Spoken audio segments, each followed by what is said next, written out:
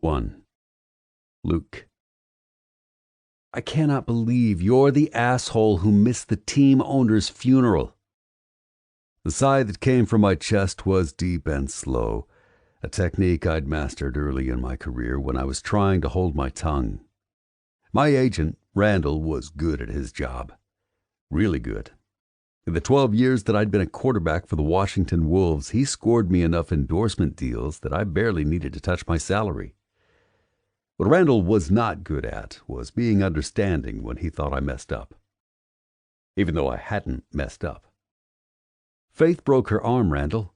I rubbed at my forehead because, of course, I felt like complete and utter shit for missing my boss's funeral. I didn't need him to remind me of the gravity of them burying Robert Sutton III in my absence.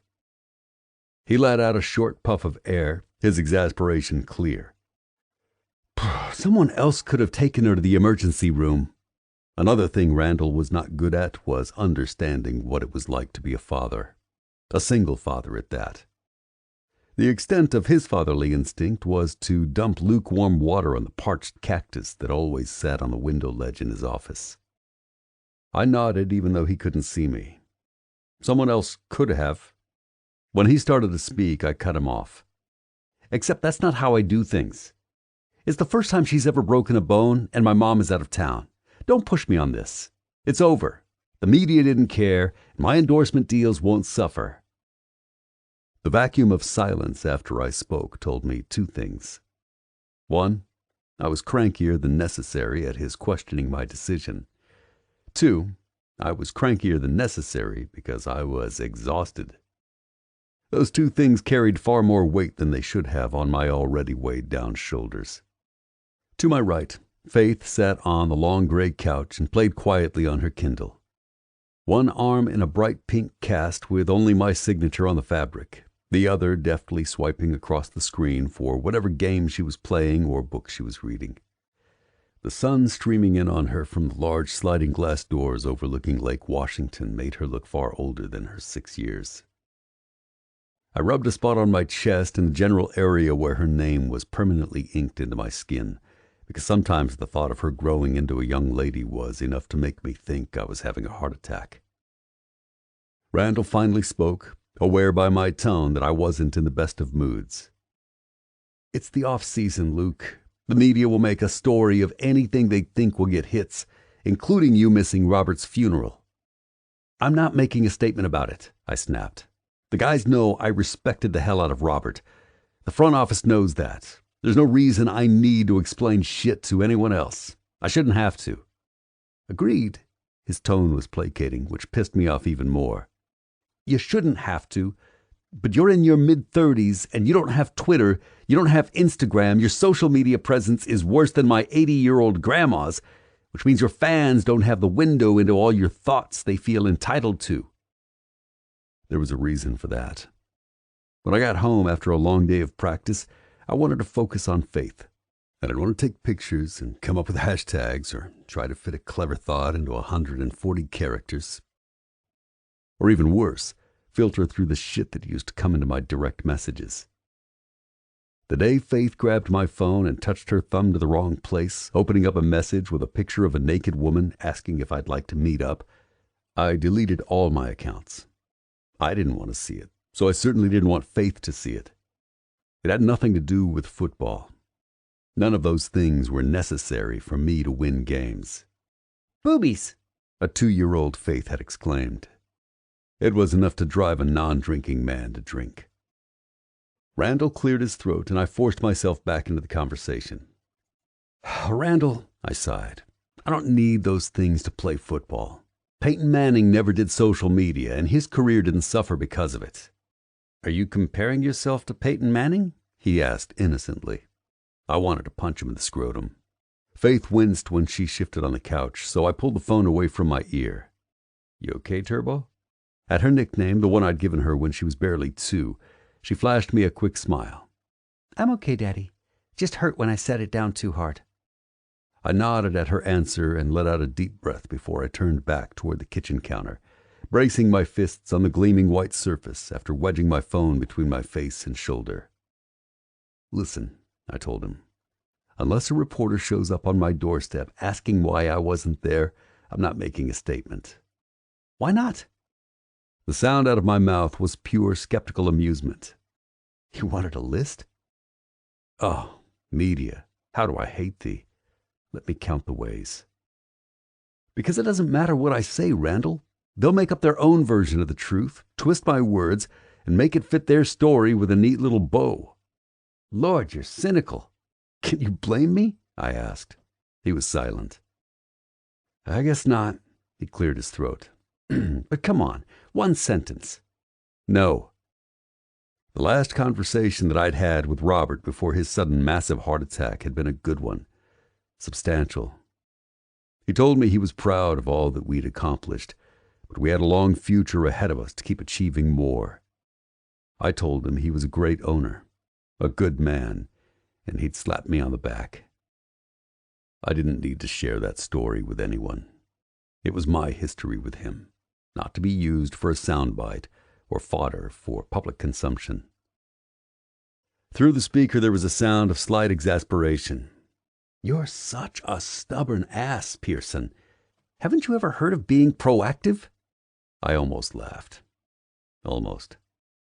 My lips curled slightly at the edges because what flipped through my brain was dawn workouts, muscle work to combat the normal deterioration that professional football players fought against the second the season kicked off, and the hours of film I watched from the office perched in the northwest corner of the lower level of my house. Nope. Whoa, Faith said in a short burst of air. I turned around to see her off the couch, nose pressed to the sliding glass door. She looks like Barbie. Who does? I asked her. Who does what? Randall said in my ear. I wasn't talking to you. The man signed your paychecks, Piers, Randall said, using the nickname that was common among my teammates.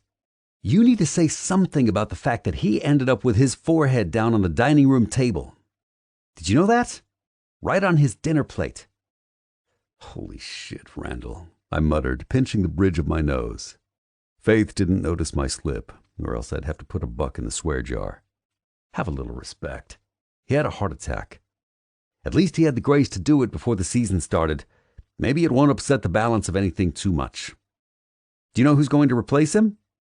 After 12 years, I'm still not entirely convinced that you have an actual soul.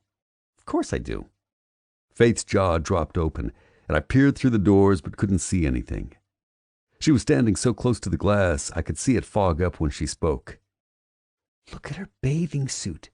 I wish I could wear one like that. Fatherly alarm bells clanged noisily in my head. Randall, I have to go. You have to make that statement. Robert Sutton III was a class act owner, great leader, blah, blah, blah, something, anything. Because I bet you $100 they'll make a big deal out of this. Daddy, she practically whined. Can we please go say hi? She's looking over here. I think she sees me. The hair lifted on the back of my neck because the house next to us had been empty for as long as we'd lived here. It wasn't unheard of for fans to find out where players lived, but we'd managed to stay off the radar for the past 18 months since we moved into the modest house on Lake Washington, just outside Seattle. Well, I thought as I looked around the immaculate open space, the sprawling view from the back of the house, sun glinting off the water like a mirror had been draped over the surface. Modest for an NFL quarterback. But anyone with working knowledge of Google could dig deep enough if they wanted. Like the woman who showed up at the team hotel a couple of years back, found out which room I'd been staying in, and opened her trench coat for me when I thought she was from room service. There'd been nothing underneath that trench coat. If Faith hadn't been asleep in the room, I would have slammed the door shut in her face. Instead, she got an icy, thanks, but no thanks. Randall, I have to go. No, he said urgently. You don't. I pressed my thumb to the screen and tossed the phone onto the counter. Faith rose up on her tiptoes for a better look, and it made the brown braid I'd managed that morning swing across her back. Who you looking at, Turbo? When she looked over her shoulder at me, her smile was as big as her eyes. Maybe she's our new neighbor. She's so pretty, Dad. You should go say hi. You should welcome her to the neighborhood. Maybe she's lonely. If her rushed words, loaded with excitement and awe, hadn't touched on such a sore subject, I might have smiled, might have laughed. Instead, I pinched my eyes shut because all I could hear between the letters, the words grouped together so innocently in her sweet voice, was a girl who missed a mother she never knew, stuck with a dad who had a career so demanding that it probably seemed like nothing was ever really about her, even though everything I did was about her. When I stepped behind Faith, I kept my eyes down on her while I braced my hands on her tiny shoulders. So much about her fragile now after her broken arm. I'd had my share of bruises, a couple of concussions, tears in my muscles that had interfered with half a dozen games, and a sprained ankle 2 seasons ago that had cost us a chance at the playoffs. But nothing felt as terrifying as seeing Faith fall off the playground equipment, hearing her cry of pain, and seeing her fear when she was lying in that hospital bed. Now, when my hands landed on her skin, all I could feel was the delicate length of bone, and all I could imagine was how far I'd go to make sure nothing ever happened to hurt her. It was illogical, completely irrational, but I could stop it about as easily as I could try to stop my heart by sheer willpower. "Daddy," she sighed, tilting her head back to look at me. "What, Turbo?" "You're not even looking at our new neighbor." I lifted an eyebrow. "You don't know she's our new neighbor. Maybe she's lost." Faith rolled her eyes and giggled. Finally, I looked up. Definitely wished I hadn't. Because if that was our new neighbor, then I was in hell. Like our home, the one next door was 3 levels facing Lake Washington. The deck on the main floor, similar to mine, was large and stretched the entire length of the house, but it was normally empty. As long as we'd lived here, I had yet to see a single person anywhere on the property, save the regular landscaping crew that came during the non-winter months to keep it tidy. It wasn't empty now. As close as Faith was in saying that she looked like Barbie, the first thing that came to my mind was, why is there a playmate strolling across the deck next door? In the few seconds that I spent, regrettably, cataloging what I was looking at, I felt like someone shoved a stick of dynamite under my firmly planted feet and lit a 1-inch fuse. It was impossible to escape and inconceivable to ignore the effect it had on me. Her legs were endless, tan and toned, her stomach flat, her hair long and blonde and full. The black bikini she wore barely covered her ample, clearly natural chest, and that was when I had to look away for my own sanity. My daughter was standing in front of me, and there was no good place that my thoughts could go when staring at a chest like that one currently on display at the house next door. "Please, please, please, can we go say hi?" Faith asked again, turning around and giving me her full arsenal. Eyes, wide and pleading, the exact same shade of brown as mine. Her hands, clasped together as best as her cast would allow, and centered over her heart like I'd break it if I said no. "We don't know who that is, sweetheart," I explained gently. "Maybe she's a new neighbor, or maybe she's just renting it for the weekend. What do I always tell you about strangers?" Her shoulders slumped, and I felt like the Grinch. "She wouldn't be a stranger if we introduced ourselves." "That's true," I conceded. "But we're still not going to say hi." Looking down at her disappointed face, I saw traces of myself. But I saw a lot of her mother, too.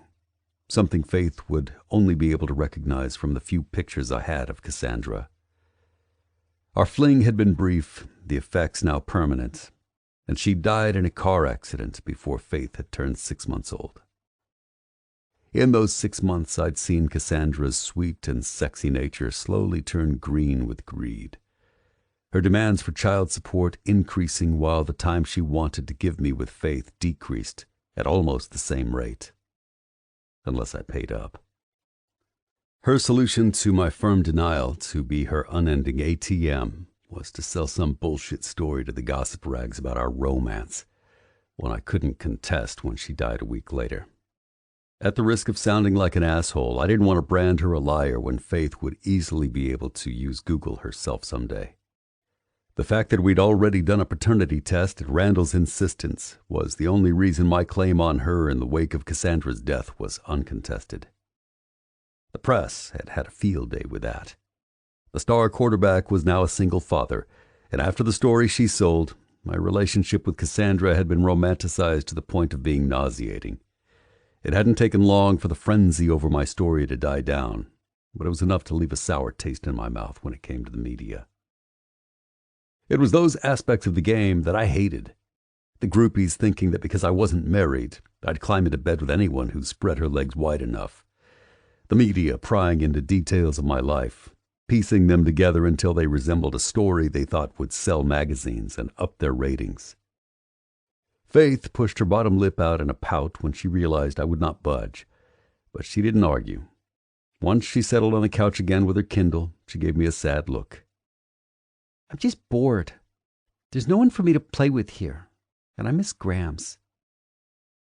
Wearily, I made my way to the couch and sat next to her, slinging my arm around her shoulders until she was curled up into my side.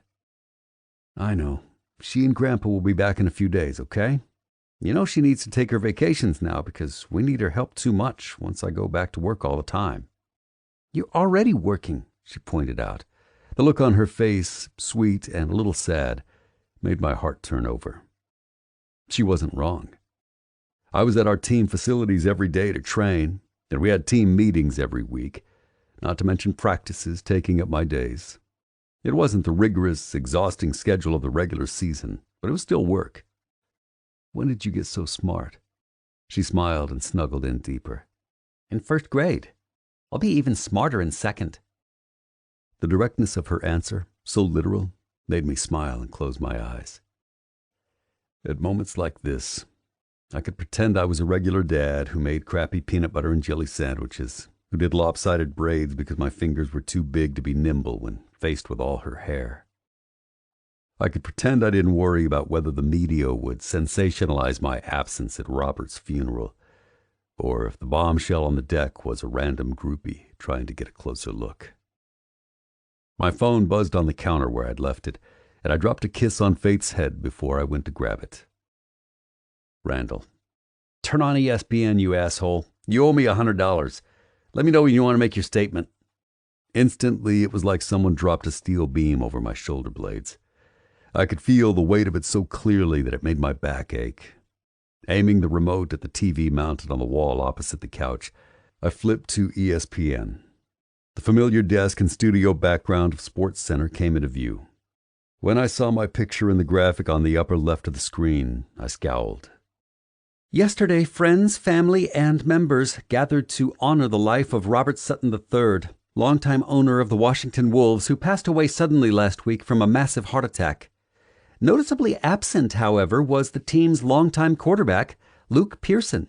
A source close to the Wolves organization told ESPN that there was tension between Sutton and Pearson over the past year, stemming from Pearson's inability to make it to the Super Bowl for the second time in his career. His time with the Wolves has been plagued by injury and disappointed hopes from one postseason to the next. Her co-anchor glanced to the side with a sly smile. Would you miss your boss's funeral? She took on a shocked face, and I wanted to punch someone again, preferably Randall. Of course not. I love my bosses. Off-screen, you could hear the muted laughter of the camera crew. Her co-anchor lifted his hands in a "what are you going to do?" gesture. Maybe it's nothing, but when the leader on the field can't show up to pay his respects to the guy leading off the field, I think there's something wrong with that. She nodded. Agreed. There's definitely a story here, and it can't bode well for the Wolves heading into the regular season. Her smile was bright and practiced as she faced another camera. We'll be right back, so stay tuned. I punched the off button on the remote harder than necessary and braced my hands on my hips. Son of a bitch. Daddy, Faith giggled. After scratching the back of my neck, I fished a dollar bill out of my wallet and dropped it on her lap as I walked past. Sorry, Turbo. Frustration made my skin feel hot, my hands restless and tingly. I'm going to go downstairs and work out for a little bit, okay? Yell if you need anything. On the way down to my home gym, I grabbed my black boxing gloves and hand tape, and I kept my eyes off the slider when I saw movement on the deck again. There was absolutely nothing there that I needed to see. Chapter 2. Allie. Honestly, I'm not sure what I was thinking. Baking was not my thing. In fact, as I stared down at the mess in front of me, I couldn't think of a time that I'd ever attempted to make cupcakes before. But something about the current season of my life was making me want to try new things. Try things I used to think I couldn't do. A blob of bright pink frosting slid off the cupcake and onto the granite counters. Like putting frosting on homemade cupcakes, apparently. I knew the cake itself didn't taste bad, but when you bought a box with only 4 instructions, it was hard to mess that up, even for me. As the frosting slowly melted off each cupcake, I picked up my phone and pressed the home button.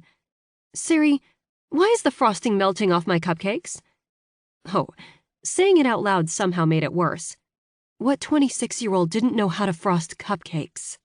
After scrolling through a few links, I winced at the realization that you're supposed to let the cupcakes cool first before adding the frosting. Very carefully, I scraped the pink blobs off each cake and then set them in the empty fridge to cool off a bit. Once they were in there, I turned and looked around the house, which was just as empty as the fridge. It had been years since anyone in my family had been to this place. That made me blink for a second, the stifling weight of repressed grief making my lungs into cement until I couldn't breathe through it. My family. My family was just me now. Okay. Nope. I hadn't cried yet, and I was not going to start now. Not going to travel that path when I had cupcakes to worry about. In the healthiest possible way, I would actively deny that I'd buried my father the day before, whom I hadn't seen in 3 years, and that I wasn't standing in the house left to me when my mother died more than 20 years earlier and had been sitting empty for the past 5. Since I'd last been here, some things had been updated, maybe because my father held some tenuous hope that I'd come back from Milan and live here. New kitchen counters and appliances, flooring in the bathroom that I'd never seen before. But still, there was barely any furniture. A single chair facing out toward Lake Washington, a bed with a massive gray headboard in the master suite covered with a plush light pink quilt, some stools pushed up against the kitchen island. It was a blank canvas on which to start a new life. Blank was just a nice word for empty, wasn't it? The silence around me was deafening, and instead of diving into it like I maybe should have, I turned and found my Bluetooth speaker, cranked up some Kesha, and started a new batch of frosting. It was certainly preferable to wading into my emotions. Just as I had that mentally healthy thought, my phone started ringing, and I used the side of my pinky, the only part of my fingers not covered with frosting, to answer the call. "Hello?" I said, breathless from dancing around the kitchen. "Miss Sutton? It's Miles Kuiper from the offices of DeHaan, Kuiper and Marston." I sighed. My dad's attorneys. I'd already met one of the suits when he sat across a sterile desk and told me I was the sole beneficiary of my father's estate, outside of the charities he mentioned, which would receive healthy checks. "Hi, what can I do for you?" He cleared his throat. "Is it possible for you to come into the offices again this afternoon? We have a slight addendum to your father's will that we need to inform you of." My brows bent in as I swirled some frosting over the next cupcake. Sure. Is everything okay?" "Oh, it's fine. Everything is fine. Just an additional bequest that we weren't aware of last week." I glanced at the clock on the wall. "Sure. I can be downtown in about an hour if that works for you." "Excellent. See you soon." He hung up first, so I left my phone on the counter and got back to frosting. 20 minutes later, I stepped back and nodded in satisfaction. They weren't beautiful, but at least they wouldn't appear in a BuzzFeed article of epic Pinterest fails like my earlier disaster. But now I had 24 pink frosted cupcakes and no one to share them with. My mouth twisted in a frown as I stared out at the sun-soaked lake. To my right, I saw a flash of movement.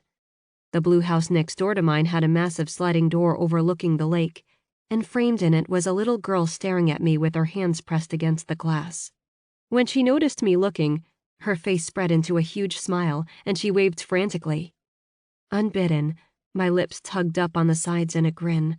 I waved my fingers in her direction, and impossibly, her smile grew like I'd just thrown her a glitter-covered pony. Like the house I was standing in, hers was large and immaculately kept. I couldn't see much past her, but she had her nose against the window like I was her only entertainment. She moved to the right, and I saw a flash of pink, the exact color of the cupcakes on the counter.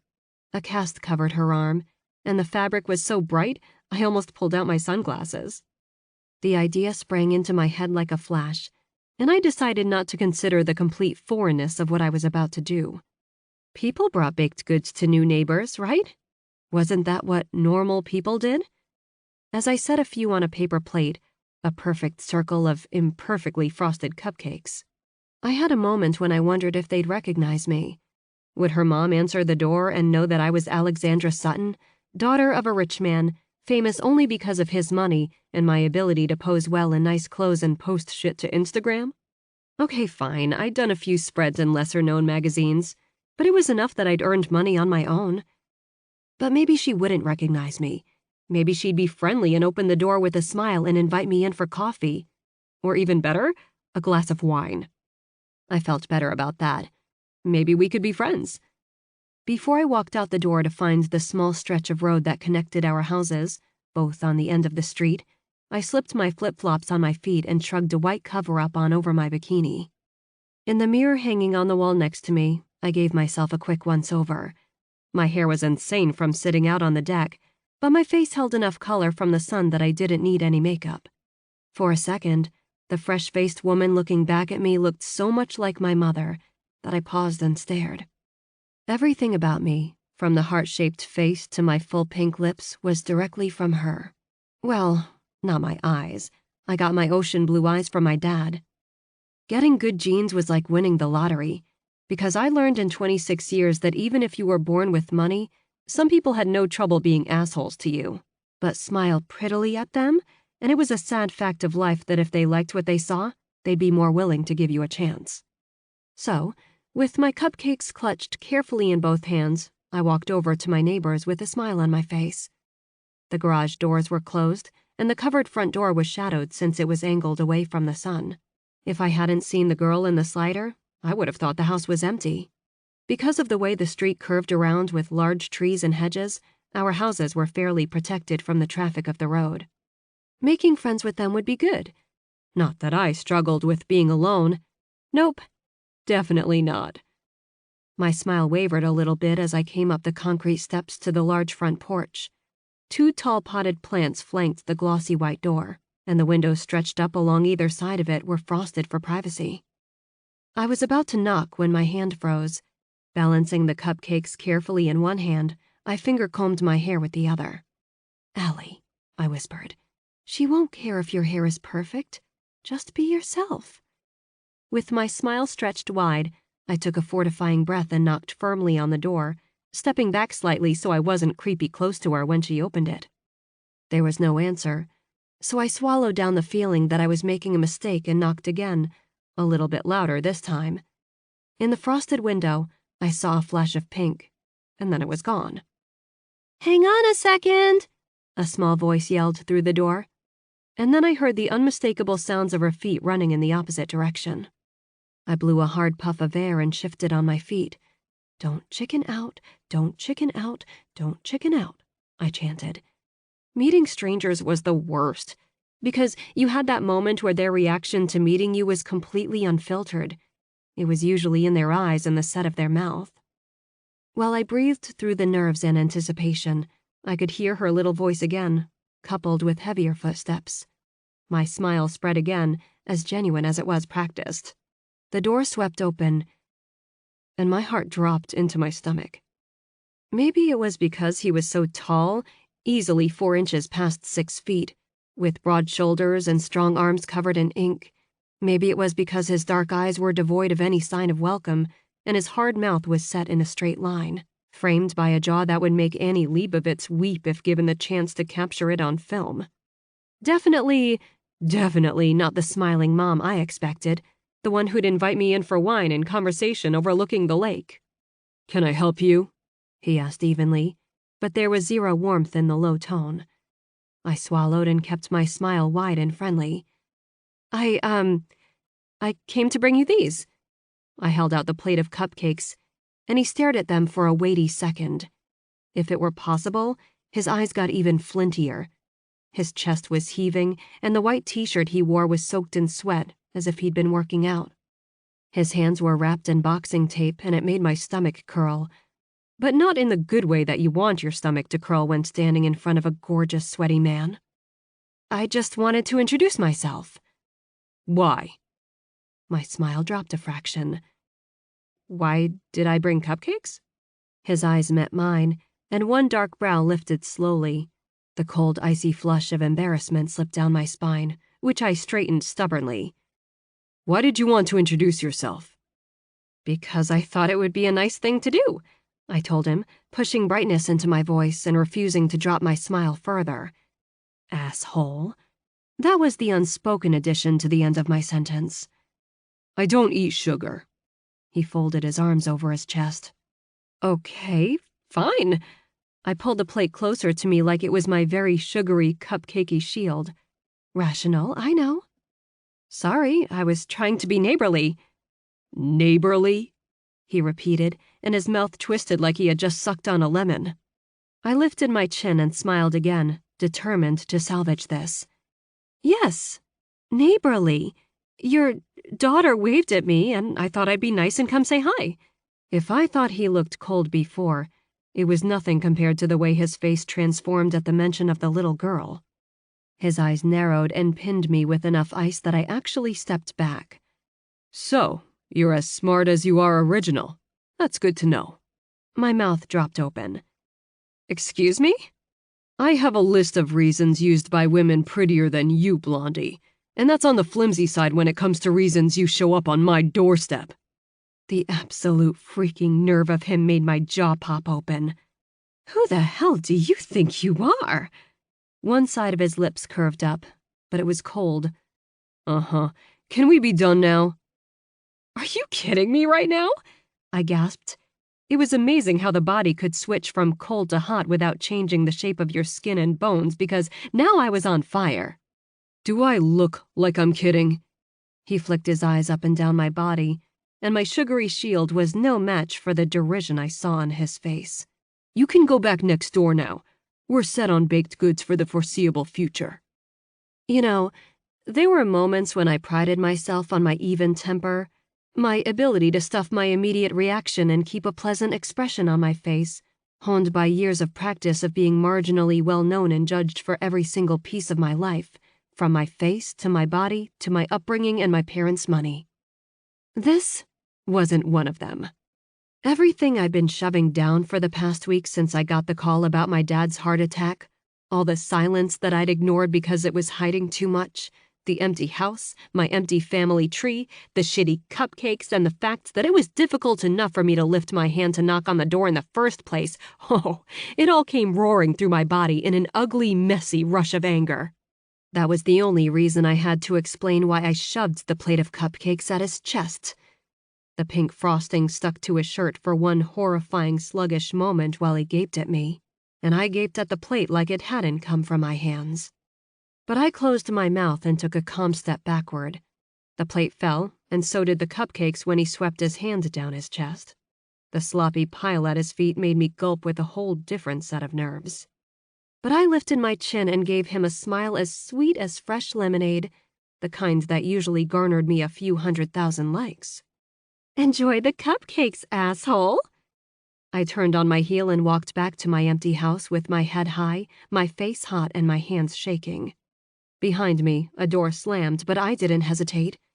Not until I was back in the safety of my empty house, slumped against the firmly closed front door. If this was my fresh start, it was off to a fabulous start, I thought miserably. Then I caught the time on the clock and groaned.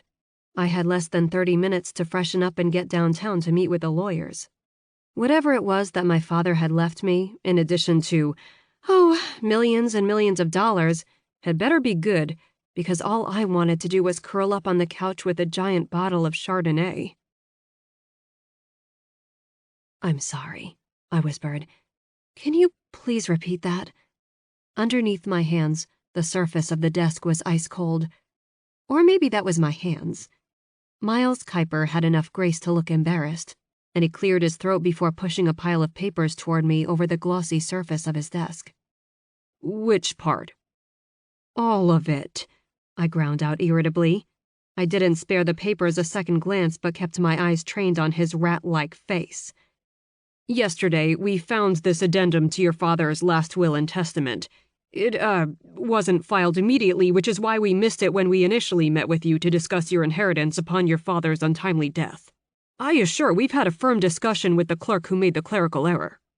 I blinked rapidly, fleetingly wondering if maybe I was stroking out, or that LSD laced the cupcakes I'd shoved in my mouth on my way out the door. "I don't care about the clerical error," I said in a warning voice. "You're seriously telling me what I think you're telling me?" He sucked in a quick breath and nodded carefully. "Yes. 2 weeks before his heart attack, your father updated his will, transferring his ownership of the team into an irrevocable trust so that you would become sole owner of the Washington Wolves organization in the event of his death." My stomach slid down and landed somewhere in the vicinity of my Pigalle Plateau Louboutins. The red patent leather shone brightly underneath the garish lights in the ceiling of the office. I almost started laughing when I realized that it was almost the exact red of the team's colors. That stupid, effing football team. The great love of my father's life. He definitely loved it more than me. After my mother's death, he threw himself into it with a fervor that I could only now recognize as distraction. But his distraction had turned to obsession, the thing he lived and breathed for. "May I call you Miles?" I asked quietly, still staring at my shoes. "Of course, Miss Sutton." His answer was deferential. That was something I was used to with people like him.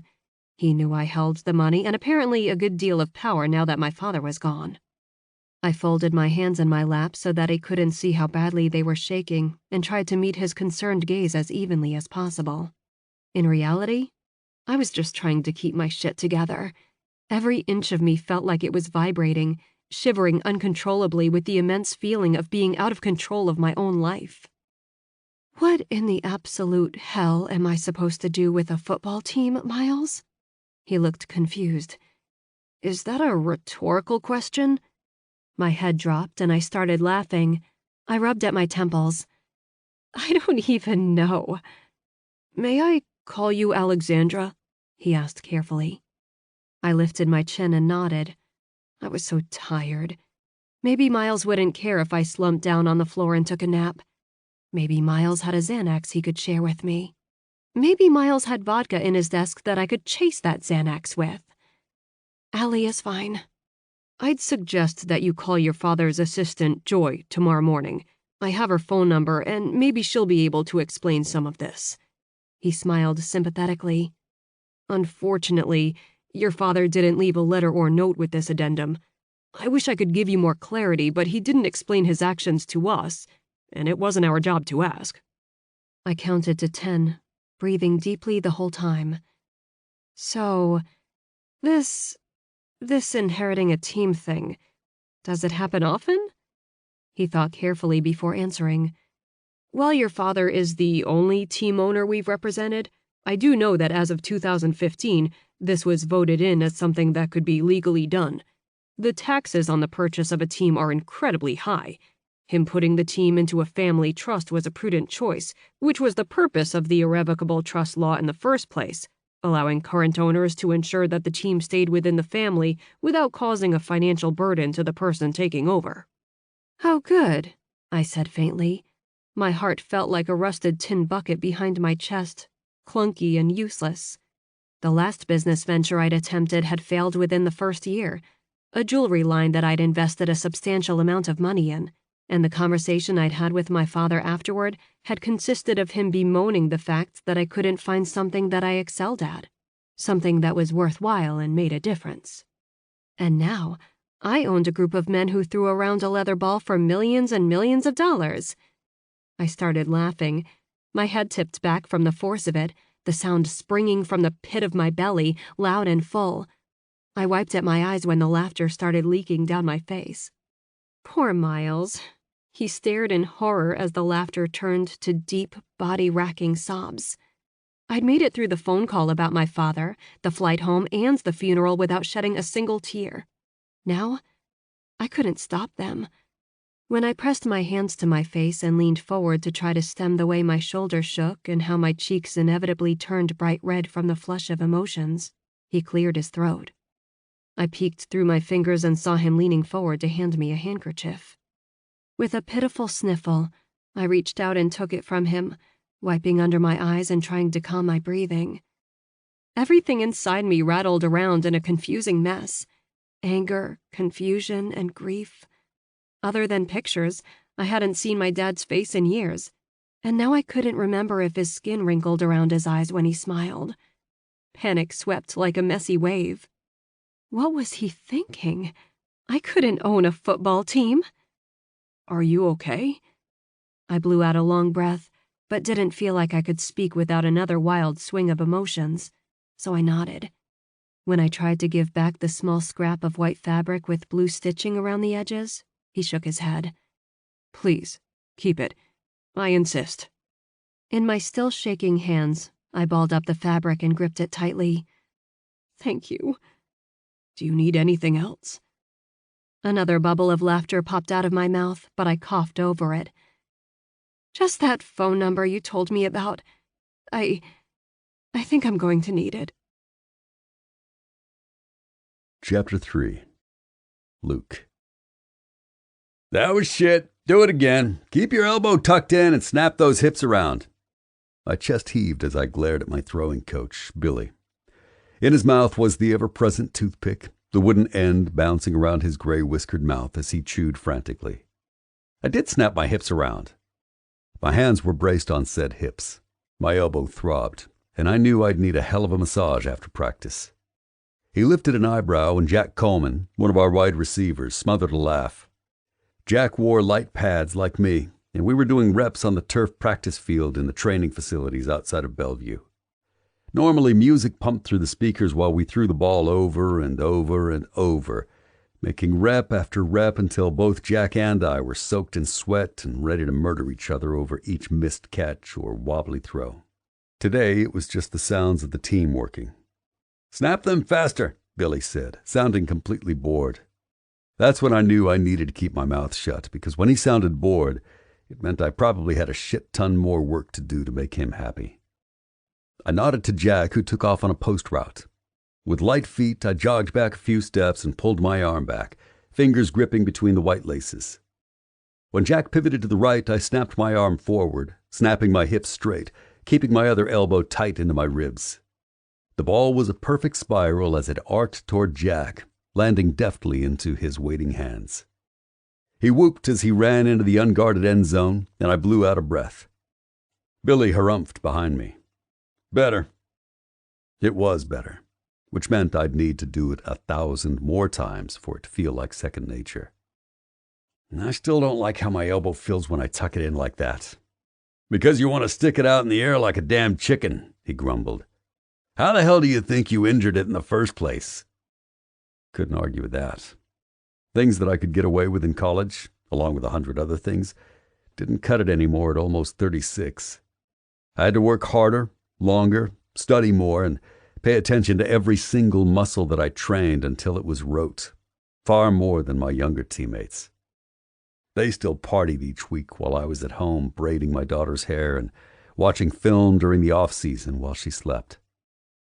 I was up at 4 to work out at home while they were still passed out, so when they finally got to the training facilities, we could focus on passing routes, doing reps to change the way I threw the ball so it got where it needed to faster and more easily, with less strain on my elbow.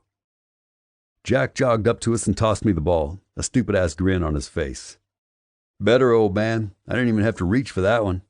He held his hands out, arguably the only other hands on the team as valuable as my own. Dropped right in like a perfect little leather baby.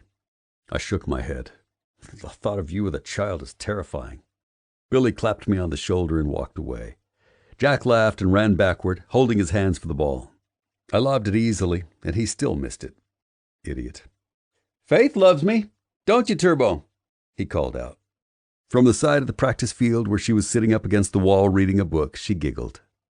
All the guys called her by the nickname that I'd given her as soon as she learned how to run, faster than any child had a right to be.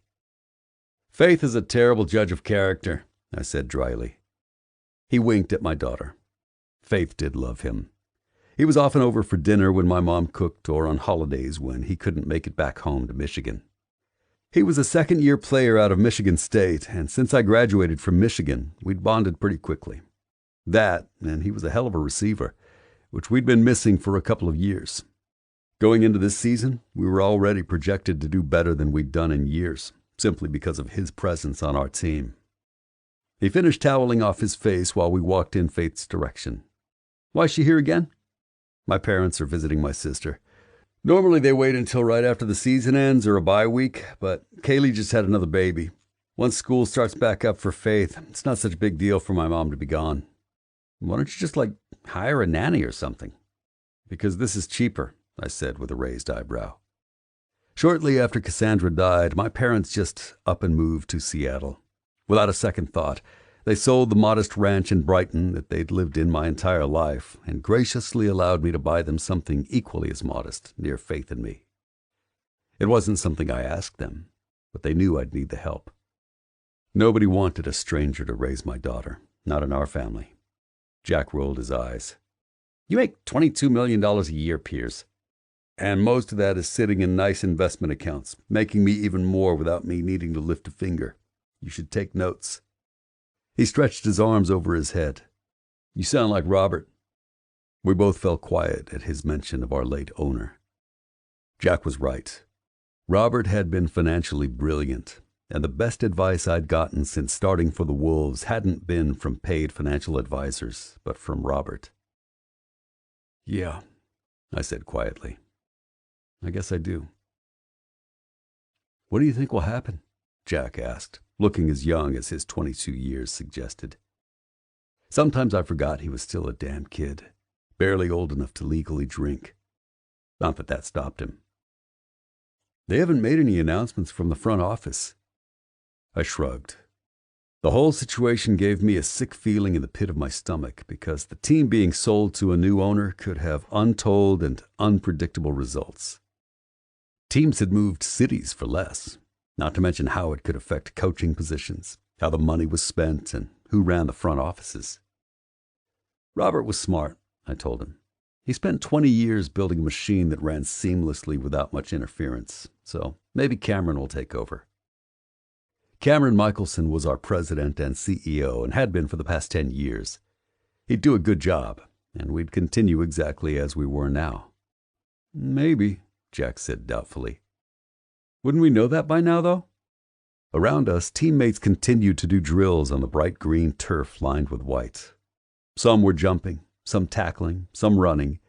Laughter and cursing and deep voices yelling at each other to do better, be faster, be stronger, echoed around us. The red and black logo on the metal walls of the practice field looked freshly painted underneath the bright lights. I loved that logo. The wolf with his head thrown back in a triumphant howl. It represented 12 years of sweat and blood and dedication that I'd redo in a heartbeat. Every injury, every snap, every win and loss had brought us right here. And I was their leader.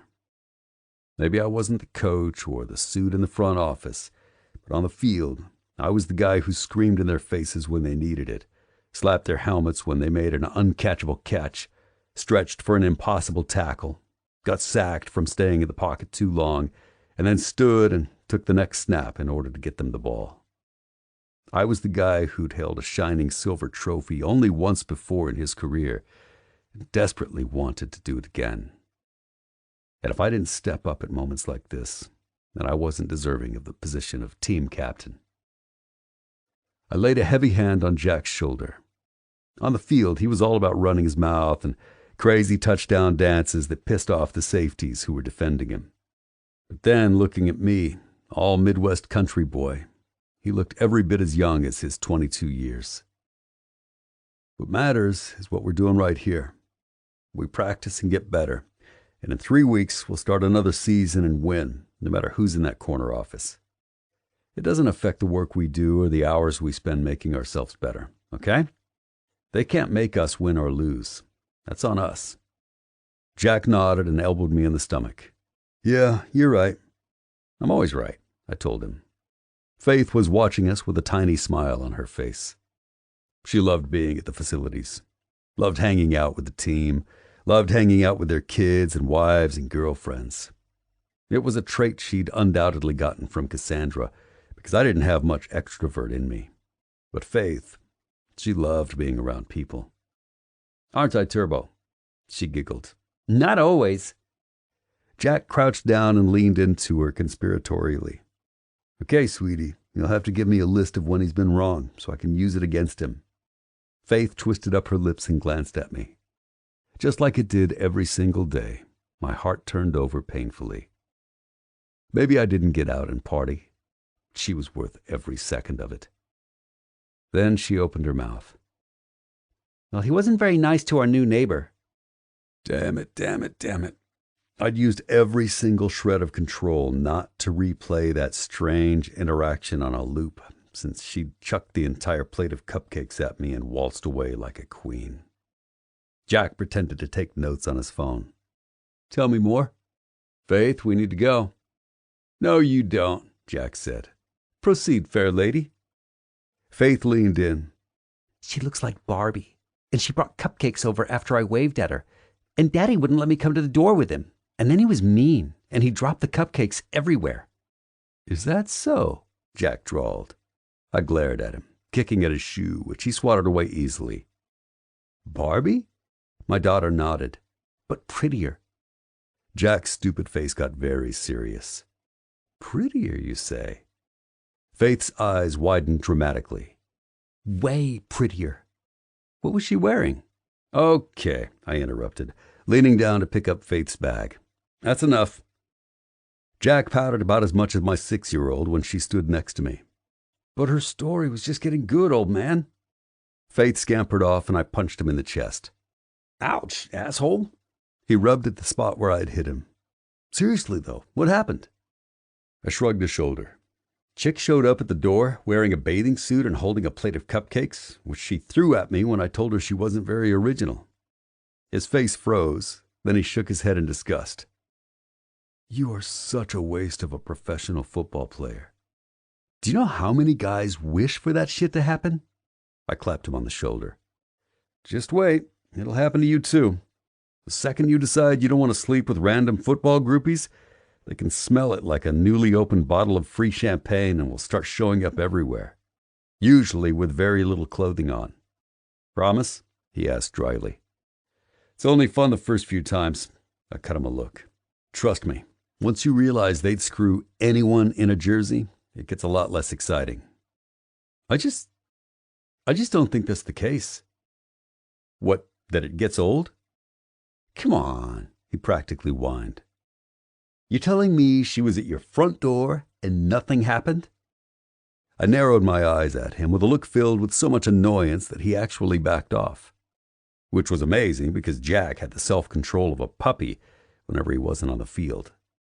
It's why he slept with any woman with a pulse. Slight exaggeration.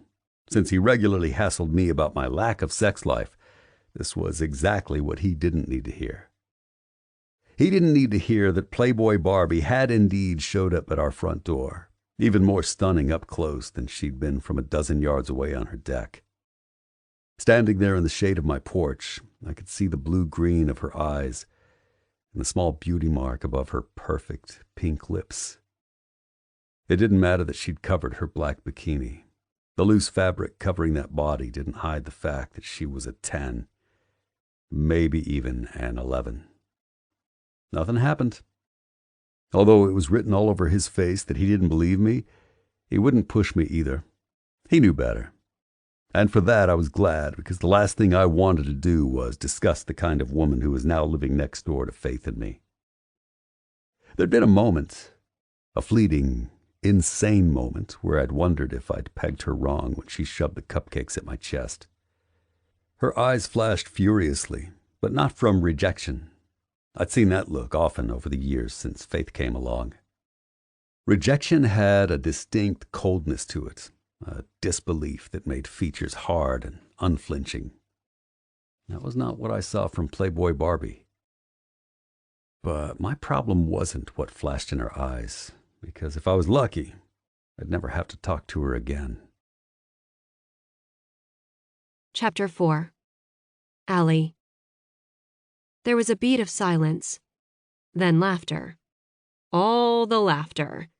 Actually, if I'd been sitting across the small kitchen table back in our apartment in Milan, I think Paige would have spit all over my face. Okay, I said, settling into the couch delivered earlier that morning. It faced the lake, which usually helped to lower my blood pressure instantly. But my best friend's laughter in my ear upon hearing the news that I was now the sort of not really proud owner of a professional football team was having the opposite effect. I get it. Ha ha, so funny. She made this weird sucking sound, and I briefly wondered if she was choking, but I just rolled my eyes. I'm sorry, Allie, she wheezed. It's just you. A football team. And the hysterics began anew. Spread out in front of me were binders upon binders, stacks of paperwork requiring my signature, ridiculous articles I'd Googled about how to own a professional football team and what do team owners do in the National Football League.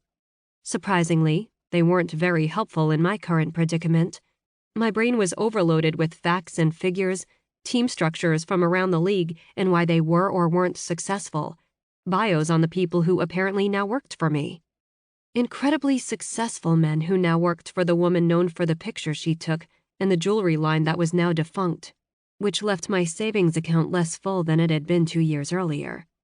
Though, once all my dad's money was transferred over to me, paperwork signed and completed, that would change.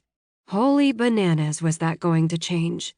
I'd always had a steady stream of money because of what I'd inherited from my mom, but this was on a completely different level. My dad had been rich AF. When I didn't respond immediately with, "Oh, I know, isn't this so funny?" Paige cleared her throat and took a deep breath. "Talk to me." The back of my head found the couch, and I stared up at the bright white ceiling. I don't even know what to say, Paige. Are you going to keep it? I mean, you could, sell it, right? Make a shit ton of money? Believe me when I tell you that I do not say this to sound pompous, but as of last week, I already have a shit ton of money. Most people wouldn't have sounded so glum when they said something like that. Oh, hey, I inherited mega millions, and here I sit on a relatively affordable couch in a relatively modest home, comparatively, of course, feeling like someone just tossed me into the middle of the Pacific with nothing to hold on to. So you don't need to sell for the coin, Paige answered. But no offense, sweet cheeks, what exactly do you know about running a football team? Now, that answer was easy. Nothing. I know nothing about running a football team. I lifted my head and leaned forward to snatch the binder off the top of the pile. A courier had dropped off a large box sent over by my father's assistant, Joy. She'd cooed and clucked over the phone, telling me that I didn't have a single thing to worry about, that everyone would help me, that everything would be fine, told me to take a day and read over all the paperwork, call her with any questions, and take the time to wrap my head around what this might mean. Joy was my new best friend. Not that I'd tell Paige that. Paige was my actual best friend and an actual fashion model, as opposed to me. I knew my angles. I had 600,000 likes on my Instagram page, mostly by pervy men who liked the shots of me in designer bathing suits. Paige, on the other hand, had graced multiple magazine covers and walked in New York, Paris, and Milan Fashion Week more than once. She was one of the few people who felt real in an industry that was very, very fake. "You're smart, though," she admonished. "Don't sell yourself short. You always told me what a good businessman your dad was, even if he ignored your existence most of your life. Would he turn the team over to you without giving it any thought?" "No," I admitted. It was an easy admission to make, too, because I turned that thought over in my head all night when sleep wouldn't find me. My dad was no fool. There were things about him that I couldn't stand, of course. That list was probably longer than the things about him that I loved. But I could never, ever call him stupid or impulsive. Paige continued when I didn't say anything else. There you go. You buckle down and do your homework. Maybe it won't be as bad as you think. It's not like you have to coach the team, right? Maybe you can just stand there and look hot and wear a power suit like a boss bitch. The media will eat it up. I groaned. They'll laugh at me. Maybe, she said in a quiet voice. Just don't give them anything to laugh at. Show them you can do this. There's probably an entire building of people over there who will be willing to help you figure it out. Don't be afraid to ask for help, you know? Switching our call to speaker, I laid my phone on my chest and leaned back. Yeah, you're probably right. I just wish I could figure out why he thought I'd want it. When I talked to my dad, usually no more than a couple of times a year, we stuck to safe topics and definitely nothing too deep. What I was doing, where I was living, veiled comments about me finding an actual job. These were all things that Paige knew since I usually started pouring large amounts of wine before the calls were even over. Well, Paige said slowly, maybe he thought you'd like it. Me? How many sporting events do I watch in a given year? 0, she said instantly. Exactly. There's no way he thought that. I shook my head and exhaled heavily. My track record of not succeeding at life was well documented by my father. Every failed business investment and every boyfriend who turned out to be another money-grubbing douchebag were added to some list somewhere, I'm sure. This team was the thing he loved the most, and he knows that's a huge reason I never came back. Why he never pushed for me to come back, because I could never be around him without being a constant reminder that I was his failure, the thing he ignored because it was easier. Paige sighed heavily. Lordy, this is heavy shit. And here I thought when I drove you to the airport that you were just going home to collect a massive check and you'd be back in a couple of weeks. So did I. Now, I didn't know what would happen or how long I'd be here. The empty home on the lake had been appealing because I wanted a bit of solitude while going through the process of burying my father. And now the quiet was almost making my ears bleed for what it was doing to my brain. Suddenly, I didn't want to discuss this anymore. I didn't want to think about this anymore. Paige, it's so late there. Why don't you get some sleep and we'll talk in a few days when I know more, okay? Love you, boo. Love you too, I said back. She disconnected the call, and I didn't move from my spot. The sun was starting to set over Lake Washington, and from my too-firm couch, it looked like the sky was bleeding a vivid pinkish orange, starting at the line of the horizon and working its way up in soft, blurry lines. I stared at the sun until my eyes hurt and I had to blink and look away. From the balcony in our apartment overlooking the fashion district in Milan, we'd been facing the wrong direction to watch the sunset. Every once in a while, we'd see the reflection of it in the yellow and brown and red buildings in the distance, and I wished desperately that I could see the colors as they changed. All I'd had to do was walk a block over and stand on the opposite street corner to have a perfect view of it against the Italian skyline. A small effort on my part would have yielded a huge perception change. It was enough to motivate me to get off the couch, which would hopefully relax over time. From the fridge, still pathetically empty, I grabbed a bottle of Pinot Grigio. The remaining cupcakes stared back at me, and I scoffed before slamming the door shut on them. I hadn't seen the asshole next door or his pink cast-wearing daughter, but oh man, had I devoured a lot of those cupcakes.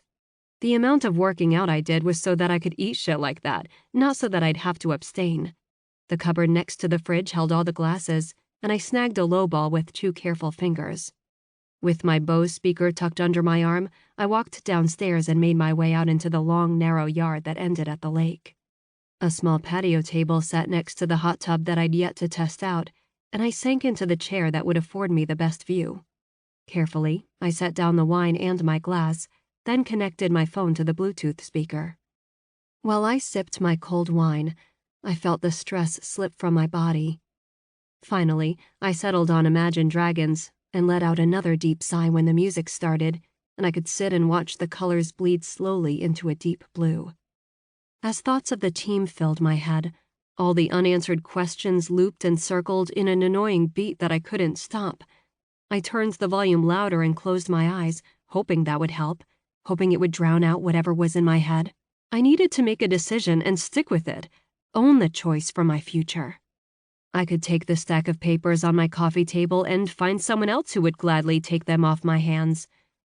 Or I could sign them, accept this strange gift my father had inexplicably given me, and try to make something from it. Whichever choice I made, I'd own the hell out of it. I just needed a little more time, some moments like this to sift through all the extra noise in my head. Between the beats of the song and the pauses between notes, I heard other music. I looked out onto the lake and didn't see any boats nearby. No one was on my dock or the dock belonging to my next-door neighbor. Whoever was listening to the music turned it up louder, which did not help the cacophony in my brain, so I tried some breathing exercises to try to focus on my own music. Then, like a string was hooked to my right, my head pinpointed where the sound was coming from. There was a row of tightly cut and neatly landscaped hedges between his house and mine. I leaned forward, and between the brief opening of the bright green, I saw someone sitting on the other side. From the time I'd spent on my own upper-level deck, I knew that he had a patio as well, including a small lap pool, adjacent hot tub, and patio furniture surrounding a large fire pit that had given me an equally large twinge of envy. But now, I narrowed my eyes in a glare when I realized I could see ink covering the arm that I'd spied. "Asshole," I muttered under my breath. What pompous prick thought a random woman would show up on his doorstep with cupcakes as a thin excuse to have sex with him? Fine, he was hot, and he probably got some blatant come-ons when he was out at a bar, but it's not like he was Chris Hemsworth, newly single and carrying around a strip of condoms or anything. I mean, fine, his eyes were, dark and broody looking, and that jaw had the kind of edge that you could probably cut yourself on, but whatever. What arrogance. I knew I wasn't hard on the eyes, but I certainly didn't walk around assuming that every man who spoke to me wanted in my pants. The ones that did usually made themselves known pretty quickly, and I'd done nothing to make him lay that assumption over my shoulders. Because the thought of how he'd so coldly dismissed me got my skin all prickly and hot, I grabbed my phone and hit the button to turn up the volume. And, just to be spiteful, I went to my queue on Spotify and added a Britney Spears song. Did I cackle under my breath when he, in turn, increased the volume of whatever classic rock song he was listening to, just in sheer anticipation of how he'd scowl when he heard my next song choice? Maybe. Did I turn the volume higher and then hold up my speaker while aiming it in his direction just as she started singing, "Hit Me Baby One More Time"? Hell yes, I did. "Oh, come on," he bellowed from the other side of the hedge. "Are you serious right now?" Instead of answering, I sank farther into my chair and enjoyed the feeling of pissing him off in a way that couldn't possibly come close to what he'd done to me the day before. Suddenly, he was standing next to the hedge, glaring at me, only his chest and head visible over the vibrant green. I'd forgotten the color of his sandy dark blonde hair and how it was a little longer on top than it should have been. From the bulge of his muscles, I knew his arms were crossed over his chest like it would somehow intimidate me. I held his eyes and took a slow sip of my wine. "Turn it down." One of my eyebrows lifted slowly, and when I leaned forward, his shoulders relaxed slowly, until he realized I was turning it louder. Thunderclouds. It was the first thing that came to my mind when his face turned stormy. He looked like a thundercloud personified. But from my safe little distance, blocked by those flimsy hedges, I felt braver than I probably should have. Because he shouldered through the bushes and stormed in my direction, which churned up a bright flame of nerves that I wasn't expecting. He towered over my seat, and I casually crossed my legs, allowing my foot to bounce to the ridiculous synthesized beat. "Turn it down, please," he ground out. "Oh, look at that," I said with a sickeningly sweet smile on my face. "He does have manners." Even though his lips were pressed together, I could tell that he slicked his tongue over the front of his teeth. "I'm trying to enjoy my evening, and this shit music is ruining it." I nodded like I was interested in what he had to say. "I'm sorry to hear that. Did you get the frosting out of your shirt? It was very white, and the frosting was so very pink." No, I didn't. When my smile stretched into something more genuine, he muttered a particularly dirty string of curse words under his breath. When I still didn't turn down the music, he reached out and snatched the speaker. "Hey!" I yelled, jumping to take it back. He punched the power button with his stupid big thumb and set it back on the table with a loud thunk. "You're lucky I don't throw this in the lake." Oh, this man was lucky I wasn't slapping the shit out of him. "What is your problem?" Instead of an answer, he gave me his broad back as he headed in the direction of the bushes again. Oh no, I stomped after him as well as someone can stomp in flip-flops. "I was trying to be neighborly, you arrogant asshole. They were just cupcakes." He spun around, and I froze at the fire in his face. "I don't want cupcakes. I don't want you to be neighborly. I want peace and quiet." I held up my hands. "You've got it. I'll listen inside tonight, but the next time I'm out here first, put on some headphones and call it a night because I'm not budging." The puff of air that left his mouth was so forceful that he sounded like a freaking racehorse. Without another word, he made a sharp pivot and pushed through the bushes again. Then I heard his slider door close loudly. "Men are so unbelievably stupid," I hissed. "This is why God created vibrators." After I sat back down at the table, I poured another glass of wine and sank back into the chair again. No muscled-up dickwad would ruin my night. I planned on steering well clear of him, and it didn't take a genius to guess that he'd do the same. With any luck, I'd never have to deal with him again. Chapter 5. Luke. One thing I learned early in my career was to trust my gut. If a defensive end twitched in a way I didn't like, I never questioned the zip along the back of my neck that told me a blitz was coming. If I started doing that, I'd hold the ball for a second too long, and a single second had the ability to change the outcome of a game. Currently standing in the hallway of conference rooms at the Wolves' front office, I couldn't erase the feeling of my gut screaming. Coach Klein pulled at the collar of his shirt, clearly as uncomfortable as I felt on the inside. "Why are we doing this before the team meeting tomorrow?" I asked him quietly, just before we entered the room that held our GM William and our CEO Cameron, and the other two team captains besides myself. This morning when I'd woken with the sunrise, I had a text on my phone saying we were needed for a meeting regarding the new owner. Instead of the team as a whole, they only requested the small group of people who led the team. Meeting with the whole team would be during the regularly scheduled time around 24 hours later. Coach Klein shifted again, and I gave him a strange look. "You okay, Coach?" "It's the daughter." It took me a second to place his strange comment, the sluggish gears in my head clicking into place with a loud, clumsy clack. "The new owner?" I hissed, eyes wide. He nodded. "I shouldn't be telling you this, but I know you well enough that you can't filter your reaction for shit when something truly blindsides you." His finger pointed at me, and his gray eyes looked icy and hard under the lights. "And you need to be the one to set the example for the team." "His daughter?" I repeated slowly, choosing to ignore his entirely accurate statement that I didn't always react well in surprising situations at this level of importance. "His daughter is our new owner." Coach scraped a hand over his haggard-looking face. "Yeah, none of us have ever met her. I don't think she was around much the past few years." "She wasn't around at all, Coach." "You paying attention?" he asked grumpily. My mouth flattened before I could answer. "No, but he and I talked about her a grand total of one time in the past 12 years. He wanted to know what my plans were for our bye week, which happened to be over Thanksgiving that year. I told him, then asked him the same thing. You know what he told me? He'd had Thanksgiving at his assistant's house for the past decade because his daughter never came home." Coach grimaced. The thought of Faith ever abandoning me like that felt like someone was choking the air out of my lungs with tight fists. "Yeah, the man was rich as hell, but his daughter was the only family he had." "Who does that?"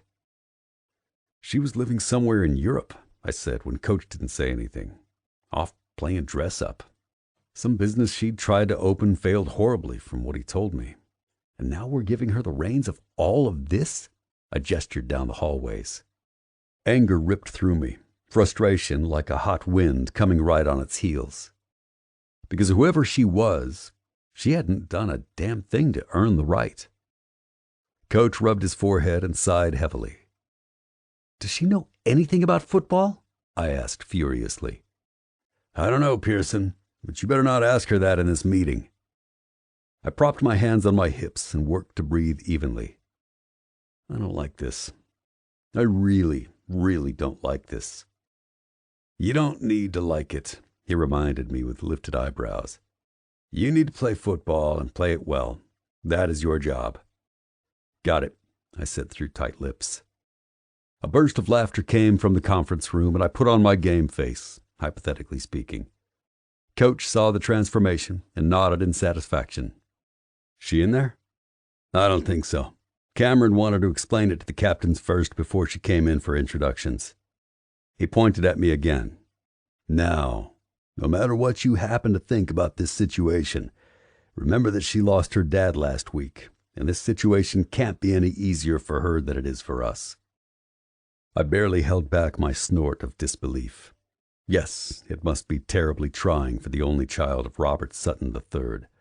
The woman probably became a billionaire the moment his heart stopped beating. Growing up with that kind of wealth at your fingertips was unfathomable to me.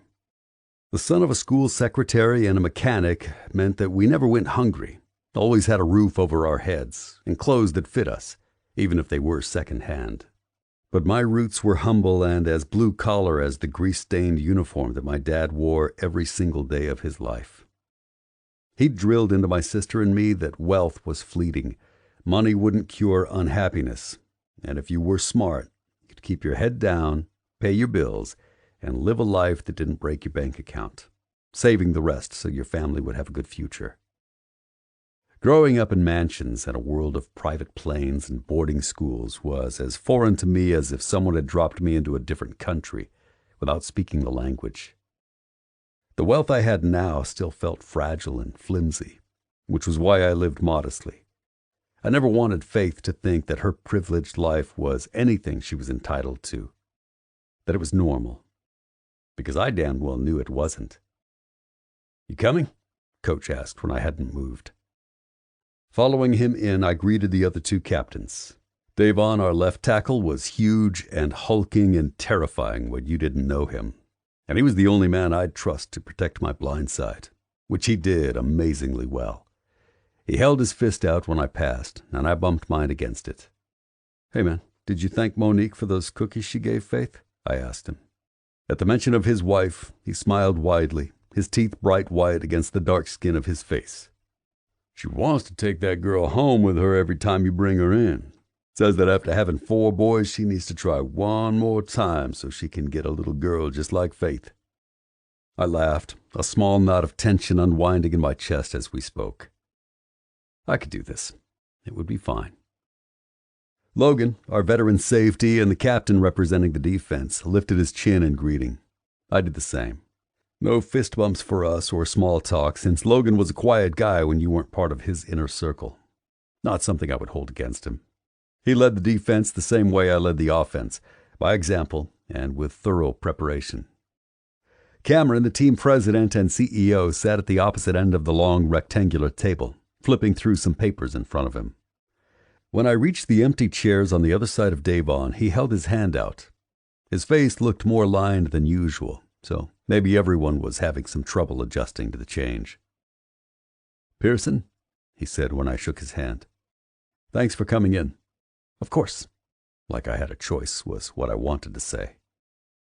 Once I sat, Cameron took a deep breath and glanced around the table briefly. I received a call from Robert's attorneys the day before last informing me of a trust he'd created just a couple of weeks before his heart attack. Given that Robert and I enjoyed a forthright working relationship for many years, I have to assume he thought he'd have time to explain his actions to me, which, unfortunately, didn't happen. He and his late wife only had one child, and it was my understanding that her relationship with Robert was not a close one. I'm under the impression Miss Sutton has gotten as little clarification as we have to explain why he took these steps. While that information settled into the tensely quiet room, I took a few moments to slow my racing thoughts. Perfect. Not only did she not earn this, but she also wasn't expecting it and had no preparation for what to do. It took everything in me not to bang my head against the table. The reason I'm explaining this to you now, before she and William join us, Cameron continued, referencing our general manager, is so that we don't subject her to the awkward announcement that she had no warning she was about to own a professional football team. It's for this reason. His voice turned firm, and I knew that 4 of us were getting crystal clear instruction for how we were about to proceed with this meeting and the team meeting the next day. That we're making sure you, the leaders of this football team, are on board to extend her grace as she assumes this massive responsibility and ensure that the rest of the team does as well. Of course, Coach Klein said, his hands folded neatly in front of him. Right, guys? Davon nodded. Might be good to get some fresh blood in here. Logan glanced at me briefly, like he was checking my reaction before speaking. Or maybe it was because my hands were clenched in 2 white-knuckled fists and my leg was bouncing furiously under the table. He looked away. No argument from me. I didn't answer right away because I felt like any words coming out of my mouth would be filled with the 4-letter variety. After another deep breath, I realized every eye at the table was aimed in my direction, and I lifted my hands up, knowing what they needed me to say, even if it felt like chewed-up glass coming up my throat. She'll get every bit of the respect that we gave Robert. Cameron let out a small sound of relief, his suit-clad shoulders dropping slightly. Excellent. They should be here any second. From down the hall there was the indistinct murmur of William's low, gravelly voice, along with an answering laugh. They were too far away for it to sound like anything other than generically female. I had nothing against a female owner, but still my gut was screaming at me to run, that something was wrong, that shit was about to go very, very badly. Despite my less than stellar interactions with my neighbor, I was no sexist. I wanted Faith to grow up to be any damn thing she wanted, which was why I'd worked my skin off my bones to ensure her those opportunities. So why was my spine crawling like I was situated in the crosshairs of a loaded gun? Just before they entered the room, something snapped through my ears at the sound of her voice, but it was nothing I could place, nothing I could pin down with certainty. We all stood to greet her, and as soon as I got the first glimpse of her dress, everything around me slowed to a sluggish, weighted crawl. It was almost as if my brain couldn't process what I was seeing, so the vision of her was reduced to blocks of color. Tan shoes, tan legs, red dress, blonde hair, red lips, white teeth, blue-green eyes. When it all snapped together, I lost my breath in a pained whoosh. This could not be happening. As she smiled brightly at Davon, giving him her full attention, I realized she hadn't seen me yet. My next-door neighbor, the one who had called me an arrogant asshole less than 24 hours earlier, was the new owner of the Washington Wolves. And she hadn't seen me yet. Suddenly I understood the rampant tug of nerves and the unshakable feeling that something was about to go very, very wrong. I swiped my hand over my mouth and let out a slow breath, straightening my shoulders and holding my head up high. I could do this. I'd stared down 300-pound linebackers who wanted to rip the helmet off my head as they tackled my ass to the ground. I could do this. She turned in my direction, and I saw the moment it registered. The hitch in her step, the narrowing of her eyes, the slight purse in her scarlet red lips. "You," she whispered. Everything stopped. All eyes turned in my direction. The temperature in the room with that one hushed word from her went from cordial to downright glacial. "Oh, shit," I muttered under my breath. She crossed her arms tightly over her chest. The chest I'd ogled while she shoved cupcakes at me. There was absolutely no part of this that could end well. "Well," Davon said, injecting obviously fake warmth into his voice. "Y'all know each other already?" Chapter 6. Allie. In all the mental prep work I'd done leading up to this meeting, I hadn't planned for this contingency. When I decided on my dress, heels, and hairstyle, not to look pretty but to look kick-ass and mildly threatening, I didn't question whether I was ready to meet the men who led the team. But the man in front of me, who lost all the color in his handsome face at my appearance, was something I could not have planned for. And God bless my long-buried acting skills and the little angels hovering around me at that moment, because my voice was even and smooth when I spoke. "I'm sorry, I didn't catch your name." Okay, maybe my acting skills were a touch rusty because the words sounded like ice picks coming out of my mouth, all aimed in his direction. His thick throat worked on a heavy swallow as he watched me extend my hand, nails tipped with my favorite OPI red, vodka and caviar, and my wrist tinkling with the slender gold chains I'd worn as my only accessory. There wasn't a single noise in the room as everyone watched us. The attention was heavy enough that I felt it raise the hairs on the back of my neck. Like someone was trying to push his arm back down, he lifted it slowly, enveloping my hand in his own. His large fingers positively dwarfed mine, and the calluses on his skin were warm and dry, rough in a way that I was not accustomed to. As the feeling of his hand on mine rippled down my arm, all the hairs there lifted too, in a slow rolling wave until they stopped at my shoulder. I wanted to rip my hand out of his, that wave was so strong, but there was no way in hell I would blink first. "Luke," was all he said. There was a tightness in his voice that made my lips curl up deliciously. William adopted a smile so fake it almost made me laugh as he stepped up next to Luke. No one was dumb in this room. It was clear we'd met before, and I could almost hear their questions as if they were shouting them. How did you know each other? What the hell did he do to her? Did they sleep together? "Miss Sutton, this is Luke Pearson, our quarterback. He's been with the Wolves for 12 years, so if there's anyone out on the field you can trust, it's him." William clapped Luke on the back, and he jumped, blinking away as his hand slid out of mine. My fingers curled into my palm as if they'd been zapped. "Luke, this is—" "Alexandra Sutton," I interrupted, pinning Luke with as cool and even of a stare as I could manage, even though my stomach was a tight, vibrating ball of unexpected nerves.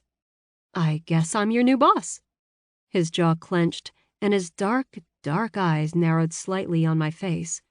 There was a gleeful streak of energy that punched through my body when I smiled at him.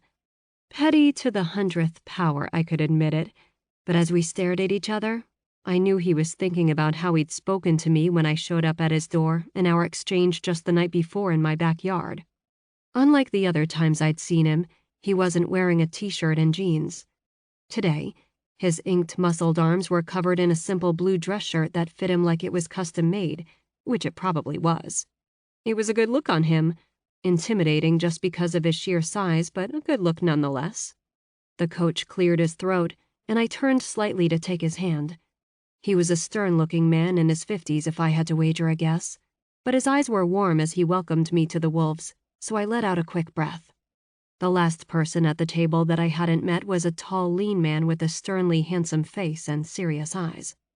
"Logan Ward," he said with a firm handshake. He didn't smile, but there was still something about him that didn't come off as rude. Not exactly. As we all took our seats, they waited until I'd taken mine first, and then all eyes were on me. Even Cameron, the polite, if a bit icy CEO, was taking his cue from me for this small gathering, which had been called at his request. The first man I'd met, Davon, gave Luke a quick, confused look, but he shook his head in a tiny, almost undetectable motion. His color was starting to return to his skin, but every inch of him looked tense and tightly leashed. "Gentlemen," "Thank you for coming in," I started, making sure my fingers were knit together firmly before I set them in front of me on the table. When I'd walked into the building, an intimidating glass and steel thing trimmed in glossy black and red, I'd made a promise to myself that I would not show them an ounce of nerves. I promised myself that they would be able to find no fault in how I'd present myself as their team owner. The night before, as I got ready for bed, I knew what I wanted to do. After washing my face, I dropped the towel on the counter and saw both of my parents staring back at me. In my nose and mouth, the color of my hair, and the heart shape of my face, I saw my mother. And in the set of my jaw and the aqua green of my eyes, I saw my father. Eyes that changed color depending on what I'd wore were one visible thing I'd gotten from him. Growing up, it had felt like his DNA was only a small shred of who I was, as I couldn't identify anything innate as being Robert Sutton's daughter. But looking into my eyes, I had to convince myself that he would not have given me this massive thing if he didn't believe I was capable of handling it. Forcing myself to believe that was the only way I was managing to stand, metaphorically, where I was standing. The 6 men around the table watched me with a curious mix of wariness, curiosity, and anticipation, but they stayed silent until I spoke again. My father loved this team, and while it may have taken me by surprise to learn he was leaving it to me, I promise you that I will do everything in my power to continue the legacy of success he's built over the past 20 years. I smiled at each of them, my mouth only wavering in the slightest when I stopped at Luke. He'd hunched over, pinching the bridge of his nose like he was in pain. Coach Klein elbowed him, and he sat up straight, looking anywhere but at me. Cameron gave Luke a quick, dirty look that surprised me, and William continued smiling like that alone would snap the tense cord between Luke and me. Clearing his throat, Cameron gave me a tight smile. "Of course, everyone in this room is committed to that same legacy, and we'll do whatever we can to make this transition as easy as possible. Obviously, there are only a couple of weeks before the season starts, but if you're up for a crash course in football ownership, then we'll give you the best one possible based on what we've all learned from your father." I was about to thank him when Luke's chair squeaked obnoxiously from the motion of him leaning backward. He froze when everyone looked in his direction. Coach Klein closed his eyes briefly, looking very much like someone was digging a knife into his ribs. William just kept smiling. "Thank you," I told Cameron. Joy was kind enough to pass along the contact information for 2 other owners who she thought would be willing to speak to me. She thought that might be helpful as well. Williams's smile broadened as he listened. "Yes, Joy is a remarkable asset for you.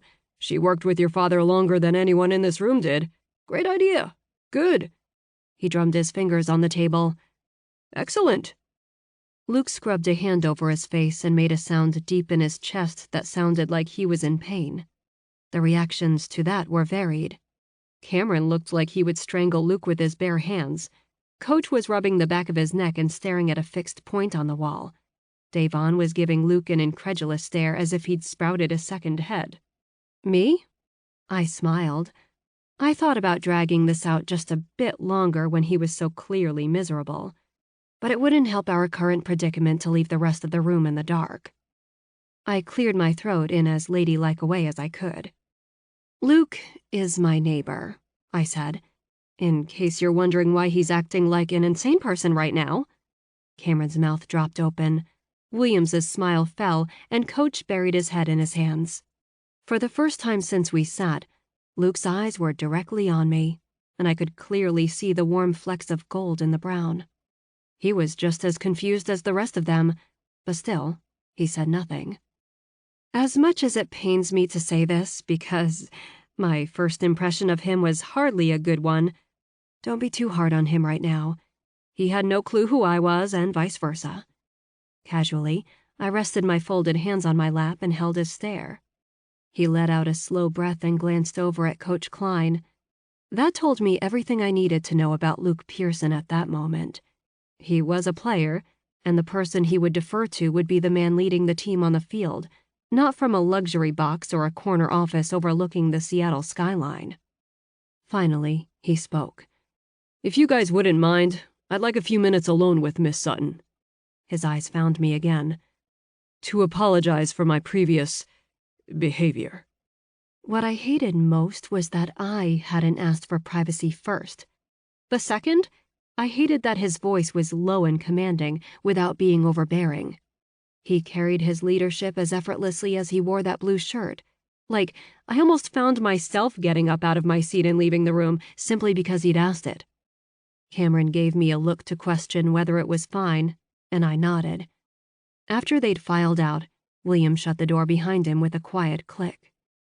And then we were alone, faced off across a sterile conference table with the logo of a howling black and red wolf staring down at us from behind Luke's big, dumb, judgmental head. He watched me, I watched him, and neither one of us spoke. Finally, I gave a pointed look at the clock on the wall. "You're wasting prime apology time." Oh, look, the humorless man was not amused.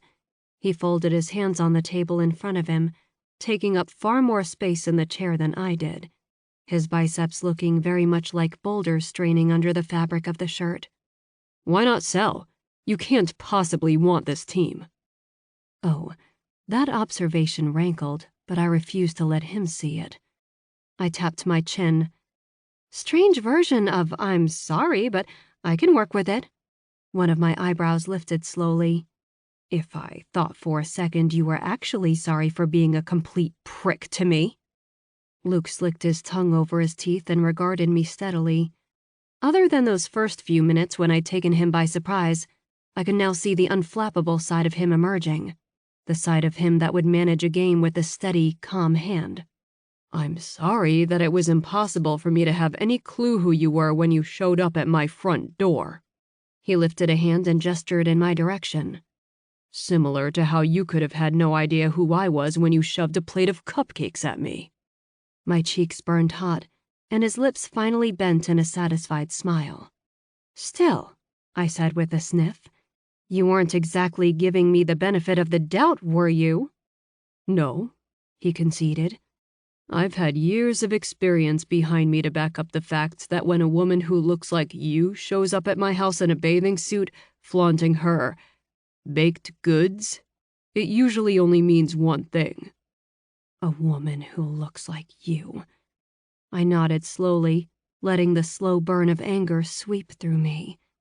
He kept going, oblivious to what he'd just stoked inside my body and how high those flames could shoot. "So I apologize for being rude that day, and I apologize for turning off your terrible music in a way that might have been a bit heavy-handed." "Your sincerity is blowing me away," I said dryly. "You may not believe this, but this is incredibly sincere for me," he answered between gritted teeth. "I am sincere when I say that if I'd known who you were, I would have been polite. I would have taken the damn cupcakes from you and gone about my day. I would have ignored you last night. I would have shaken your hand without wanting to drop multiple curse words about 20 minutes ago." He leaned forward, and I found it hard to breathe evenly at the full force of his eyes, his personality, his everything at that moment. "And I am sincere when I say I hope that Robert knew what the hell he was doing. Because we don't need anything getting in the way of us winning another Super Bowl, which is the only thing I care about right now besides my daughter." I knew his words weren't meant to make me feel small or cause me to fight the urge to curve my shoulders in protectively, but it's what I felt all the same. It took every ounce of moxie, every ounce of Sutton audacity to face him without flinching. When he finished his speech, I stood from my chair and looked down my nose at him. He leaned back, clearly surprised. "I won't mess this up for you, Pearson. You don't need to worry your big, meaty head over that." His eyes darkened ominously, but I held up my hand. "You know nothing about me. You know nothing about the type of person I am. I'll treat you with the respect you deserve as the team quarterback, but you sure as hell better do me the same courtesy as the team owner. I may still be getting my footing, but I bet I could make all sorts of trouble for you if you ever felt the need to remind me what women who look like me usually do or say in your obnoxious golden boy presence."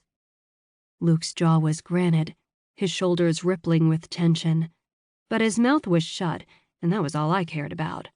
More than likely, I'd want to pass out from sheer adrenaline once I wasn't in the same room as him, but I'd be damned if he saw that. After we leave this room, I warned him, we start over. I won't hold what you said to me against you, the way you treated a perfect stranger who is trying to be kind, and you won't hold against me that I called you an arrogant, pretentious, narcissistic prick. I pulled in a deep breath and folded my arms around my waist. Deal? From the chair, he unfolded his body to his full height, and the way he towered over me made me lift my chin stubbornly. I couldn't read a single thing in his eyes or in the set of his muscular body. Pretty sure you didn't call me all those things earlier, he said casually. No? I shrugged. Must have just been in my head.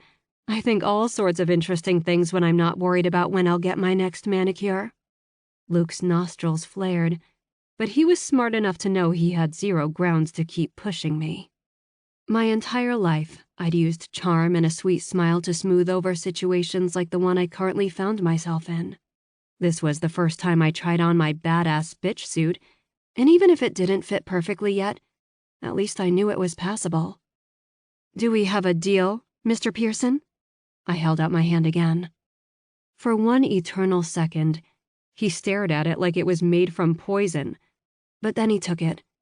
My arm zapped with energy, something quick and hot and annoying.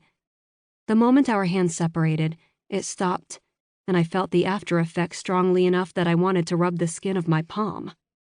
We have a deal, Miss Sutton, he said quietly, and walked out of the room.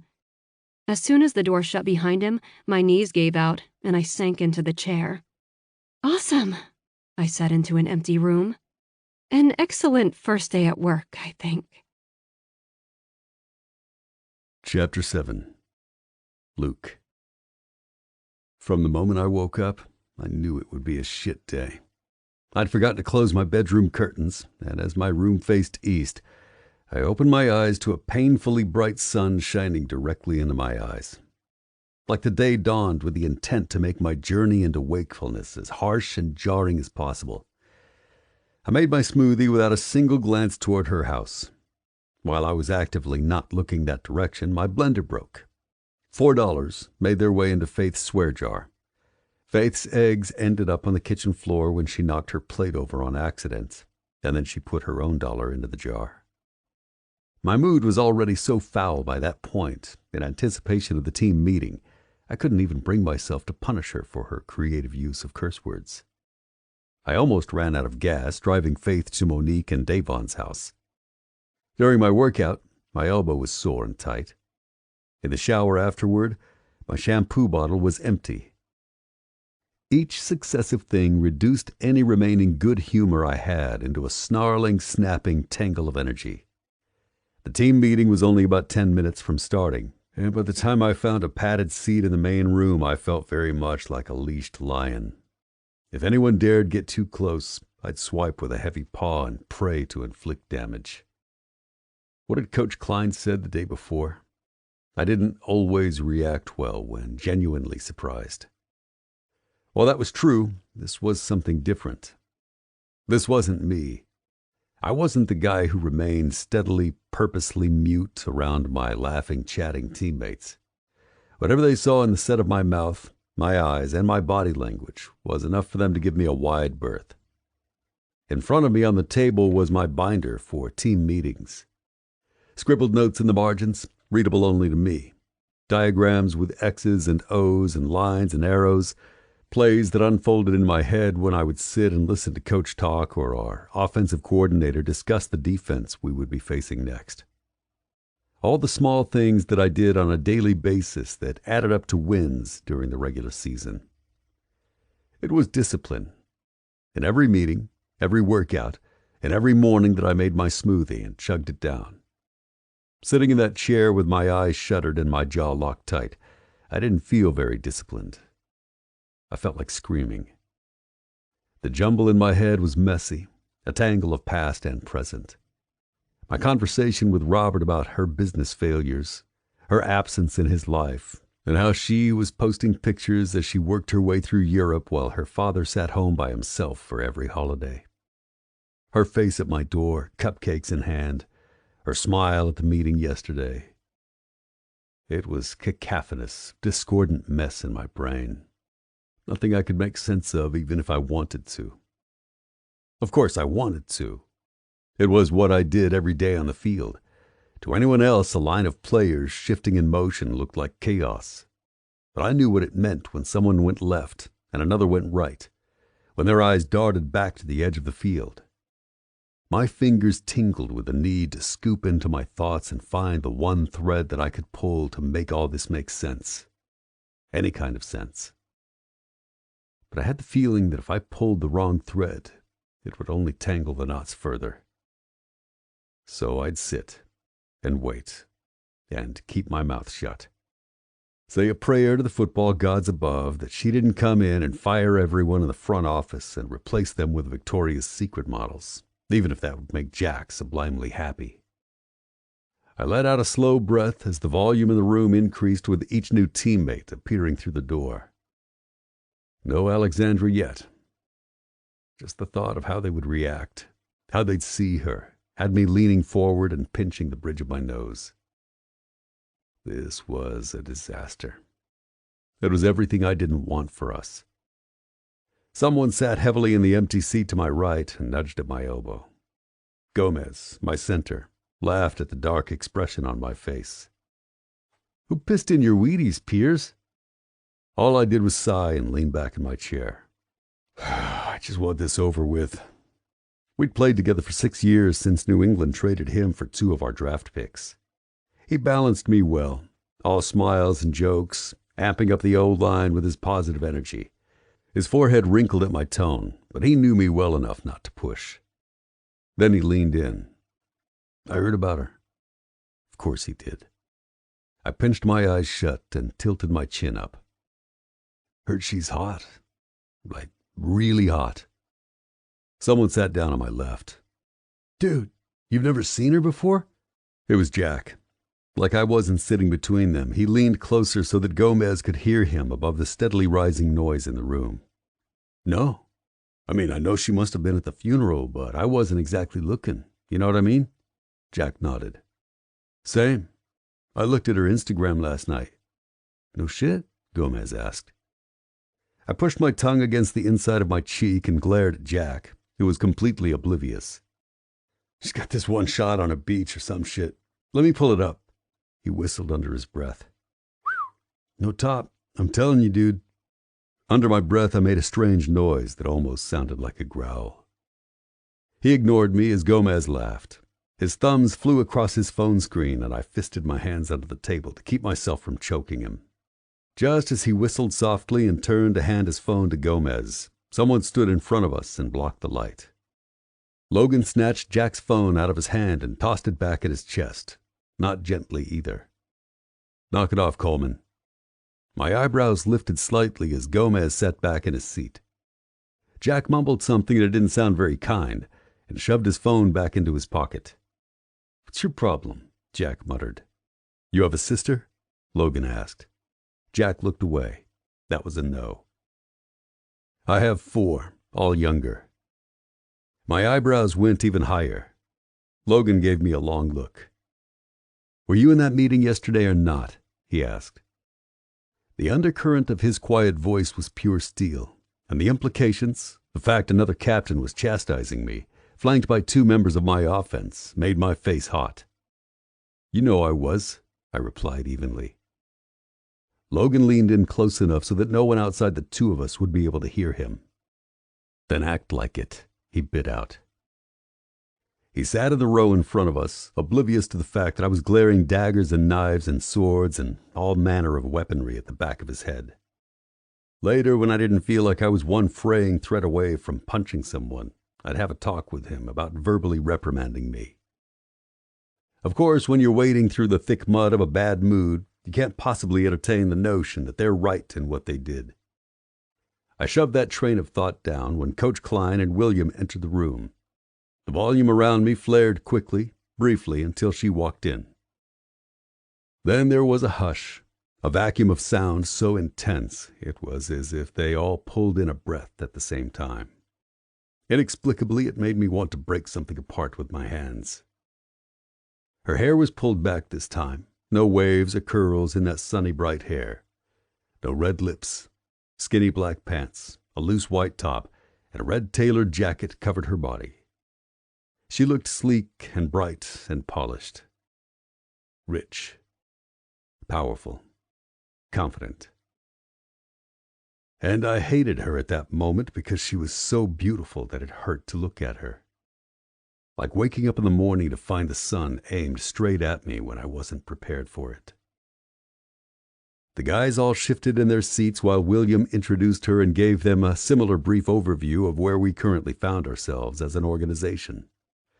Tension rippled through the room in the sets of shoulders faced in her direction, and in the eyes glued on her, unable to believe what they were seeing. William gestured toward Alexandra, and she smiled at him gratefully. Jack actually had his hand covering his mouth, and I elbowed him until he dropped it. His eyes were wide and disbelieving, but he was smiling, as if he'd just won the lottery. She cleared her throat and folded her hands tightly in front of her, a tiny display of nerves that made me look away from her briefly. I didn't want to see her nerves. I didn't want to see her at all. My eyes pinched shut tightly, and I saw Robert's small, embarrassed smile as he told me he was eating Thanksgiving at Joy's house. Again. Her voice knifed through my thoughts, and I pried my eyes open. Thank you all for being here. As William said, I'm Alexandra Sutton. Over the next few days, it's my goal to meet every one of you, and when I get that chance, I'd love for you to call me Allie. I know preseason starts in a couple of weeks, so while I can't promise you that I'll have the entire play card memorized, I do know what 1st and 10 means, so I'd like to think I'm not completely hopeless. There was a small ripple of laughter through the room, and I vaguely heard one of my molars crack down the middle underneath the pressure of my jaw. Her body relaxed slightly, and I found myself winding even tighter. Her smile straightened as the room quieted again. I've spent the past few days immersed in facts and figures and charts and budgets.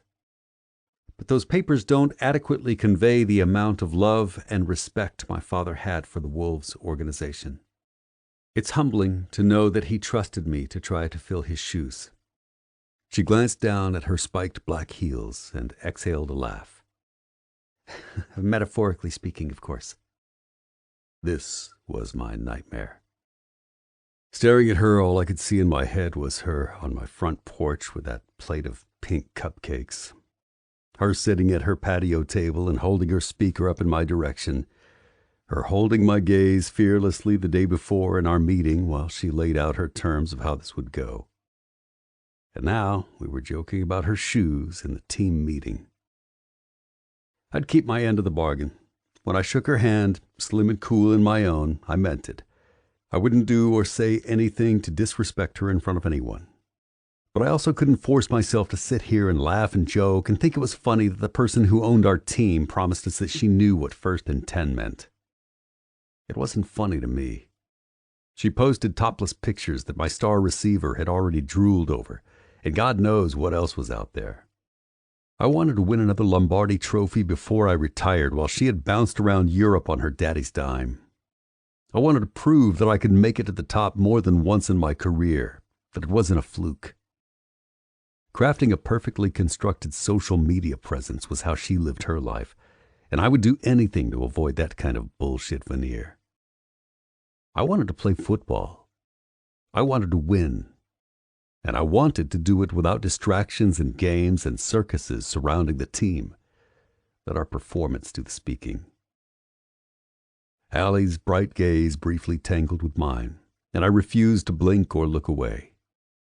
Her smile grew strained for just a moment, but then she visibly brightened, as if she refused to let me ruin this for her.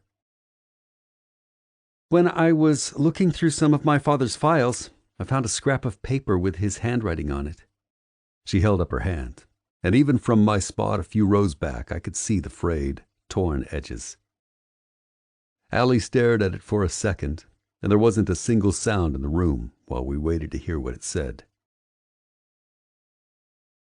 In times of difficulty, Those brave enough to stay the course will be victors in the end," she read in a firm, clear voice. She glanced up. "Does anyone know who said that?" I knew. Of course I knew. Jack looked at me, clearly surprised I wasn't answering. "Bo Schembechler," someone said from the front row, referencing the famous Michigan coach. A veritable institution for anyone like me who played at the big house, who understood the weight of his name among the hallowed ranks of college football coaches. Allie smiled at him. "That's right." Again, she looked down at the paper before carefully folding it up and curling it into the palm of her hand. "Before I found this paper, I wasn't sure whether I would accept this position, whether I would keep the team. And I'm not telling you this so you'll doubt my commitment. I'm telling you this so you can trust that I'll be honest with you when it's important." Her voice got louder and her chin lifted as the energy in the room made a palpable shift. Something that rose in a sharp crescendo and split through the room like a charge.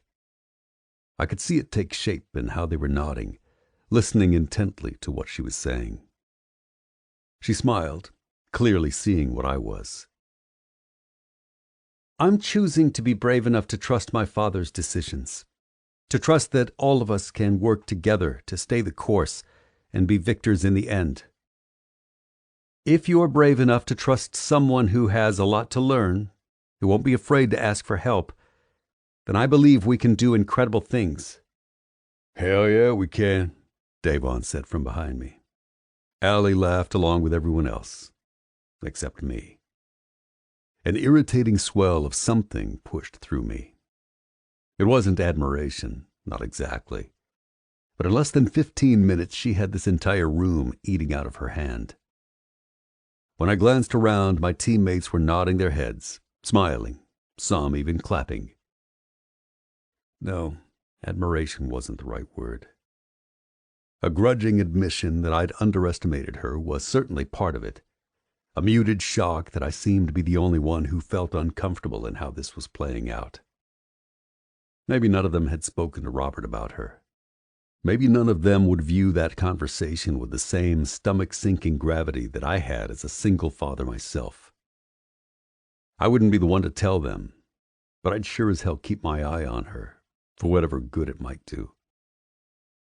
While Allie exchanged a few smiles and a laugh with some of the linebackers in the front row, one of the women from the PR department went up to the front of the room. "Okay, guys, just a few things, and then we'll let Coach take over. We're going to wait another day or so before issuing a press release about the transfer in ownership because we'd like Allie to feel a bit more comfortable before the media gets a hold of this story." She smiled, and it reminded me of a shark baring its jagged, knife-like teeth. "And believe me, this is a story that will be everywhere. We're working with Allie and Cameron to make sure this gets us as much positive attention as possible. So if any reporters reach out to you, catch you after practice, whatever, we're incredibly excited for the new direction that Allie brings to the Wolves while maintaining the strong working relationships that Robert forged over the past 20 years. She looked around. "Any questions?" Oh, I had questions. But since most of them involved some variation of "Are we done now?" I kept my mouth shut and waited for Allie, William, and the PR chick to leave. As soon as Allie cleared the door, I finally felt like I could pull a full breath into my lungs. It should have been a warning that I couldn't breathe properly when she was around. But I ignored it, focused on football. That was the only thing I needed to worry about. Everything else would blow over eventually. Chapter 8. Allie. Paige. "Tell me all the things. Did you survive? Are there hot players?" Paige. "Of course there are hot players. Not that you can do anything about it. You'll get sued for sexual harassment and abuse of owner power or something." Paige. "Oh, and what did you wear? I hope the red suit. Your rack looks insane in that red suit." Paige. "I wish I had your boobs. I've never been so jealous of a double D in my life as I am of you." Paige.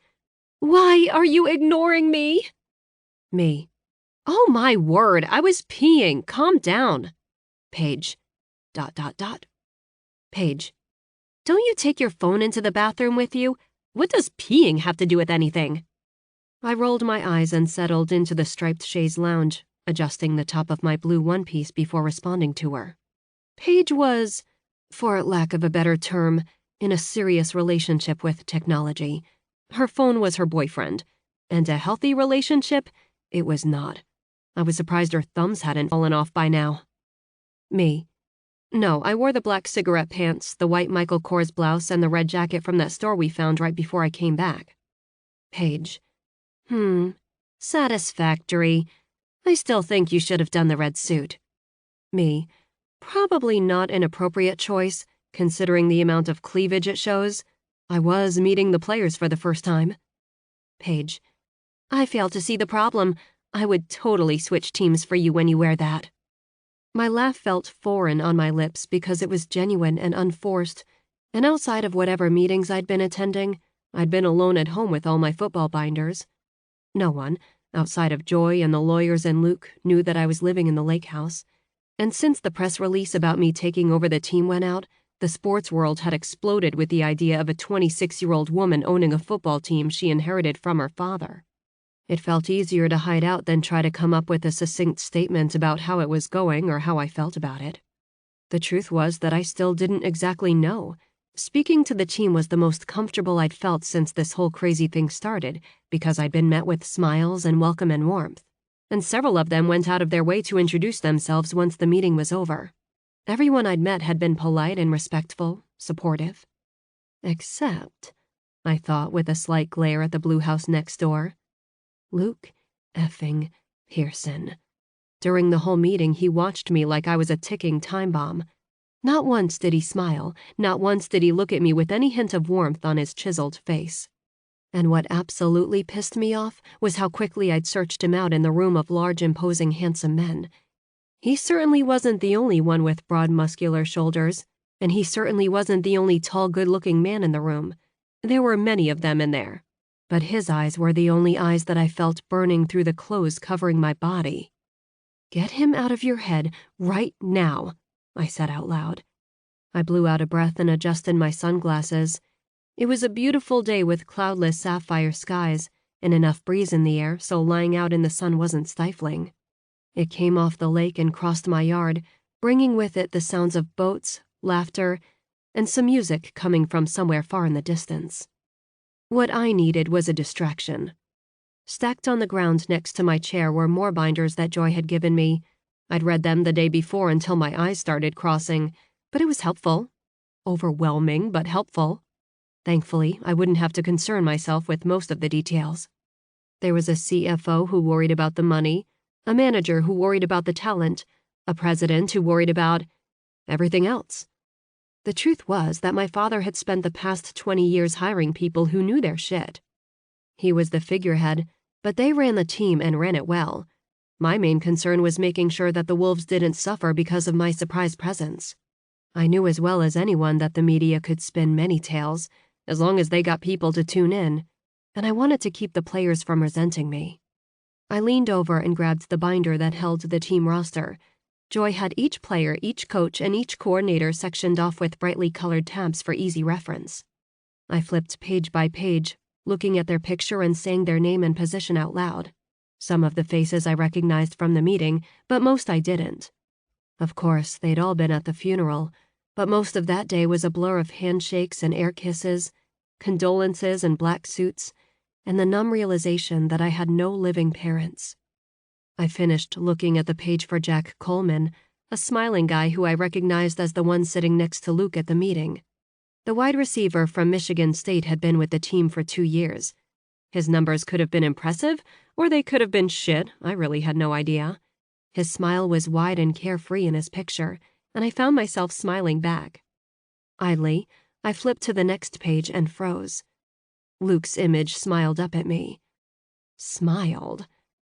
That smile did weird tummy-flipping things to me. It was a small smile, no teeth showing, but it was so foreign that I stared open-mouthed. Honestly, it did such spectacular things to his face that it wasn't freaking fair. The man could have been a model, but like one of those rugged, non-pretty boy models. Feigning the same casual interest that I'd read the other files with, I skated my finger down the line. Luke Michael Pearson from the University of Michigan, third-round draft pick 12 years earlier. He was the backup quarterback his first year with the team. During the second game of his second season, the starting quarterback ruptured his Achilles tendon, and Luke took over with the ease of a veteran QB. They won the Super Bowl that year and hadn't been back since. A noise from the hedges made me snap the binder shut because I would be damned if he caught me staring at his picture like a hard-eyed teenager. When I looked over, though, it wasn't Luke who I saw. It was a flash of bright pink and a purple t-shirt among the leaves. The little girl didn't move again until I looked away. Then I heard another rustle of leaves. This time, I could see her face, big brown eyes and long brown braids hanging on either side of her face. Tapping my thumb against the binder in my lap, I thought about my options. Luke told me to stay away from his daughter, but that was when he thought I was a football groupie or something, coming to offer myself up as a bodily sacrifice. Snort. Give me a break. Now we were coworkers, for better or for worse. I slid my sunglasses to the top of my head and squinted over at her. Hey, you doing a little landscaping in there? She giggled and pushed her way into my yard, face flushed and smile wide. No, I'm not allowed to help with the yard yet. My daddy mows the lawn. I looked down my nose in her direction. Your dad does? Wouldn't you guys, pay someone to do that? Her face turned serious. He said as long as he has working legs and 2 hands, there's no reason to pay someone for something he can do himself. Huh. That was not what I was used to. Oh, okay. Well, good for him. I smiled at her, at the way she watched me like I was a unicorn that had just pranced in front of her. Kids were like a strange little alien species to me. None of my friends had kids, and I had no nieces or nephews to hang out with. So I figured I might as well treat her the way I wanted to be treated when I was her age. As if I mattered. What's your name, sweetie? Faith Pearson. She puffed out her chest. I'm 6.5. I nodded sagely. That's a good age. What's your name? I'm Allie. When I held out my hand for her to shake it, I thought she might burst open from the force of her smile. It's a pleasure to meet you. You too, Miss Allie. How'd you break your arm? She let out a heavy sigh and walked closer to my chair. I fell off the monkey bars. Ouch. I gestured for her to show me her cast and she held it out. When I saw Luke's signature and a couple of other players too, I smiled. Gripped in the skinny fingers of her other hand, I spied a small black marker. She saw me looking at it and opened her mouth, but she didn't ask. Can I sign it? I smothered my smile when Faith nodded excitedly and shoved the marker into my waiting hands. Very gently, I held her cast in one hand and found an empty spot up by her wrist to scrawl my signature. Wow, she breathed. That's the prettiest writing I've ever seen. You know, I started, very aware that Luke would be furious for me digging. Digging, asking, whatever, he could suck it. I saw you wave at me through the slider. I wanted to come over and say hi, maybe meet your daddy and mommy. I held my breath when she looked up at me. Okay, fine. It was shameless digging. But come on. What guy looked the way he did, made as much money as he did, had an adorable little girl and wasn't attached? If he wasn't such an asshole, it would be practically a crime against nature. You met my daddy, she said, clearly confused. I did. I actually work with your daddy too. We just didn't know it yet when I came over to say hi. Oh, cool. I can't wait to tell Grandma. She and Grandpa are visiting my Aunt Kaylee and my new cousin, but they'll be back home to take care of me tomorrow because Daddy has to start playing games soon. I squinted toward the sun. Your grandma takes care of you? When I'm not in school, but I'll be in 2nd grade this year. Questions tickled the edge of my tongue, so I clamped that sucker between my teeth to keep from pressing this tiny, cute little child who had no clue why I was asking. Hell, I didn't know why I was asking. Liar, liar, pants on fire, I sang in my head. I totally knew why I was asking. I hated how he wrote me off, how he treated me without knowing a single thing about me. And I hated that he was hot and that it bothered me so much. Naturally, that meant I had to get as much information about him as possible. Well, I can't wait to meet your grandma when she comes back. Is she your daddy's mom? Faith nodded, trailing one finger over the spot I'd signed. I don't know my mommy's mom. She died when I was a baby. In my chair, I froze, not sure how to proceed. Good job with the questions, Allie. I'm so sorry to hear that. Your mommy's mom did? She shook her head. My mommy. I don't remember her, but Daddy said I have her smile and her laugh.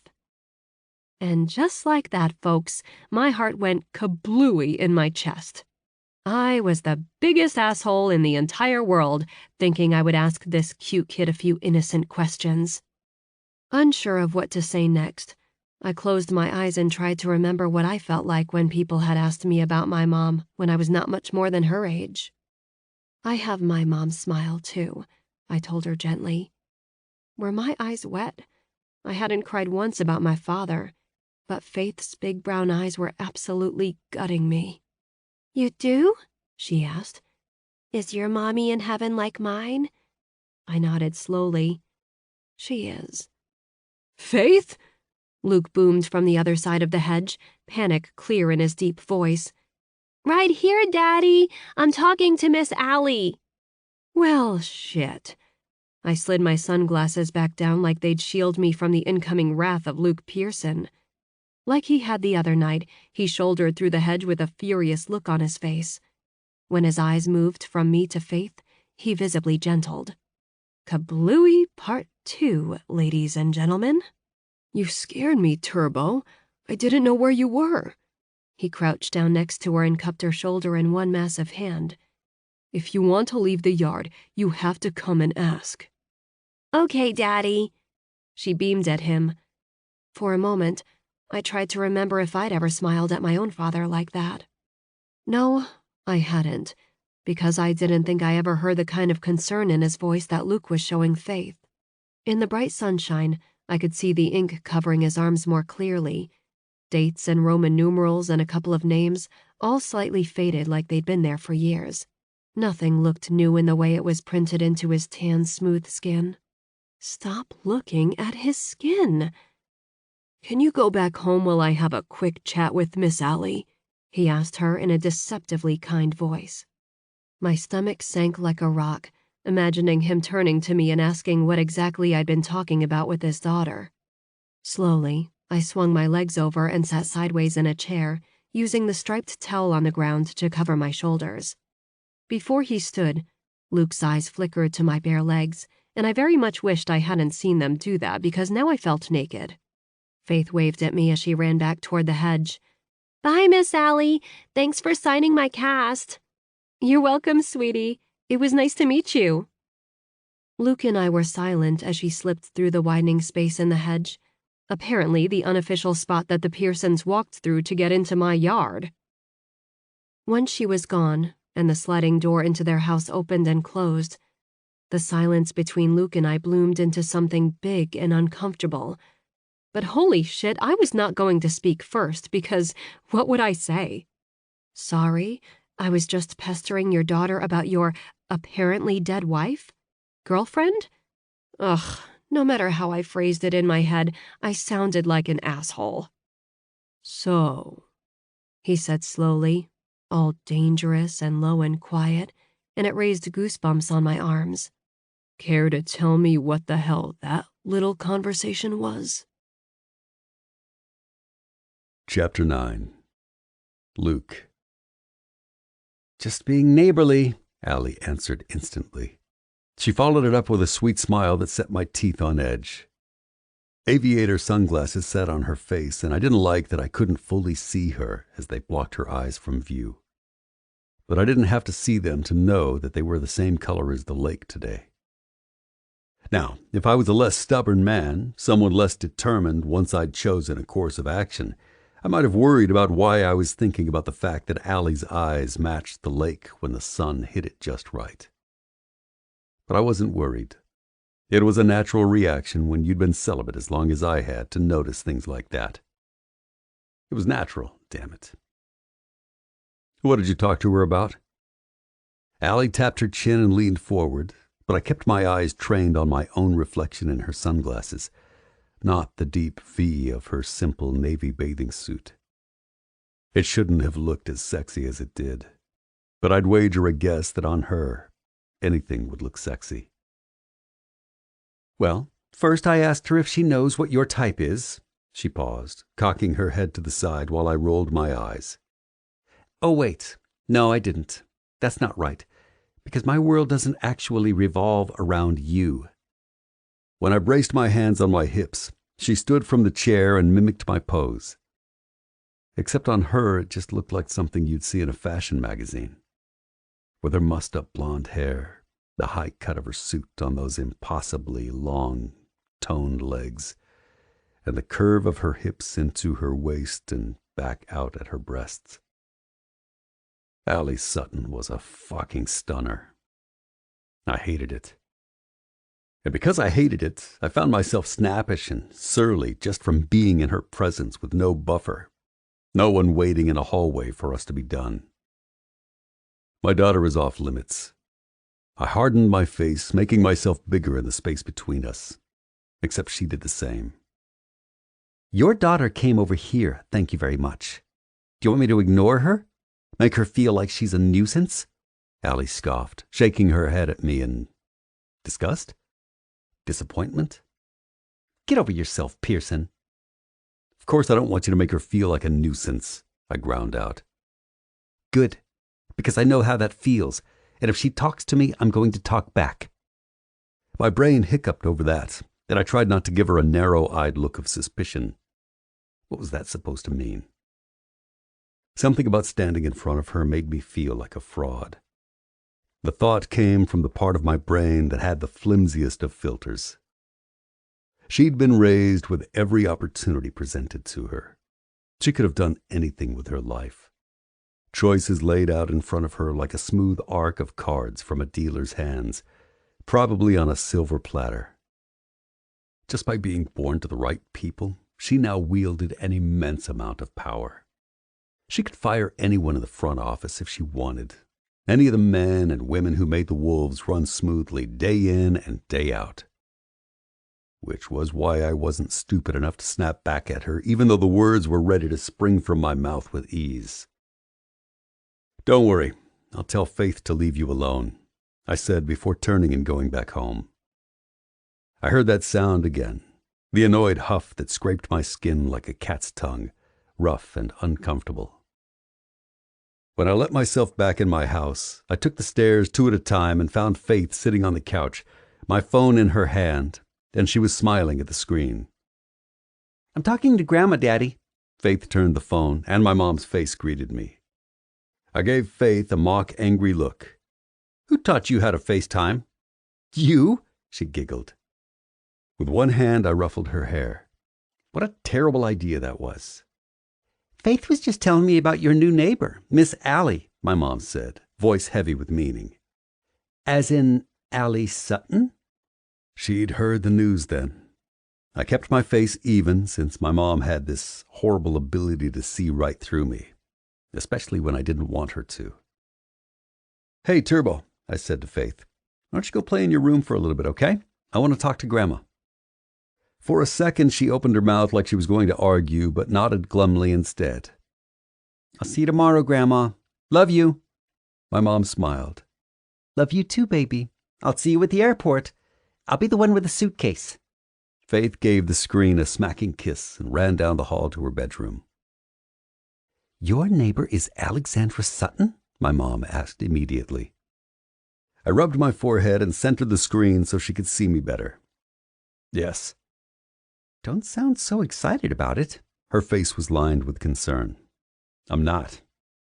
What's wrong with her? She exists. That was what I wanted to say. What was wrong with Allie was that she existed in the house next to me and at work, and I couldn't escape her. Luke, my mom said slowly when I didn't answer right away. What did you do? I sighed heavily. Can we just talk about this tomorrow? No, I'm hiding from your sister. Baby made her crazy, huh? I bet it did. She lifted an eyebrow. Don't change the subject. I shifted on the couch and briefly looked out the large glass slider toward the lake. I couldn't see Allie where she was sitting on her lawn, but I knew she was still down there. I'd seen the binders stamped with the Wolves logo stacked next to her chair. Finally, I met my mom's knowing blue eyes. I wasn't exactly kind the first time I met her. And the second time you met her? In lieu of an answer, I scratched the side of my face. Oh, Luke. I didn't know who she was, I snapped. And that's a good excuse? Your father and I raised you better than that. That was the problem. Even my own reasons for still being an ass to Allie were rooted in my own issues, my own past. Things that, if I was honest, had absolutely nothing to do with her, despite what Robert had told me. The insidious claws of my own prejudice toward the type of women who wanted to sleep with me merely because of the size of my paycheck, because I put on pads and a helmet for a living. They didn't care about any other part of me. In fact, I was interchangeable. If I'd swapped out with any of my teammates, they wouldn't care. Cassandra had been that type of woman.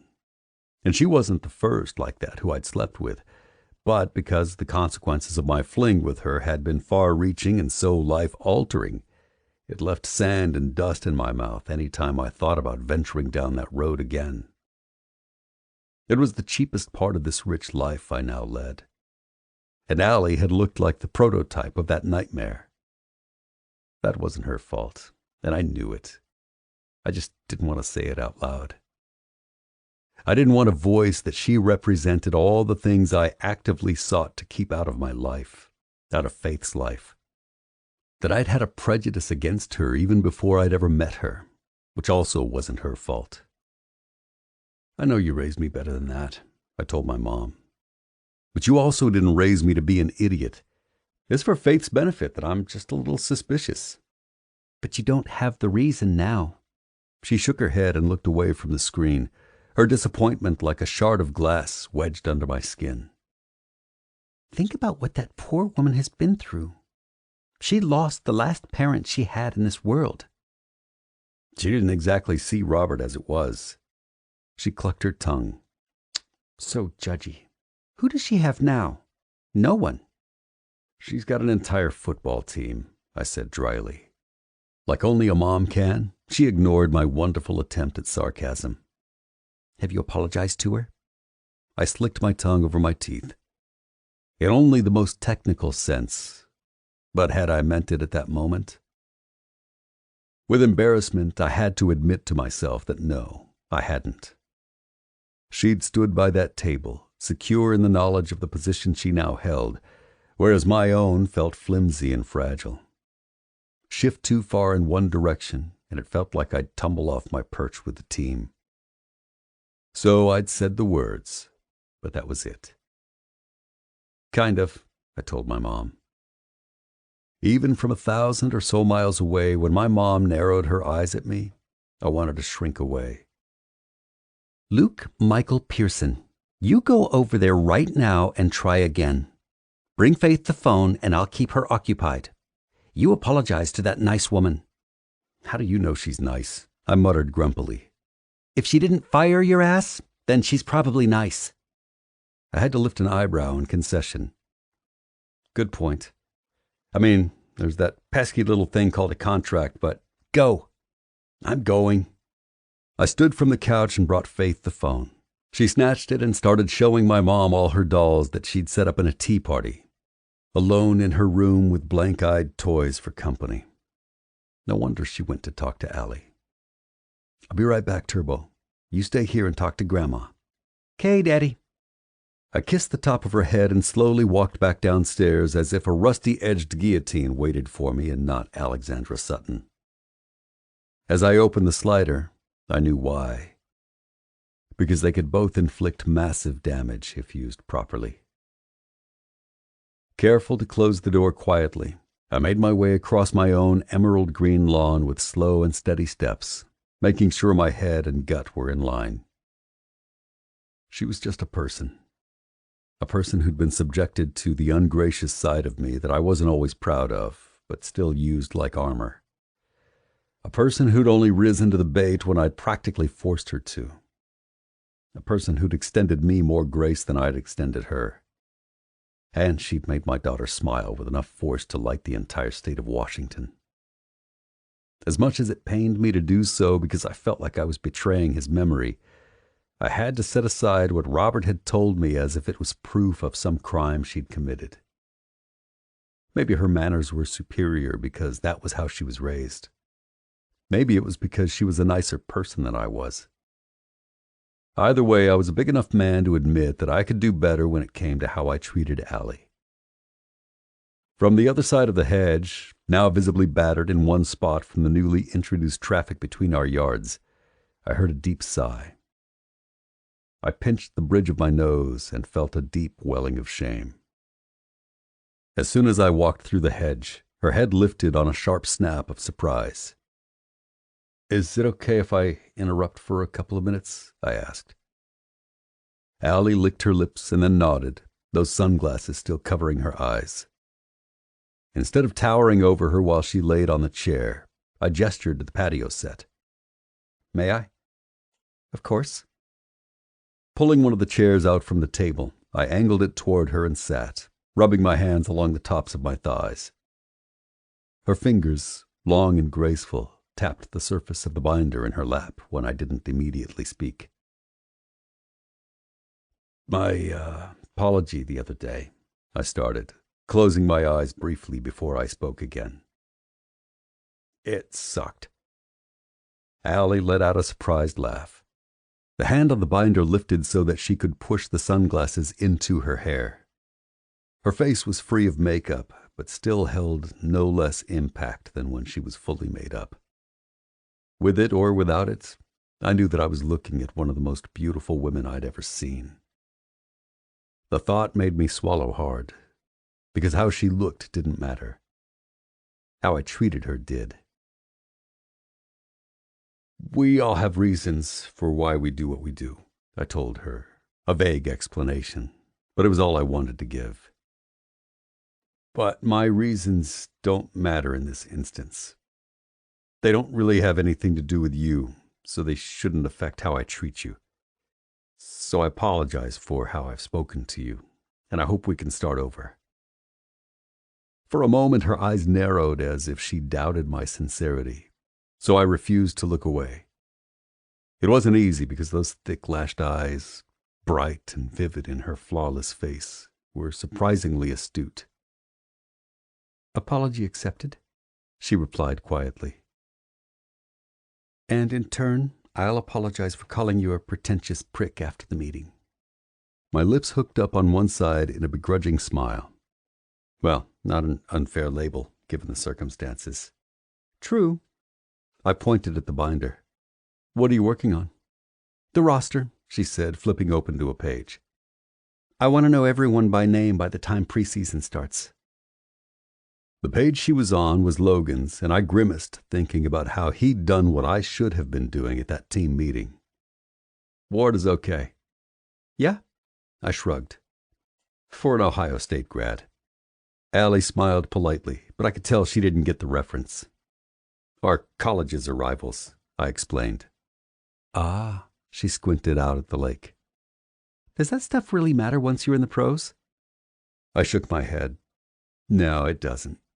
We all want the same thing now, all working toward the same goal.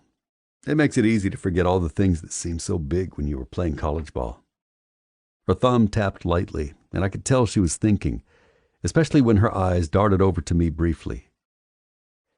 "I'm sorry if I crossed a line by talking to Faith." I held up my hands. "No, you didn't. I have a tendency to overreact when it comes to her." She stared at the binder for a minute, not really focusing on the page. "I just remember watching my dad work and wishing he would, I don't know, talk to me. Let me sit in there with him. Anything." She looked so curious watching me from that hedge. I was looking at myself 20 years ago. I shook my head because the shame I'd felt earlier made a hard right into embarrassment. My mom had called me judgy, and she was not wrong. 20 years ago.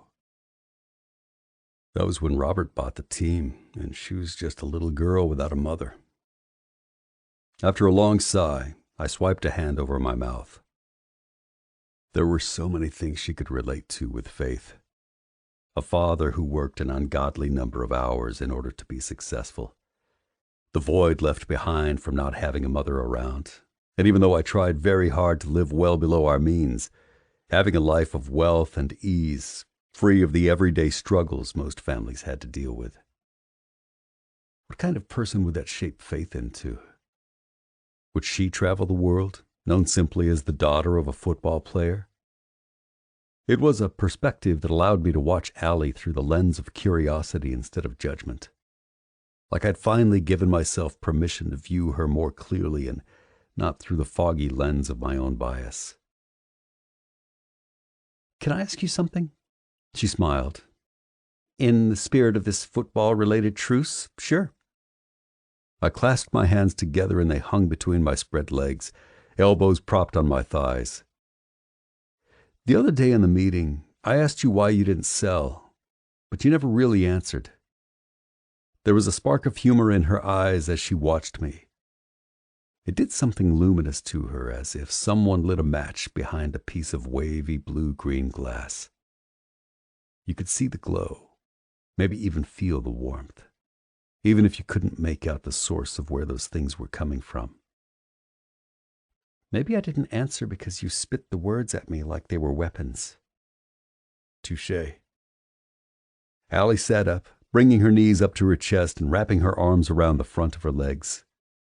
Staring out at the lake, she rested her chin on her knees and looked so much younger than she had the day before in front of the team. In comparison, I felt old and tired with battle-scarred skin and muscles, where she was all lithe and firm with soft, full curves, exactly where they should be. "We all have our reasons for why we do what we do," she said, using my words from earlier. I dropped my chin to my chest and smiled. She turned her head to the side, cheek resting on her kneecap, and her eyes aimed at me. Something new and uncomfortable tumbled through me with that look, and I absolutely refused to name it or unpack what it might mean. Maybe someday I'll be ready to explain this one. We sat in silence for a while, with the sound of waves and rustling leaves, and boat engines rising and receding, the only things breaking that up. "I'm just ready to focus on football again," I told her, surprised by my honesty. "It's all the extra stuff that makes me cranky." "You?" There was a smile in her voice. I didn't look at her mouth to see what it looked like. It was a tenuous truce, only a few cautiously asked questions and vague answers serving as the foundation.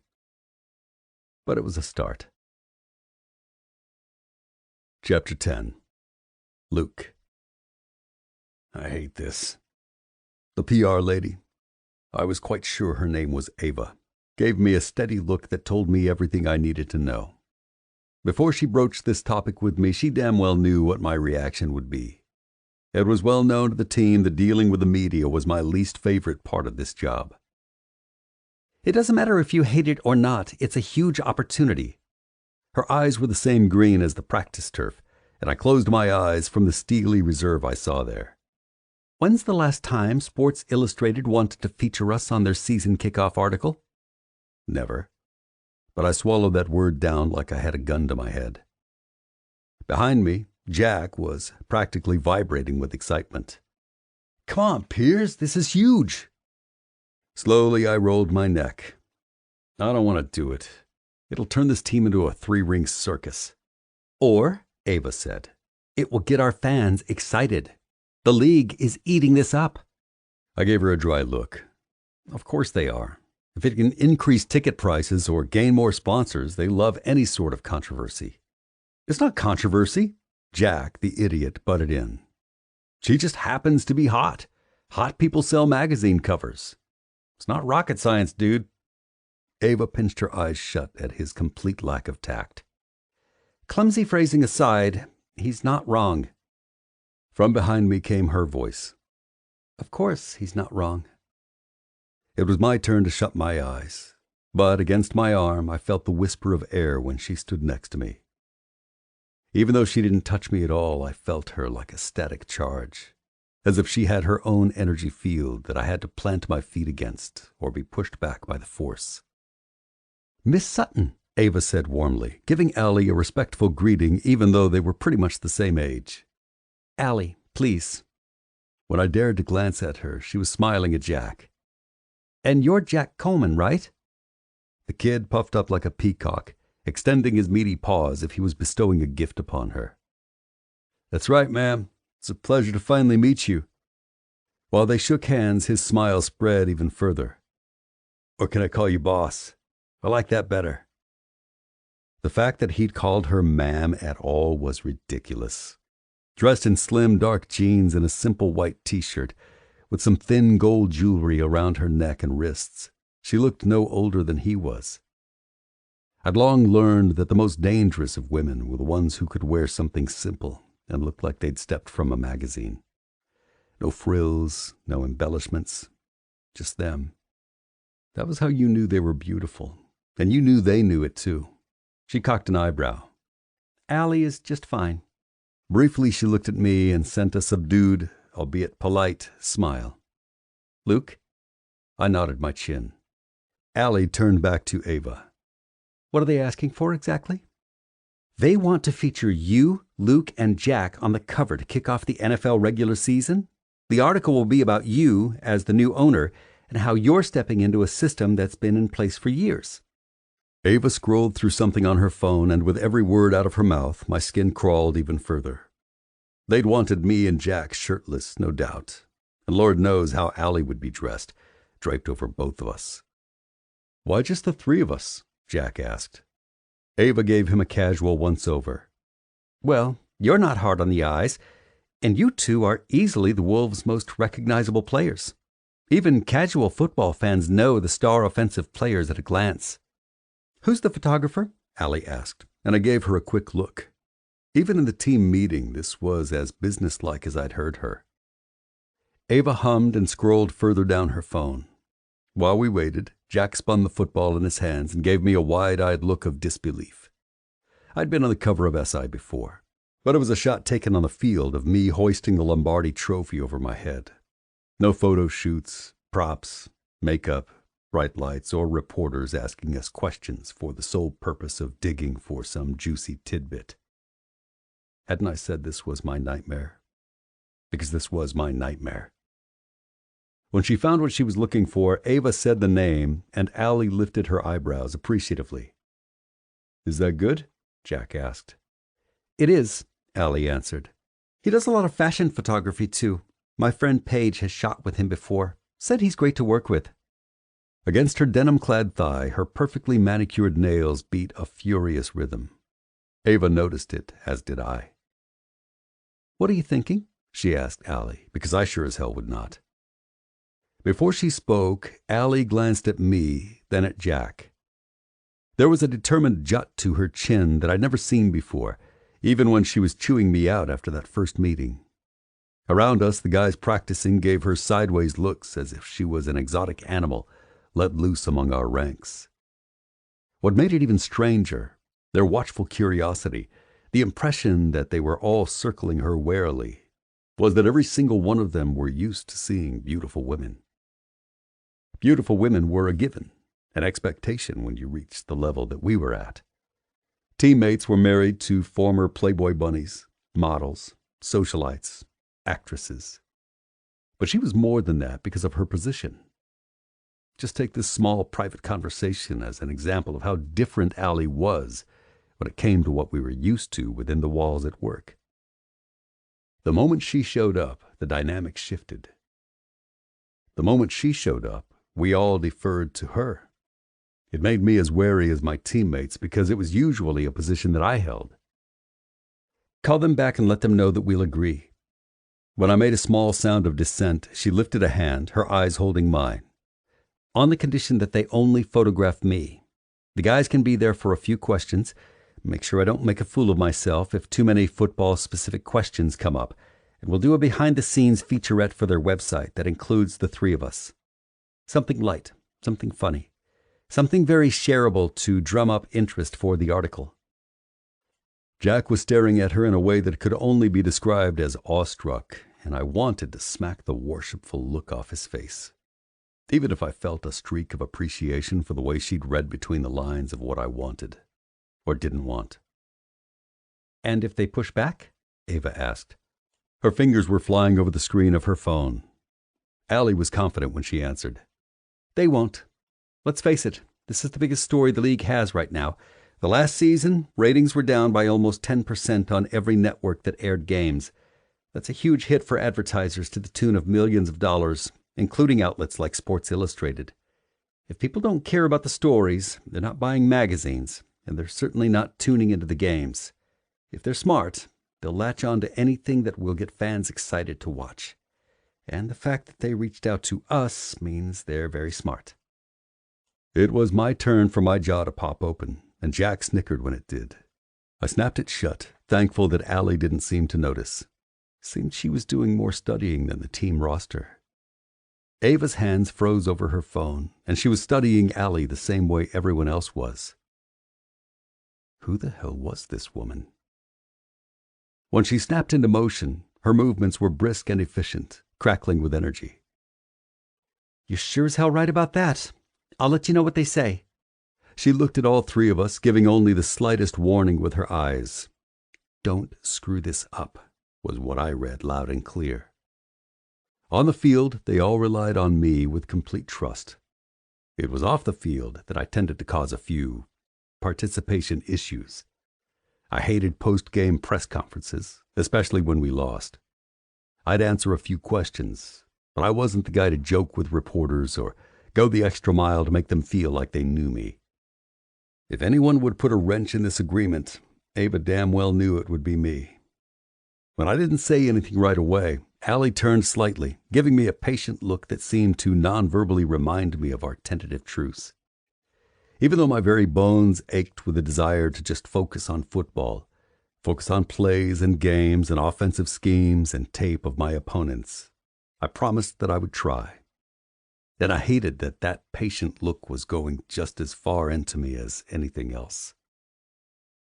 Then she lifted a slim brow like she was daring me to argue. Fine with me, I told Ava, but kept my eyes on Allie.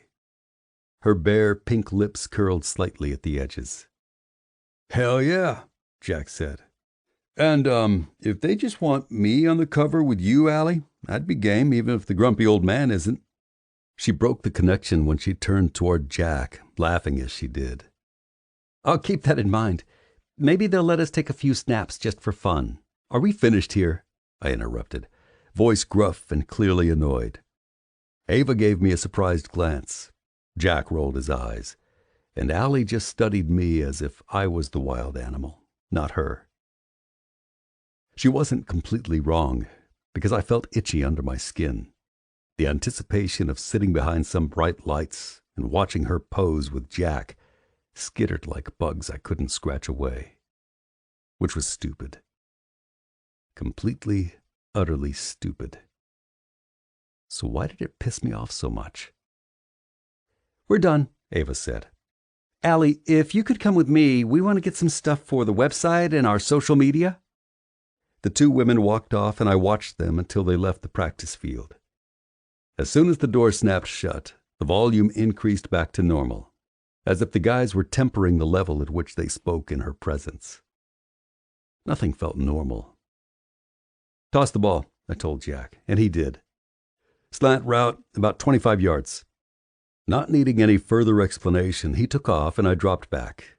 The ball between my fingers settled my skin, my brain clicking into the natural rhythm. I danced to the left and heaved the ball to where Jack was crossing the field. It was just past his fingers, falling with an awkward bounce onto the turf.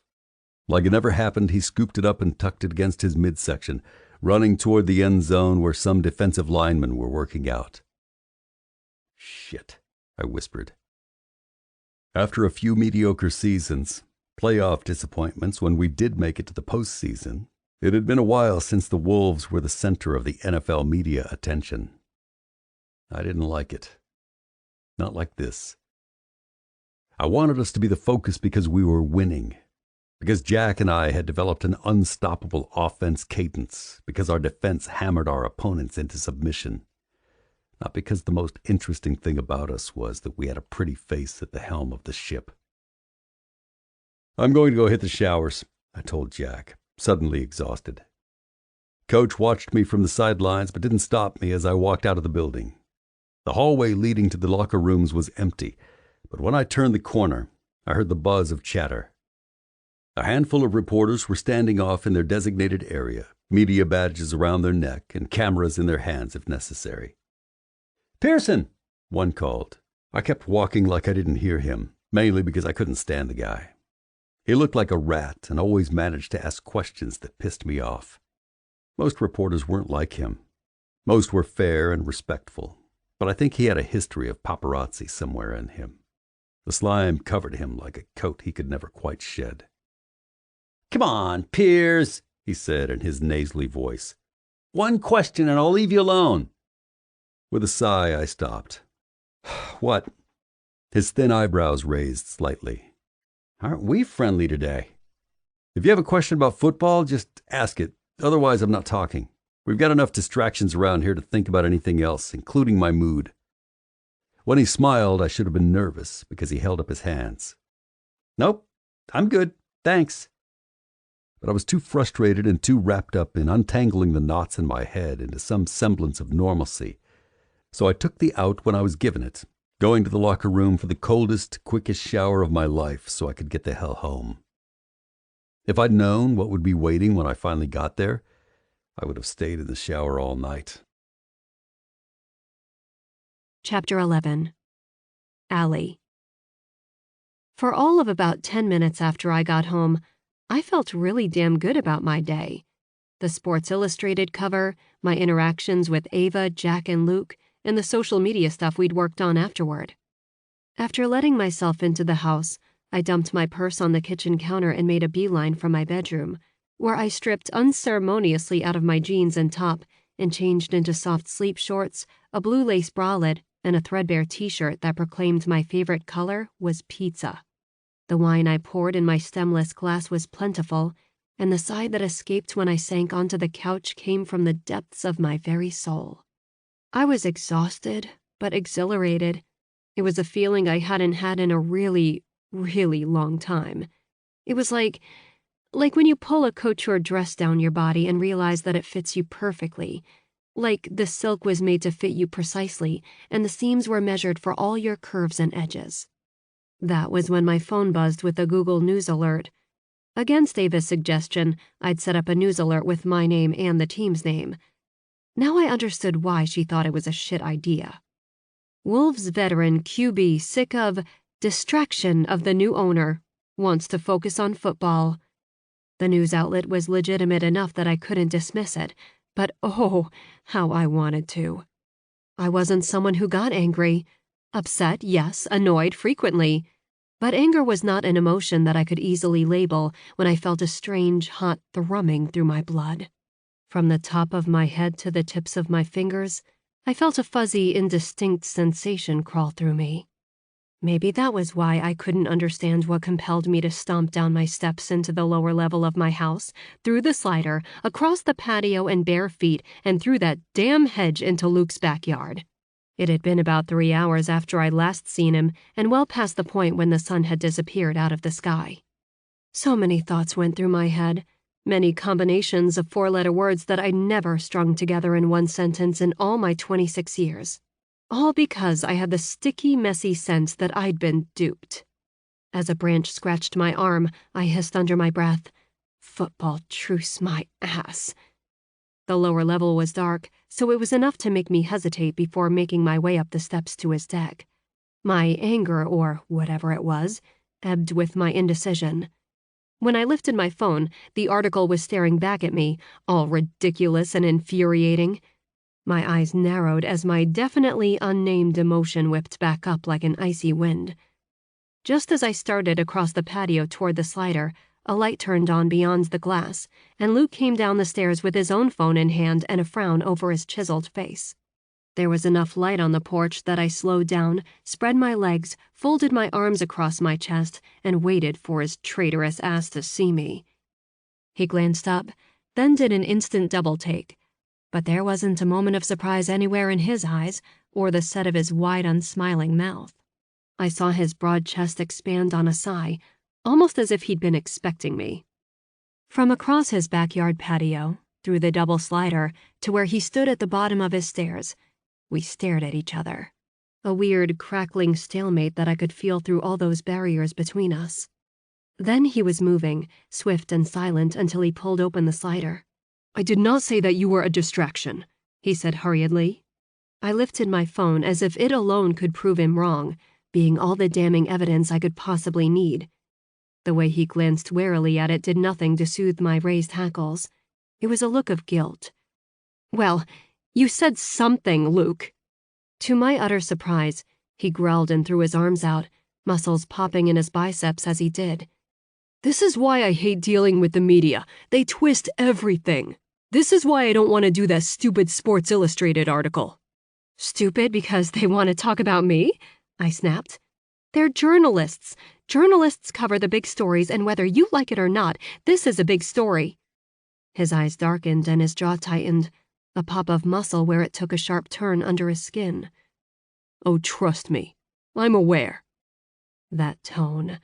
The way his lips curled around the words like they tasted bad, sour on his tongue, made everything inside me erupt, named or not. "I didn't choose this," I yelled. He blinked in surprise, the heat in my tone knocking him back a step. "I didn't know that any of this would happen, okay? I came home to bury my father, and all of a sudden I'm in this place where people like you hate me instantly, and I have to worry whether my suit shows too much cleavage before I talk to the team because someone might think I'm a whore if I do, and all it takes is one thing like this, and I—" My breath was coming faster, shallow little puffs of air that didn't inflate my lungs to the capacity that they should have, and it made my vision narrow dangerously with lines of black around the edges. I placed a shaking hand over my mouth when hysterical laughter escaped past my unwilling lips, which were cold and disconnected from the rest of my body. Or that was what it felt like.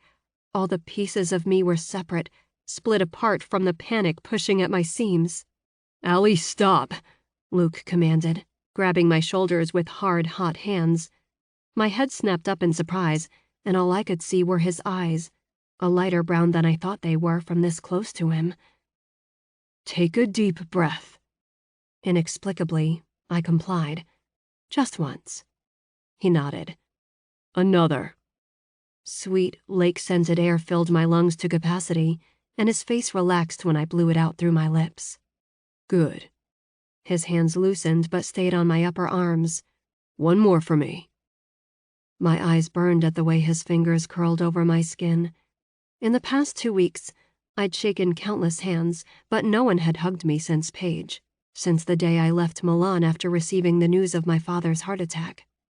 I was closer to Luke now, by a single step and clutching my hands in tight fists between us, but the soft cotton of his shirt brushed against the skin of my knuckles. Through that flimsy layer, I could feel the heat of him, warmth projecting outward from his body as if he was his own furnace. And he was tall. Luke was so much taller than I was when I wasn't wearing shoes. Tilting my chin up, I looked into his face while he watched me breathe again. Slowly, my limbs snapped back into place, woven together by each deep pull of oxygen. Each block of sanity stacked back where it was supposed to go. "It's okay to be pissed," he said in a low, soothing voice. "I'm pissed at him too. I hate that guy, and he twisted what I said into something I did not mean." Looking away from him proved impossible, so I stood there in the dark, with his hands on my arms and his eyes trained on mine with unwavering intensity. What in the fresh hell was happening right now? He spoke again when I didn't. It was all I could do to keep breathing. "I'm sorry, Allie. All I said to him was that unless he asked me about football, I wasn't interested in any other distractions." He pinched his eyes shut. "Or something. I can't even remember, but it was more about him than you." In the wake of his apology, which felt honest and direct with no wasted words or flowery excuses, I felt the frantic energy drained from me completely, as if someone had siphoned it out. "I can't have you making this any harder than it already is," I told him wearily. "And trust me when I say this is the hardest thing I've ever done in my life." His entire frame moved closer, tiny fractions with each movement of his feet, but the space all but disappeared. Underneath his massive palms and long fingers, my skin was warm and dry. When his hands moved an inch up, down, that heat spread everywhere. I wanted him to fold me up in his arms, which made no sense, but his steady instructions, the way he snipped off the wild edge of my panic with only a few words, and the smell of him all around me made me want to curl into him like a milk-sated kitten and sleep against the warmth of his skin. "I wasn't thinking," he admitted, even closer yet. If I tilted my forehead down an inch or two, it would be resting against his chest. I'd feel his heartbeat. "Which is very unlike me, I can promise you that." I shifted my shoulders, only the slightest wiggle, and his fingers were more fully on my back. "Luke," I whispered, unsure of what I wanted, what I was asking, what I was even feeling. I lifted my eyes and met his, and he must have read the blur of my thoughts as it pinged back and forth between confusion and yearning, frustration and desire. Because even in the dark, I could see all those things reflected in the way his eyes zeroed in on my lips. They opened slightly, as if he'd used the tip of his finger to drag them open. Instantly, he dropped his hands and stepped back. My shoulders were cold, despite the heat still clinging to the air around us. As if he was embarrassed, Luke rubbed the back of his neck. "I know it doesn't help now, but even if I was furious with you, even if I thought it, I'd never say something like that about you to a reporter, about anyone who's part of the team." Part of the team. I blinked furiously against the uncomfortable lump of tears at the back of my eyes, because it went a small way in warming where he'd held me. With the decision to stay, I was certainly part of something bigger than myself, and I was just understanding the emotional ramifications of what that meant, what it could mean. "It helps," I conceded quietly. "I'll be more careful next time." His mouth curved into a wry smile. "Or I'll shut up entirely." I nodded, appreciative of his attempt at humor, even if I wasn't ready to smile back. "I know you're aware of the size of this story, but I'm aware of how many people would delight in seeing me fail, Luke." He sobered. "I wouldn't." "No?" With a tightly clenched jaw, he looked over at the lake before he spoke again. "No, because if you fail, it means we've done something wrong too, and that's not the kind of team we are. We support our own." Gratitude was a soothing blanket around my shoulders, warming me to my very soul instead of just the surface of my skin. I risked a small smile, just to see how it would feel on my face. "Even if that means you have to do the Sports Illustrated thing?" The hand on his neck dropped and he shrugged. A tiny movement made by huge muscular shoulders made my smile grow. "Owning the Wolves may be the hardest thing you've ever done, but an interview is that for me. I'll hate every minute of it." "Hate is a strong word," I told him, studying and weighing the honesty of what he just said. His mouth relaxed, but he didn't smile. "It's the right word. Unfortunately, I have a bit of a reputation when it comes to dealing with the media." "Yeah?" "Yeah, because I don't." When I didn't say anything, he sighed. "Deal with the media. I just don't." "How come?" I risked asking. The likelihood that Luke would answer me felt about as slim as me fitting into a size 0. But this man, so big and strong, sweet with his daughter and cold when he thought someone was infringing on his life with her, was one of the most fascinating people I'd ever met. After a few moments, Luke gave me a guarded look. "I've been burned before, let's just say that. Whether I answered or not wouldn't have made a difference. It only would have made things worse. I tilted my head. You didn't want to defend yourself? You reach a point in this industry, he answered carefully, when you realize that hitting back at the people who say shit about you is a really easy way to waste your time. I'd rather use my time to be a better player, a better father. Everything else is just noise. My heart turned over, the fascination growing in erratic pulses that stretched along my skin. Of course, I kept that off my face when I spoke again, all cool and casual. Even with all that, you're still willing to do the interview? His eyes traced my face. Just a quick glance, but it touched every part twice. It lingered longest on my mouth, and I struggled to breathe properly. Hopefully it doesn't kill me, he said quietly. Stepping back but still facing him, I pursed my lips and embraced the fragile sense of playfulness between us, as if I'd caught the edge of a butterfly with the tips of my fingers and it was desperately trying to fly away. Well, then you just leave it to me. I'll make it bearable. Without waiting for his reaction, I spun toward the hedge, but not before I heard his muted reply. I guess we'll see about that. Chapter 12. Luke. There were moments in a man's life when his pride must be swallowed down like a lumpy sock of coal.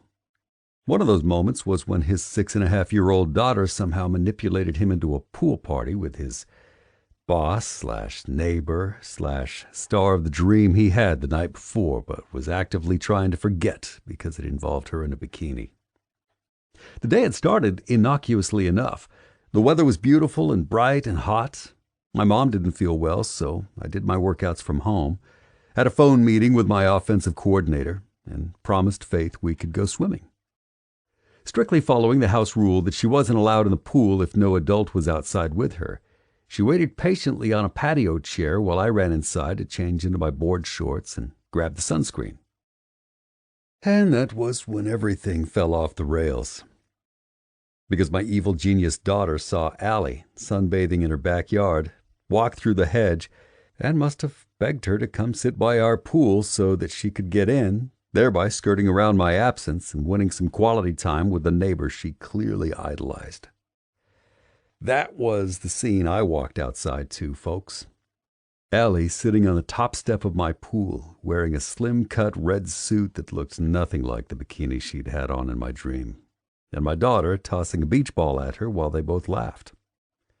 I had to pause to make sure I was awake, because my dream had started in an almost identical way. "Daddy!" Faith squealed from the water. "Miss Allie came swimming with me." "I see that," I said mildly. Allie's hair was twisted up in a wet knot at the top of her head as she glanced between Faith and me. "I'm sorry. She asked if I could come sit here because there's supposed to be an adult outside when she's swimming." I narrowed my eyes at Faith, who beamed at Allie as if she'd just single-handedly given her the keys to Disneyland or something. "She's right about that," I answered. "But I was just popping inside to change."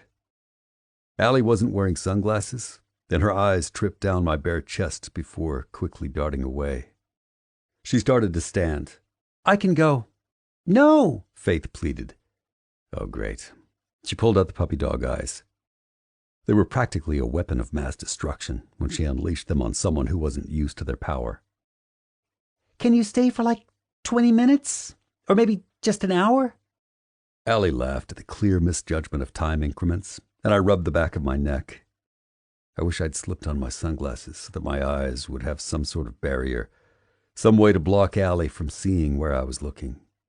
I didn't want to be looking at her, truly. But as much as I'd been able to ignore the foggy remnants of my dream all morning, it was all but impossible now. In the dream we hadn't touched, not once. I woke up before it could happen, but it didn't lessen the impact. All I could remember now was how her slender fingers had worried the knot of her bikini where it tied behind her smooth, sleek back. The way she looked over her shoulder at me and started pulling at the string. 20 minutes, Allie told Faith, and my daughter smiled happily. "If that's okay with your dad," she said, glancing at me again, as if I'd be able to kick her out and not have a mopey daughter to deal with for the rest of the day. But I was grateful Allie was asking my permission anyway. I cleared my throat and set the tube of sunscreen down on the patio table. Fine with me. Faith dunked her head under water and doggy paddled over to the steps by Allie.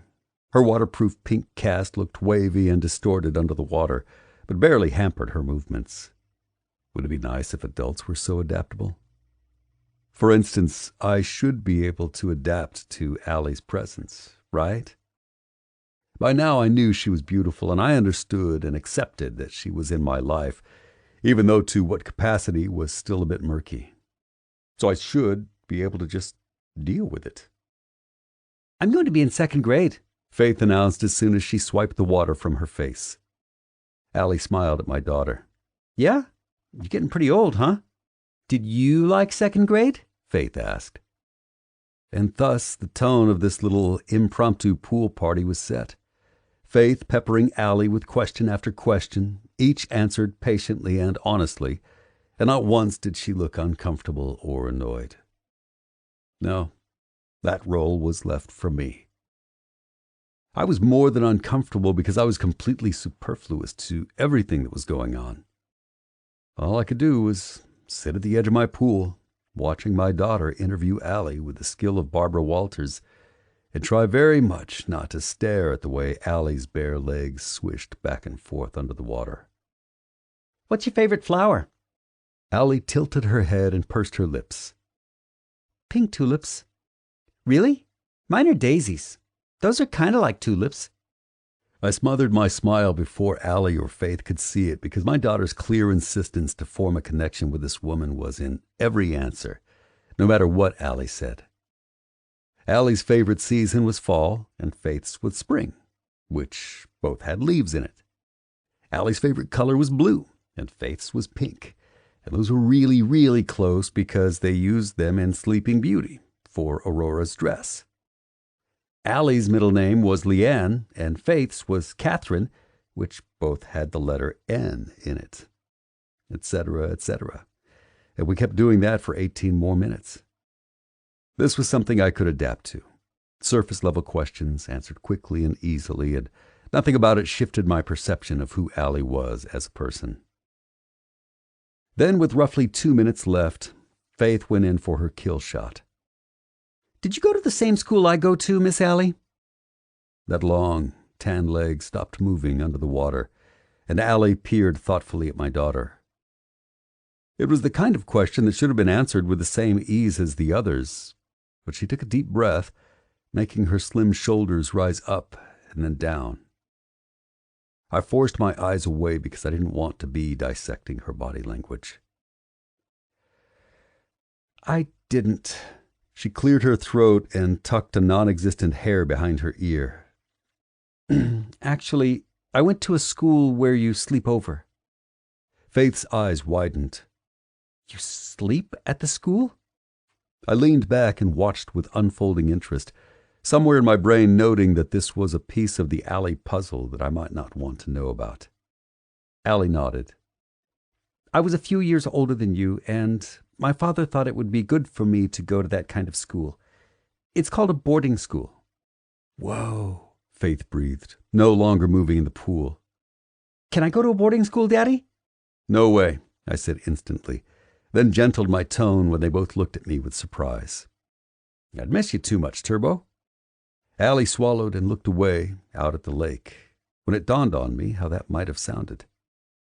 I would miss Faith too much if I sent her away, which might have felt like Robert didn't miss his own daughter because he did make that choice. Shit, I thought in my head. This 20 minutes would completely upset the balance of whatever we'd figured out the night before. The second I laid my hands on her, it started a new trajectory, something that I no longer controlled, just like now. I'd miss you too, Daddy, Faith said happily. But sleeping over at school would be so much fun. She dunked her head under water again, which was why she probably didn't notice that Allie didn't agree with her. But I noticed, and I hated it. Allie slid her hands along the tops of her sun-kissed thighs and gave me a tiny smile. Well, I think my 20 minutes are up. I nodded. I'm sure she'll try to get another round out of you if you're still here when she comes up for air. She laughed. She's a great kid, Luke. Faith came up and sputtered water from her lips, which made me smile. She's the best kid, I answered easily. It wasn't hard to say out loud, partially because I was biased, but if I took my own issues with Allie out of the equation, I was really damn proud that my daughter was being kind and curious and sweet with a new neighbor. Do you have to go, Miss Allie? Faith asked. Allie glanced at me and pinched her lips between her teeth to keep from laughing. She nodded. I do, honey, but thank you for inviting me over. I had a lot of fun. Me too, she sighed. When Allie stood, I could practically hear the soundtrack in my head to the slow unfolding of her swimsuit-clad body, which I'd see in only a few short hours at the photo shoot. What would she be wearing there? She took a deep breath and looked at me for a long second. I'll see you later. Without waiting for a response, she winked at my daughter and went back into her own yard. I didn't watch her walk away. Refused to admit that I wanted to. The truth was that I still wasn't quite sure what to do with Allie Sutton. Chapter 13. Luke. I hate preseason, Jack muttered. Sitting on the bench makes me twitchy. My smile came easily even though we'd lost our first game, because I did too. We weren't supposed to say it out loud, telling our fans and the media that the practice was essential, that seeing the younger, more inexperienced players out on the field gave us a chance to watch how they performed. But as the starting quarterback, I was forced to prowl the sidelines uselessly, feeding my backups play calls through a headset while watching them with a burning under my skin to be the one out on the field. It was clear enough why I couldn't be. The risk of an injury in a game that didn't matter was too great. But that didn't stop the drive for me to sprint out there anyway. Instead of inflating Jack's tirade, which had lasted our entire drive to the damned photo shoot and interview, I punched him in the shoulder.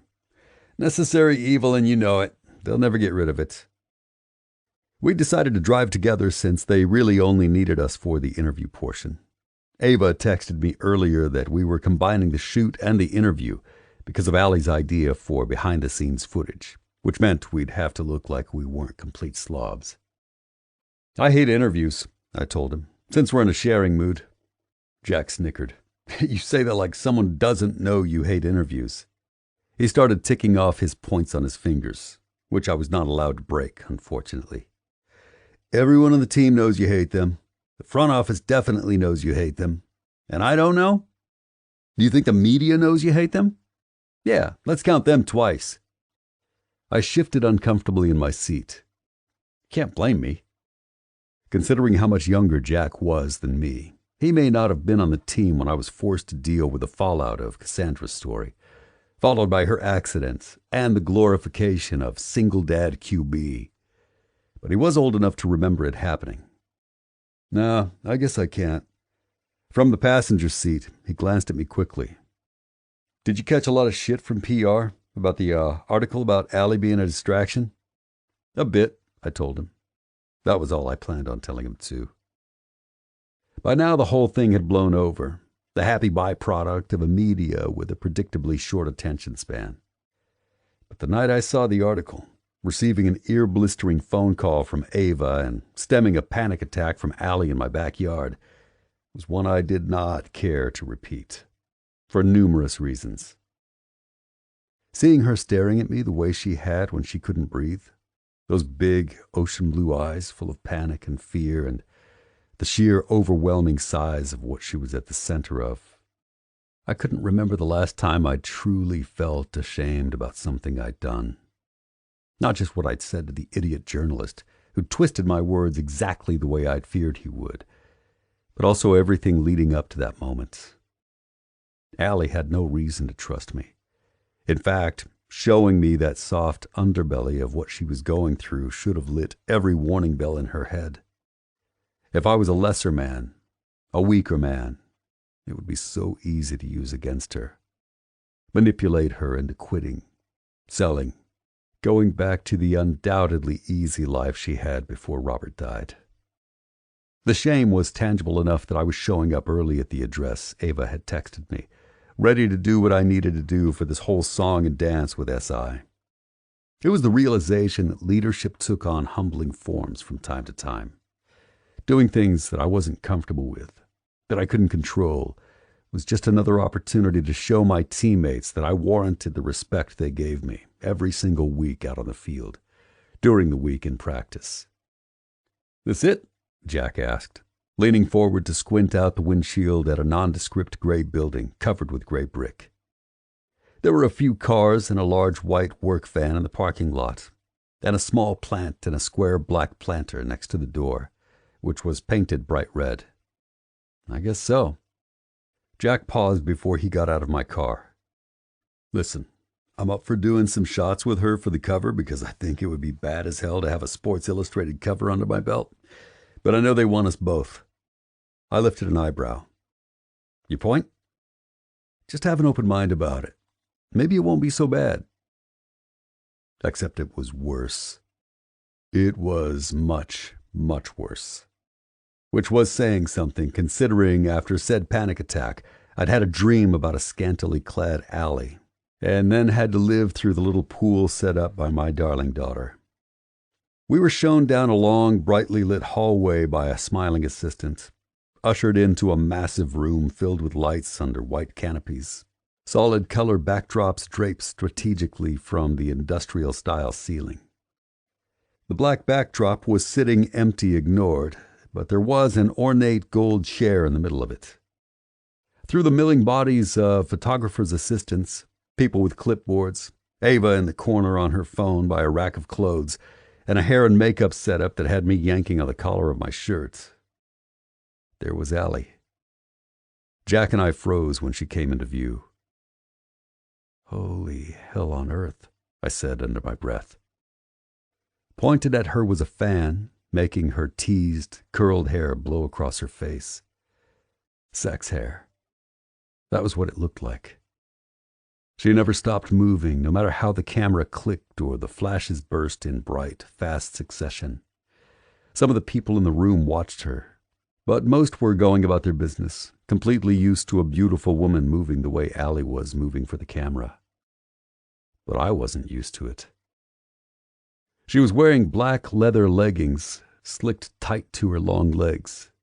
On her feet were dangerously spiked red heels that matched the color of her lips. Moving slowly over her skin, pushing her hair out of her face and sliding against her bare stomach were her hands. Her hips pivoted back and forth in small, incremental movements. It registered somewhere in the back of my mind that there was music playing. Something heavy with bass, a slow, pulsing beat with a guitar, and a rough, raw singing voice. Allie hadn't seen us, so immersed in what she was doing, and I couldn't look away.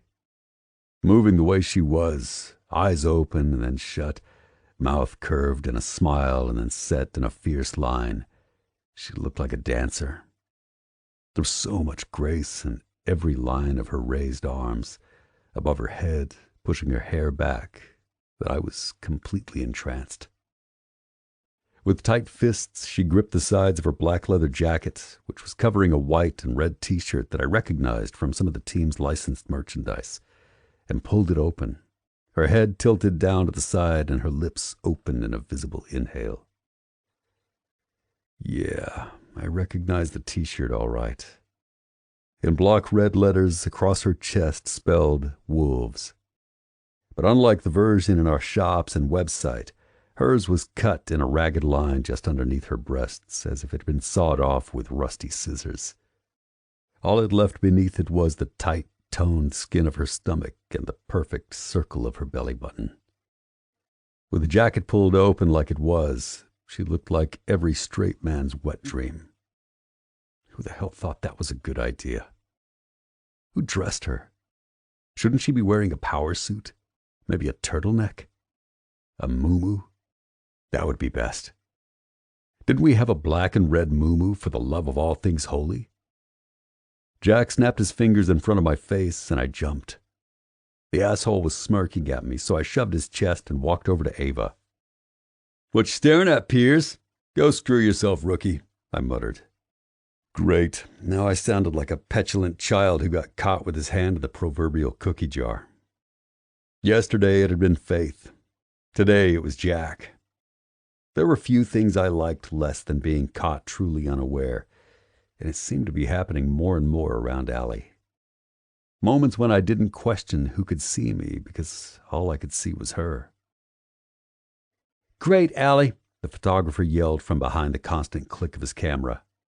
A group of people huddled around a computer screen, commenting over whatever was popping up on the display. "Face front, spread your legs. Why don't you prop your hands on your hips to hold back the edges of the jacket? Yes, perfect, perfect." Click, click, click. "A bit more of a smirk. Yes, exactly." But I didn't look. Once he told her to spread her legs, my eyes stayed on the freaking concrete floor. "Hey, guys," Ava said with a small smile, eyes never wavering from her phone. "If you want to have a seat over there, they'll fix your hair and make sure you don't look like shit for the behind-the-scenes stuff. We'll shoot that first, then answer some questions with the three of you. Allie already did most of her interview." "How did it go?" The words were out of my mouth before I could stop them. Jack coughed into his hand, a lame attempt at covering his laughter. Ava gave me a curious look before she answered. "Great. She had a meeting out of her hand in about 5 minutes. She should give you lessons on how to handle journalists." "They didn't." I swallowed and tugged at the neck of my shirt. "They didn't ask about the crap with me?" Ava's eyes softened slightly in understanding. "No. They want to highlight her, highlight the buzz around her, not knock her down a few pegs." I nodded, still not convinced that this wasn't an elaborate trap, especially with the way she was dressed and how sexy she looked. "Listen, I don't know how to ask this without sounding like a complete dick." Jack hooted with laughter. "Ha! Since when has that worried you?" Ava hid her smile like the professional she was. "Yes, Luke?" I scratched the side of my face and gestured toward where she was still shooting, now without the leather jacket. Son of a bitch, why was her jacket gone? It must have been 8 million degrees in this room, but there was no reason for her jacket to be gone. "Isn't this a bad idea? I thought she'd be more, covered." Ava searched my face and glanced over at Allie, mulling over her words before she spoke. "We were pretty strategic in what we picked. What concerns you?" Even though it felt like my face would betray me, betray how much this entire thing made me uncomfortable, I turned and watched Allie again. Now she was sitting on a black stool, one heel hooked over the bottom rung with her hands braced on her leather-clad knees. The leather jacket was back on and zipped closed now, so only a few letters on her t-shirt were visible. For the first time since I walked in, she looked in our direction, locked eyes with me, and I felt it over every inch of my body. I swallowed roughly, and she noticed. Her blood-red lips curled. Click, flash. "Hot! That was hot, Allie!" Again from the photographer, a grizzled, slightly older gentleman whose gray hair was tied back underneath a worn ball cap. "Few more here and we'll be done, I think. Spread your legs out a bit, like you're pushing on your knees with your hands. Yes." "You don't think they're, objectifying her?" I heard myself ask. Without a sound, Ava stood next to me, watching Allie move like a seasoned pro. After a few more clicks and a few more shifts of Allie's face, shoulders, legs, Ava finally spoke. "You know the body issue?" Of course, I knew what it was. Athletes posed nude for SI every year. Strategically placed hands and legs and arms and whatnot covered the necessary things that needed covering. Instead of answering, I kept watching Allie. After every few clicks, she'd seek me out, as if she was checking in. I kept my face impassive, but one particular tilt of her head reminded me of her sitting on the top step of my pool while she listened to Faith talk. Against the incongruous memories, I had to blink because they clashed in my head violently. Rarely did I ever have to struggle to figure something out. Never to this extent. Rich girl. Determined. Flighty. Sexy. Smart. Thoughtless daughter. Kind. Centerfold. Thoughtful. I couldn't figure out if she was all those things or none of them, or which ones matched up with ease and which ones felt like contradictions. All I knew, standing where I was with dozens of strangers around me, was that I couldn't take my eyes off her. Do you think those athletes are being objectified? That gave me pause because, no, I'd never thought that. The shots were tasteful, powerful even. No, I said without looking at her. It was like once my eyes made the decision to latch on to Allie, I didn't have the power to look away. She was her own force of gravity. Allie is a beautiful woman, no matter what she wears. There's no hiding that. She has no desire to hide the fact that her beauty is, by society's standards, considered a sexy beauty. It's in her curves and her hair and her lips. As she spoke, my eyes tracked to each physical feature that Ava pointed out. To try to ignore that would be foolish. So, while we did do some shots wearing more sedate clothes, she's comfortable in this too. Ava gauged my reaction before she kept talking. And there's something powerful in the fact that she can own that side of her. It doesn't remove the power she holds in her position, and it doesn't take away the respect she's earned from those of us who've gotten to know her, because she knows exactly what she's doing. And if she wanted to pose for the cover wearing baggy jeans and a jersey, we would have done that too. Ava shrugged. But she didn't. This is her. I'd never thought of it that way. But then again, I'd never been in the same position. I'd never had to think through how to present myself to the world like this. All I had to do was show up and throw the ball, not get sacked. Maybe this was Allie. But I also remembered what she'd said to me when panic blew her filter to a million pieces. Remembered what she said to Faith about being sent away to school. Allie had been alone a lot, it seemed. No matter what she did, she was alone in this position. Alone in thinking about how she presented herself to me, to the team, to the front office. And what I told her was that we supported our own. We supported our team. The photographer had stepped aside to look at a computer screen, and Allie waited on the stool, her posture more relaxed now that he wasn't shooting. Her flawlessly made-up face was turned down, and her cheekbones caught the light in a way that made her look as if she couldn't possibly be real. As if she'd been carved by an artist or brought forth from the imagination of some master painter. When she looked up, it was straight at me as if she knew I was still watching her. Because I wasn't embarrassed, I didn't look away. I didn't pretend I wasn't paying attention to every shift of muscle in her face. I didn't pretend I wasn't thinking about every word I'd said to her in my backyard while my hands curved over her shoulders. Had I meant those words or not? Of course I'd meant them. However, I didn't mean to touch her like I did. It was an unconscious motion, my muscles acting on some instinct that I refused to name. Memorizing the way her skin had felt under my hands had been pure intuition. Moving closer when I should have backed away had felt like second nature.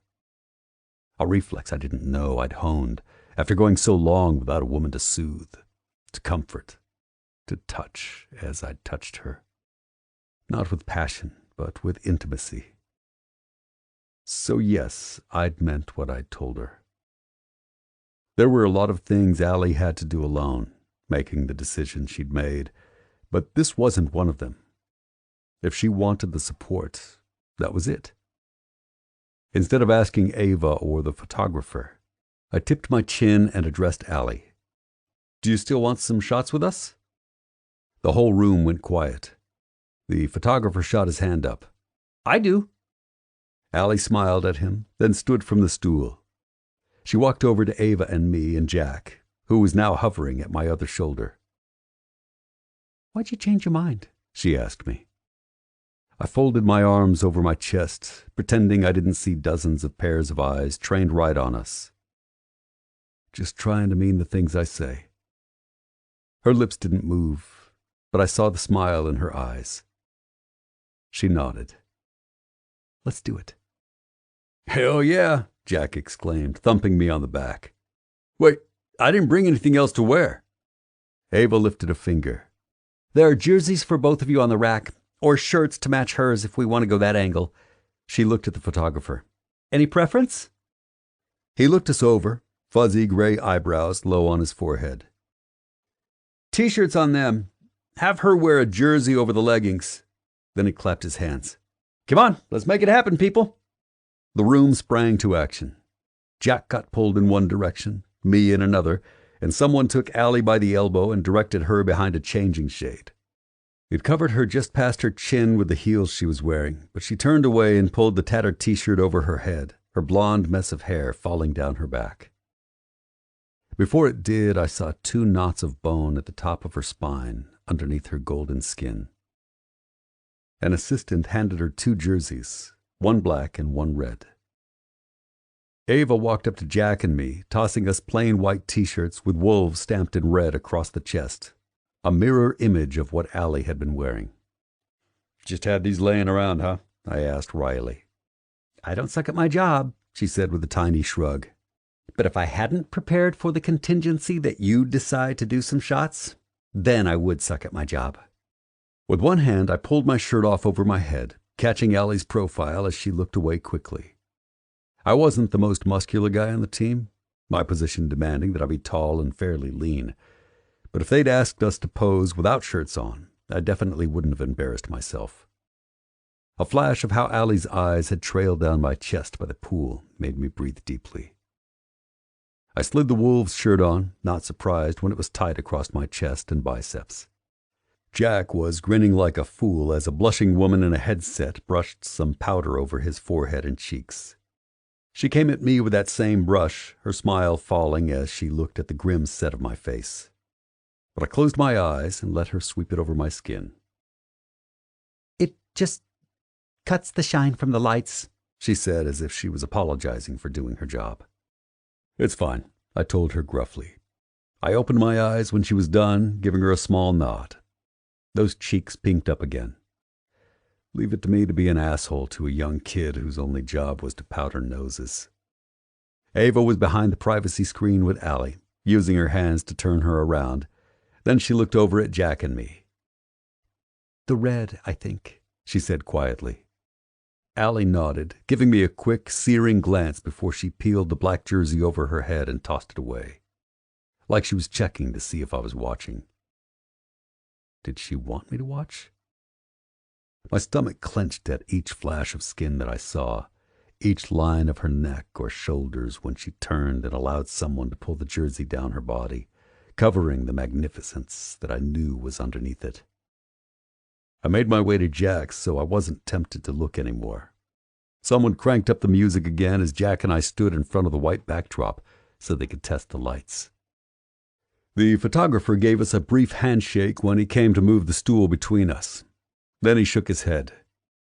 "Can I get another stool? I think I want them sitting and her standing." I took a deep breath. Maybe I'd had a brief psychotic break for suggesting this. It was the only plausible explanation. My eyes caught Allie's as she came from behind the screen, and I knew I'd lost my mind. When she told me she'd try to make it enjoyable, I was quite certain neither of us had anticipated this. They'd clipped the red jersey behind her so that it was snug around her hips, showing off the curve of her waist. It was a dummy jersey, a bright white number 1 on the front, maybe something they'd had specially made for her. Wherever they'd gotten it, it worked. A makeup artist touched her lips and swept more blush on her cheeks while someone ran a brush through her hair so that it looked sleeker than when we first arrived. With a deft twist of her hands, the stylist had Allie's hair curled over her shoulders, looking every inch the bombshell that she was. When I first met her, I'd have bet a whole truckload of money that she preferred this. The lipstick, the face full of makeup, the team of primping people. But she looked so different to me now because every time I saw her at home, she was barefaced and casual, stunning in her simplicity because that was how deep her natural beauty ran. It was as if someone took a jar of everything I'd thought to be true and threw it into a paint shaker until everything spun so fast that I couldn't remember what it looked like before. I'd crack the lid and see something completely different. This was still the Allie who smashed the cupcakes against my shirt. But she wasn't. Would she say the same thing about me? The photographer eyed Jack and me. "You two need to loosen up. Shake your arms out. Do some jumping jacks, something." Jack actually did it while I just let out a deep breath and stood with my arms crossed over my chest. Allie walked between two assistants and stopped when she was facing me. Her eyes traced the letters on my shirt, which were just below eye level for her. She mimicked my posture and smirked up at me. Click, flash. I flinched, glaring out at the harsh lights. The photographer wasn't visible behind the lens of his black camera, but I could sense his instant excitement. "Do that one more time," he commanded. "Allie, pop your hip out just a bit more." "Yes." With a small toss of her hair, she did as he asked, facing me again. This time it was harder to feel like we were enemies because she was smiling. Her movements were small, not like before. Little turns of her head toward the light, angling her chin up at me, lips curved and then straight, gaze always locked on mine. I stayed perfectly still as if I'd scare her away if I started trying to mirror what she was doing. They'd done something to her eyes, lined them with too much black, made her lashes too long. It was too much because of how it made her face look. I felt as if I was trying to stare into the sun again, the jewel brightness of her face almost otherworldly, like a light bulb behind wavy blue glass. "So, do you need me here or what?" Jack asked. Allie laughed over her shoulder at him. Click, flash. "Guys," the photographer said, "you sit in the stools, cross your arms just like that, Luke. Same for you, Jack. Both look straight at the camera, no smiles." "Good, good. Allie, you stand between them and just work your hands and arms a bit for whatever feels natural." Jack and I did as directed, but the knot of tension twisted and turned under my skin when she stood between us. She started with her arms crossed like ours.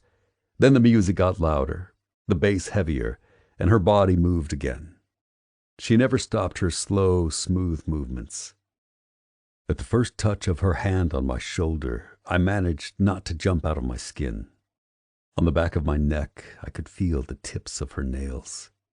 Her hips canted in an angle, and the pressure of her fingers against my skin increased as if we were propping her up. Click, flash. Those fingers slid across my shoulder, gentle and slow over the cotton of the shirt, and I kept my eyes forward, my face stern. No smiles? Not a freaking problem.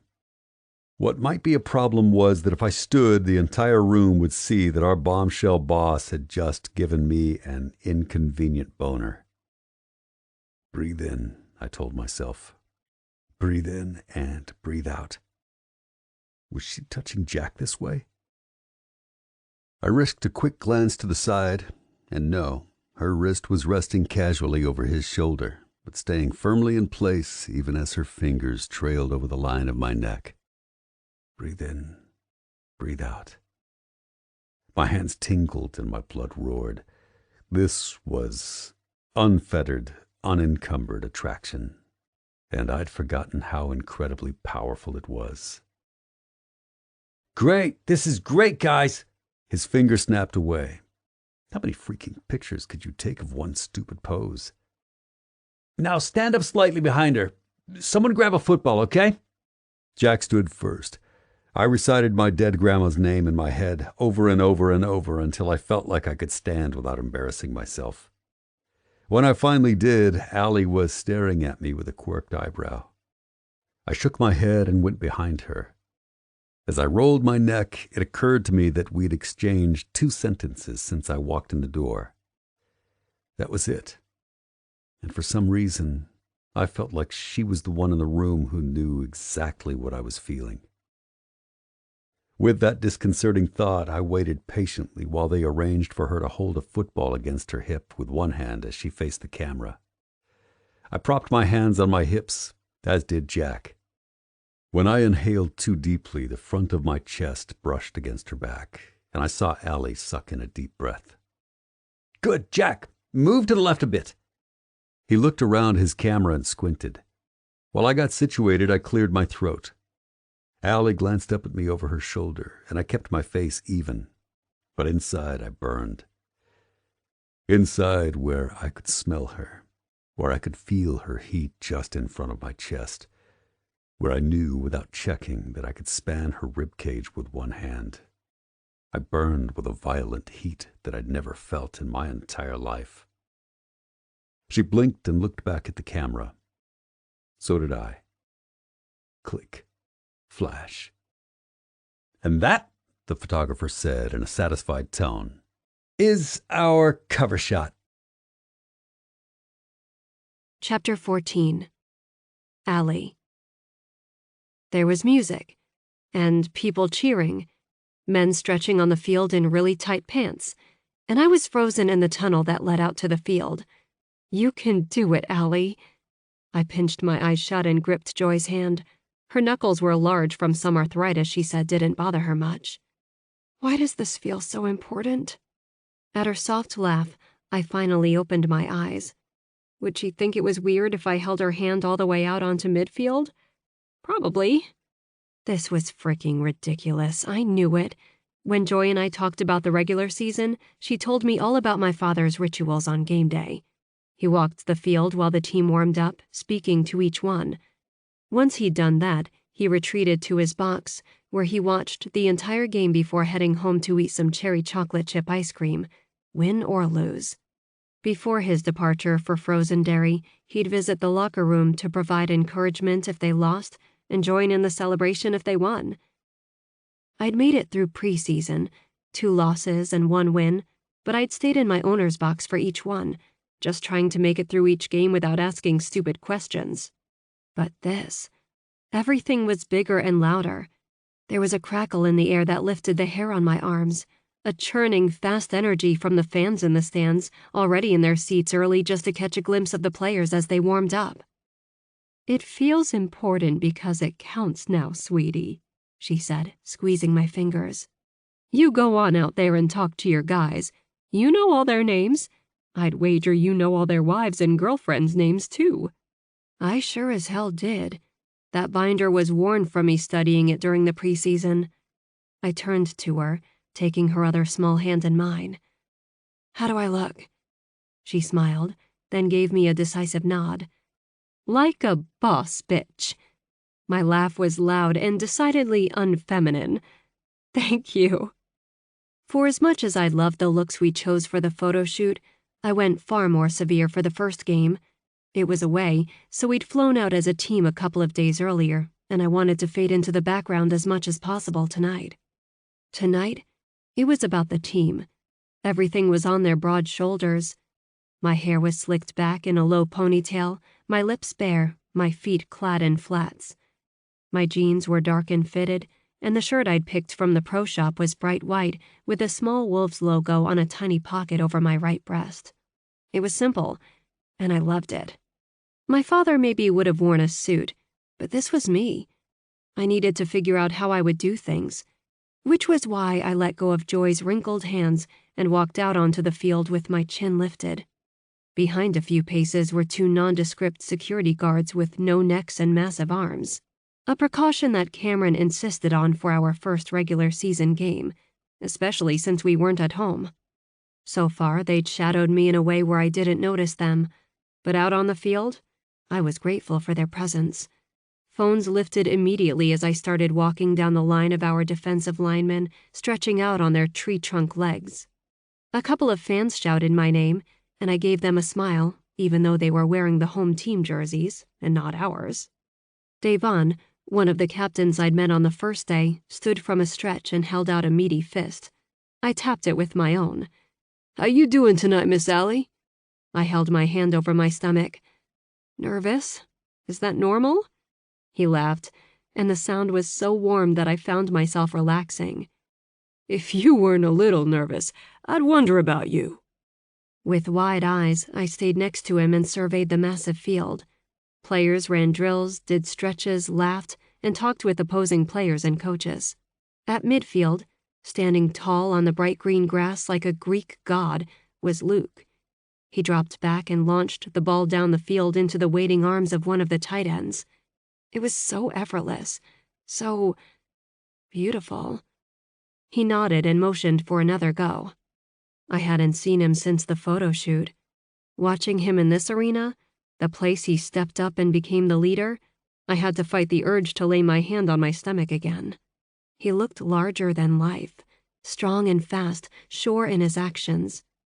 It was humbling to know how very out of place I was among them, but they were welcoming me anyway. Maybe that was how Luke felt walking into the photo shoot. Oh, his face. Very little could have prepared me for the exact moment when we locked eyes from across that sprawling space. Whatever seed had been planted the night I freaked the hell out on his back porch had unfurled into something that made me feel crazy when he was around me. It was the tension snapping and vibrating between us, held aloft by the air, by his eyes on me. With 2 strong hands, I shoved that out of my head because this was not the place to be thinking about hot, tensiony things in regards to Luke Pearson. After forcing a smile on my face, I made my way through the rows of players, all of whom seemed loose, happy, and relaxed despite the massive season they were about to undertake. 16 weeks of physically grueling work, even more mental prep, and possibly more if we made the playoffs. It was a small thing for me to make sure they saw my face each week and knew that I was paying attention to how hard they were working. Maybe that was why my father had done it, to remind them that he was paying attention. It was enough to make me pause somewhere around the 40-yard line. Had he done that with me? Had I even noticed? Someone said my name again, and I looked into the stands to see 3 little girls holding up a sign, Wolves jerseys covering their bodies. The sign said, "We're Team Sutton." With a hand over my heart, I made my way over to where they were leaning over the railing. The security guards maintained a respectful distance when the girls handed me a bright pink marker so I could sign their programs. "Oh, thank you," one said in a shocked whisper. "You're so pretty," said another. "Enjoy the game, girls." I waved at them after I'd signed all their stuff, and the sweet giggles that followed me as I walked away were enough to make any bullshit I'd gone through worth it. The distraction was enough that I realized I'd missed the last handful of our team before they ran to head back to the locker room. Luke included. Maybe I was a chicken, but I let out a deep sigh of relief and made my way up to the owner's box. When I walked into the locker room, the celebratory sounds were deafening. Devon scooped me up in his arms, whooping and yelling. I could barely catch my breath from laughing, and my face hurt from smiling. Playing a division rival on their home turf had been a horrible game to watch. Horrible for me because it was so close. Back and forth the entire game, the 2 teams had stayed within 1 touchdown of each other. With 32 seconds to go and down by 3 points, Luke had thrown a bomb down the field into the waiting hands of Jack, who evaded 4 defenders to run it in for a touchdown. My entire suite had erupted, as well as the Wolves fans we had in the away stands, and watching the guys tackle each other on the field, I thought my face might split open from smiling. During the entire walk down to the locker room, I felt very much like a bottle of champagne that had been violently shaken and only had 1 flimsy cork holding all the bubbles at bay. Joy was at my side, chattering happily about tackles and screens and play action, and all I could do was beam at every person we passed. But that feeling was nothing compared to the explosion of the locker room. It was addictive. Their happiness, the effervescent, powerful force was a high like I'd never known. "Miss Sutton!" Jack yelled from where he stood on a bench in our locker room. "We fucking did it!" Davon set me down, slinging a heavy arm around my shoulder. It was then that I realized just how sweaty and smelly the locker room was. How sweaty and smelly every single guy in that room was. I gave him a smile and ducked out from under his arm just as Coach Klein stood in the middle of the locker room and motioned for silence. In his hands, he held a ball. "All right," he yelled when a few players in the back were still whooping. "Great game, guys. You looked sharp. You looked fast. You looked hungry." More cheers and happy cursing, if there was such a thing. "But I'm most proud of how much you looked like a unit, a team. No one man more important than the others, right?" From my perch against the steel beam, I crossed my arms and watched the sweaty, smiling faces around me. This was their church, I thought. For them, this was a spiritual experience, taking all the things they'd practiced and executing them so efficiently that they emerged the victor. It rolled through the space like a spirit, and I breathed it in, regardless of the smell that it came with. Was it possible that I'd found my place among men such as this? One game probably wasn't enough to be able to tell, but a comfort seeped through me at that moment, something I'd never experienced before, and I wanted to grab it with both hands and hold tight with all my strength. Coach lifted the ball, and everyone went quiet again. "The first game ball is an important one, isn't it?" There were murmurs of agreement, everyone shifting in place as if they were too jacked up to stop moving. It was something I could understand as my fingers tapped along my arm of their own volition. Klein held up a hand again, smiling now like I hadn't seen him smile once on the sidelines. "Pearson, get your ass up here." Cheers went up as he made his way from the back. I tilted my head to watch him, my skin tightening at the mess of his hair, the tight white shirt pasted to his body with sweat, the grooves and curves of his muscles stark against the material. He stopped next to Coach, hands propped on his hips, and a small smile on his handsome face. Underneath his eyes was that black stuff that I still didn't understand. He looked like he'd fought a battle, dirty and exhausted and happy. And hot. Okay, he looked hot. And sweaty.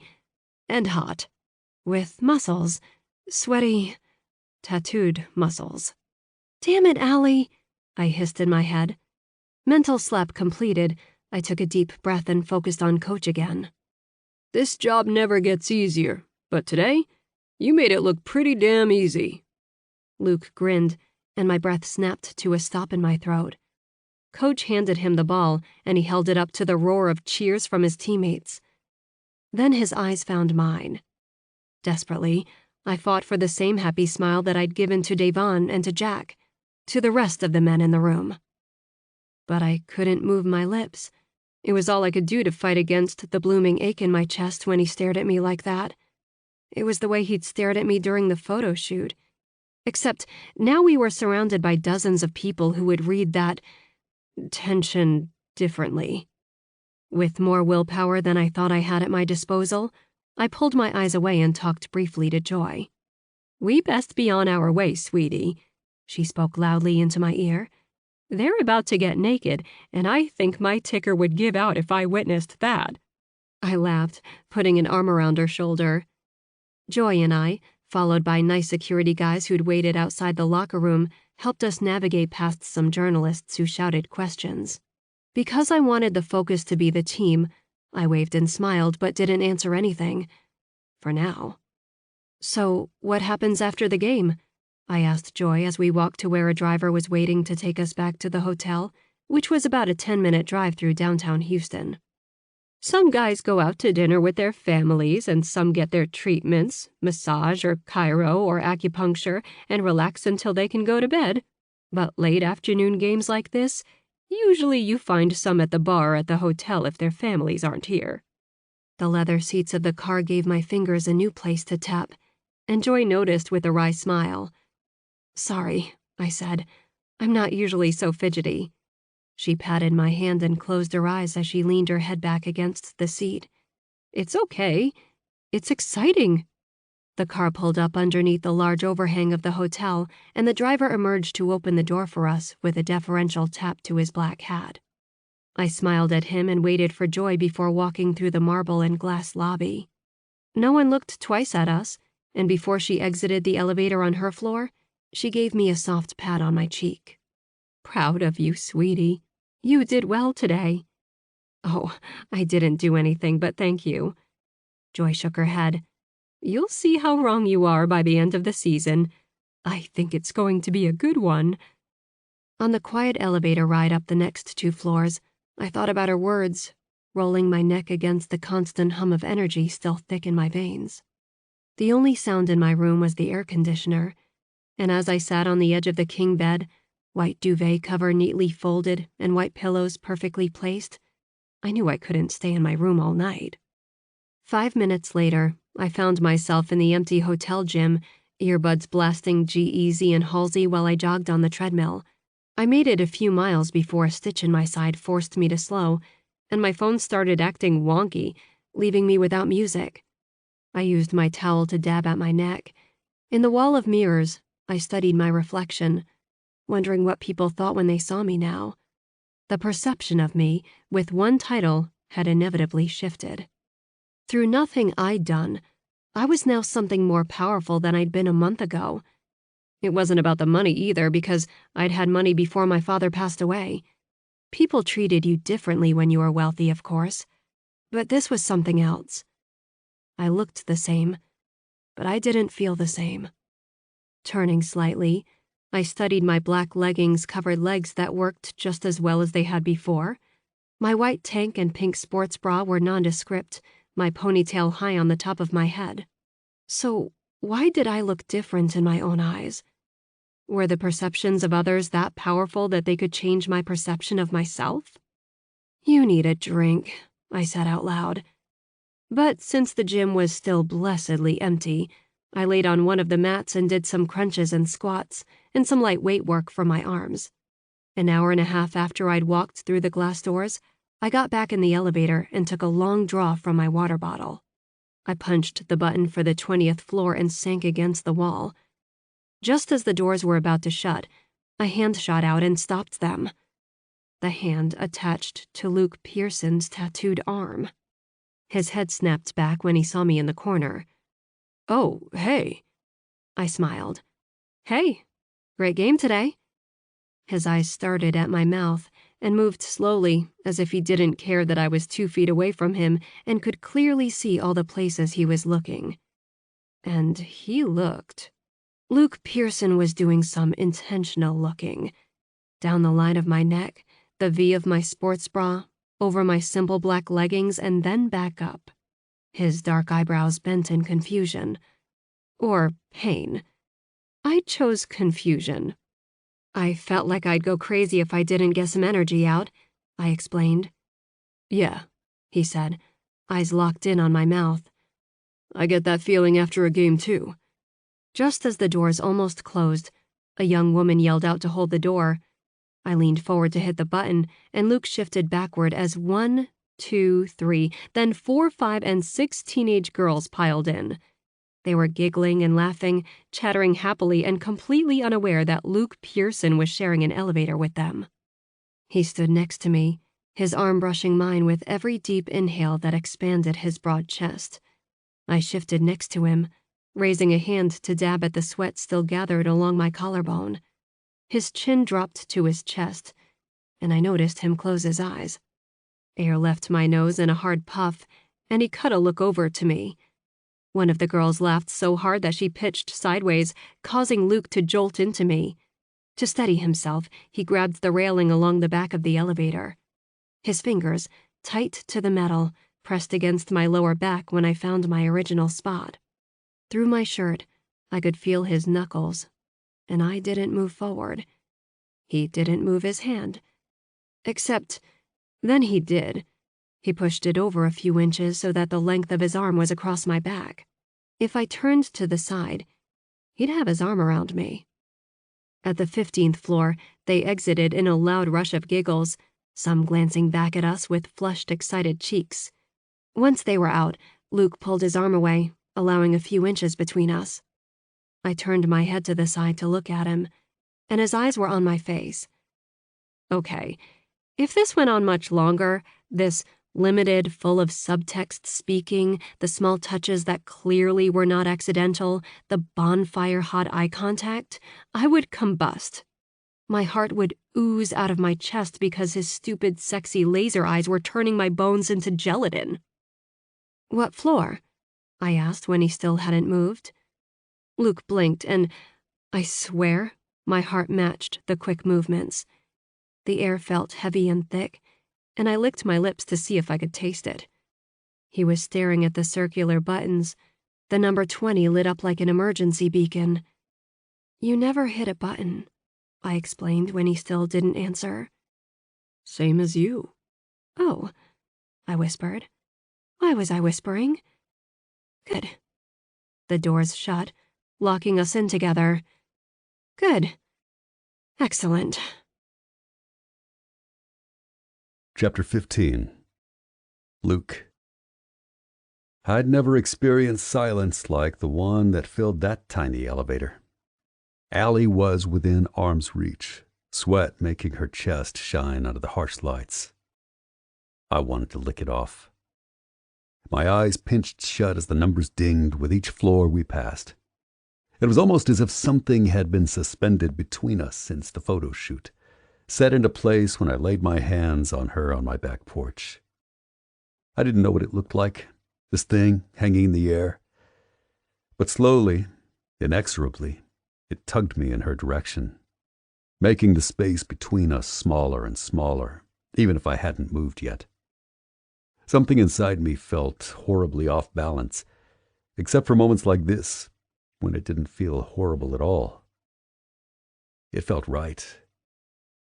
Her mouth opened as if she was going to speak when her phone went off. The disappointment I felt was sticky and uncomfortable, and I wanted to wash it off me.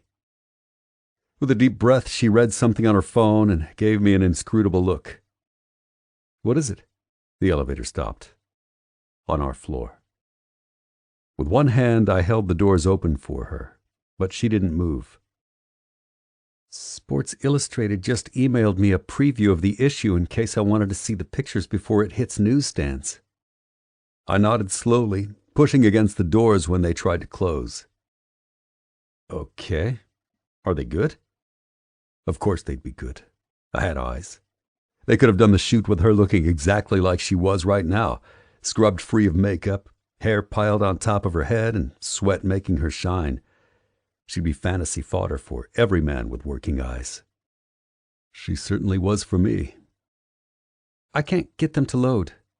Her cell phone went dark in her hand. "Crappy signal in the elevator. I'll just use my laptop." She swallowed audibly and lifted her eyes to mine. "In my room."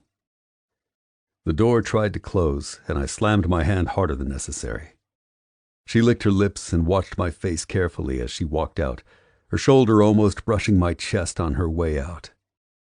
I blew a long breath from my lips.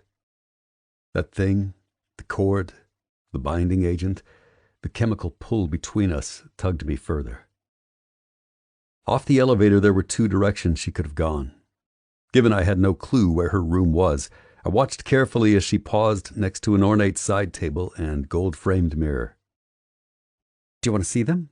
she asked, her eyes glowing wide in her face. Remember when I said off balance? That was a gross understatement.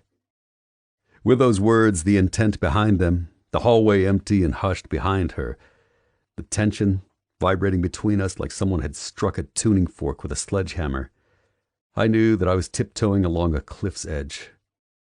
No harness, no safety net. If I slipped off the razor-thin line, we'd both tumble over into the unknown.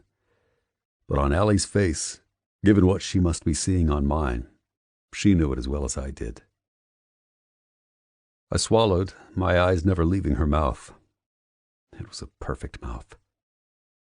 "No," I said, but it came out like a question, filled with uncertainty.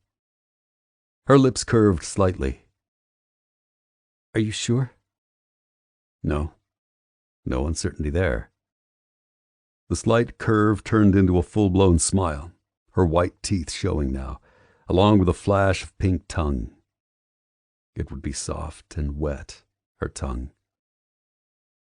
Well, that sounds like a personal problem, Luke.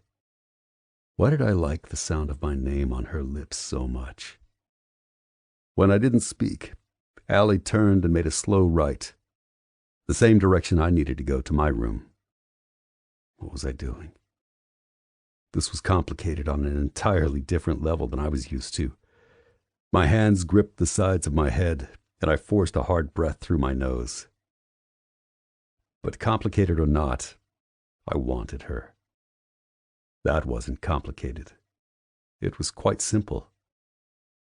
Allie wanted me, and I wanted her. Normally this was the moment when I remembered all the reasons I wouldn't indulge in a night of release, of spent energy and sweat-slippery skin.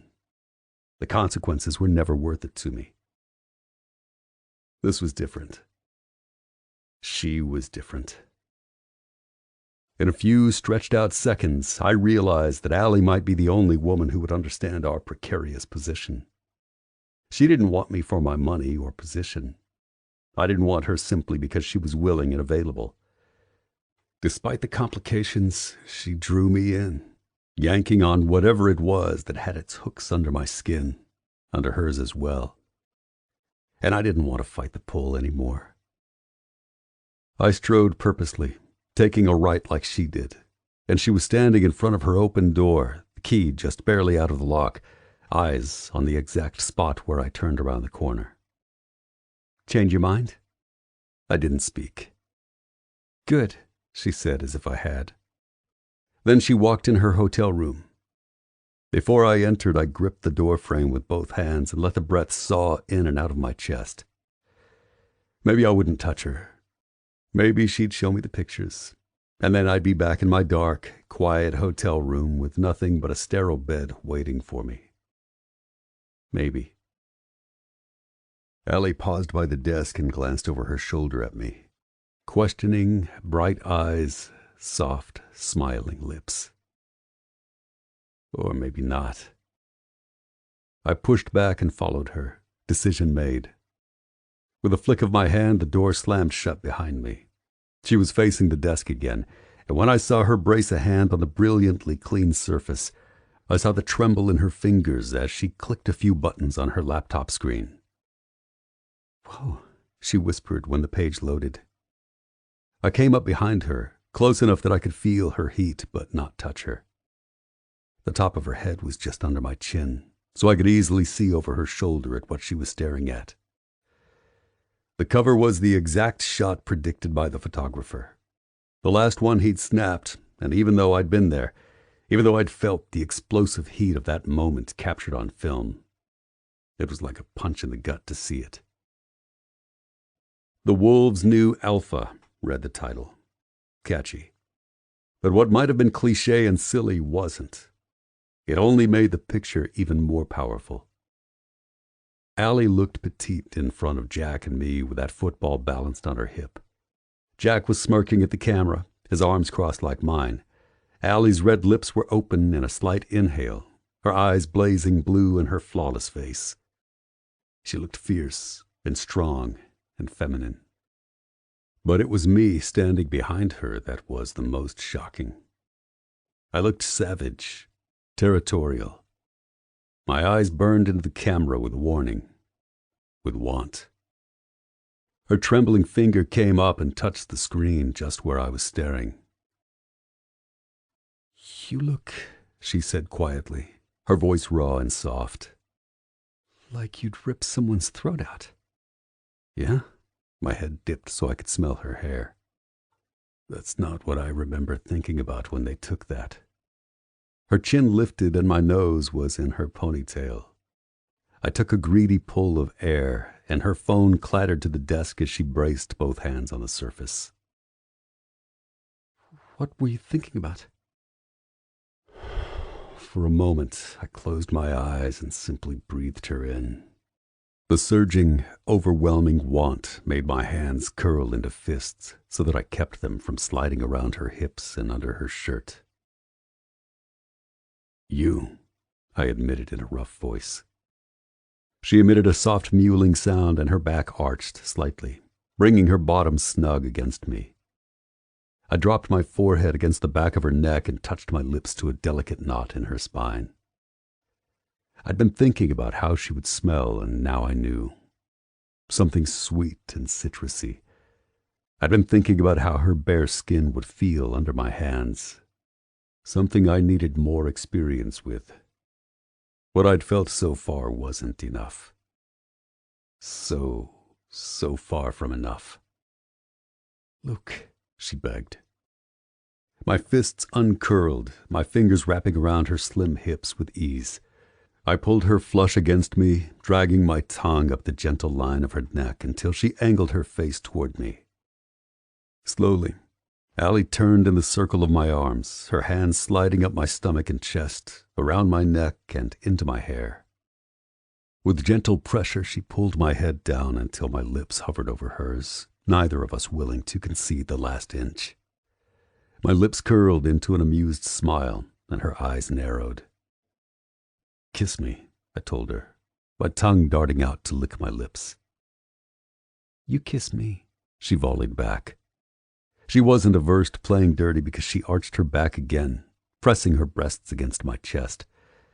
I had to grip my teeth to keep from ripping her shirt in pieces with my bare hands, the desire to see and feel and taste so strong that she must have injected something into my bloodstream with that simple movement. My hands curved down and gripped her bottom with rough fingers. Then it made her forehead crease in agony. "Why are you so stubborn?" she whimpered. "Just me?" Allie exhaled a soft laugh, and I sucked in the sound like it was the only way I could gorge on her. I'd take it. The thrumming of my heart was so violent, I knew I'd take anything she'd give me at that moment, even if it was just this insane stalemate with no concession from either of us. "Damn you," she groaned, surging up on her toes. Her lips were soft and sweet. I angled my head so I could go deeper. Deeper. Deeper. Her tongue curled around mine, and I licked the tip of it. Her fingernails dug into my scalp when I sucked her tongue into my mouth.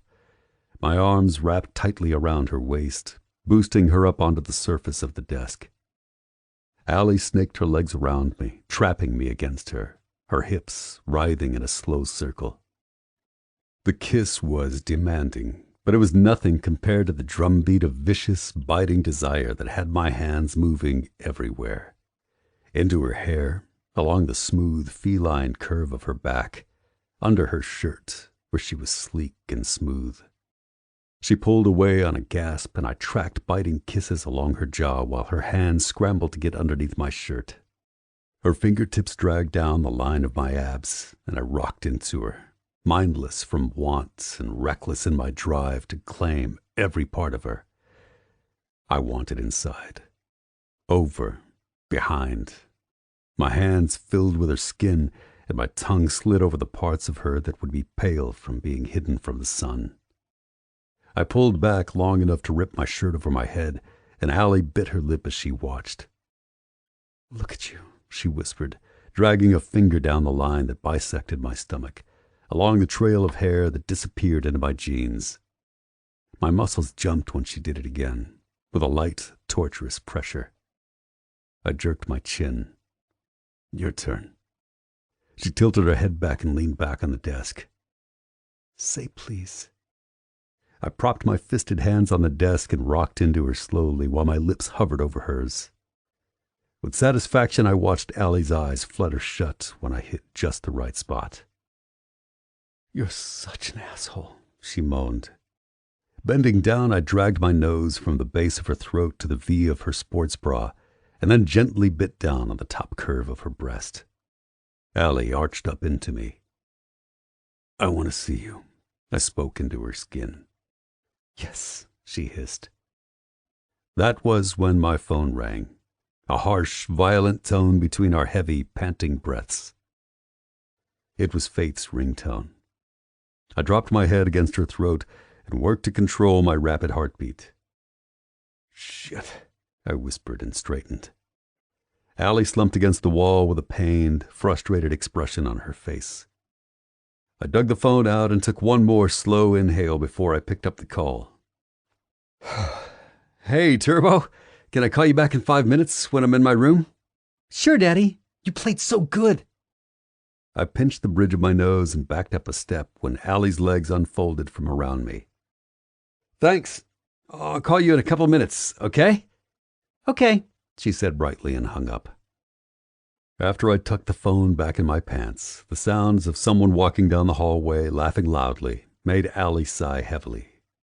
I understood the sentiment. That was Faith, I explained awkwardly. She sat up and smoothed a hand over the top of her ponytail. Yeah.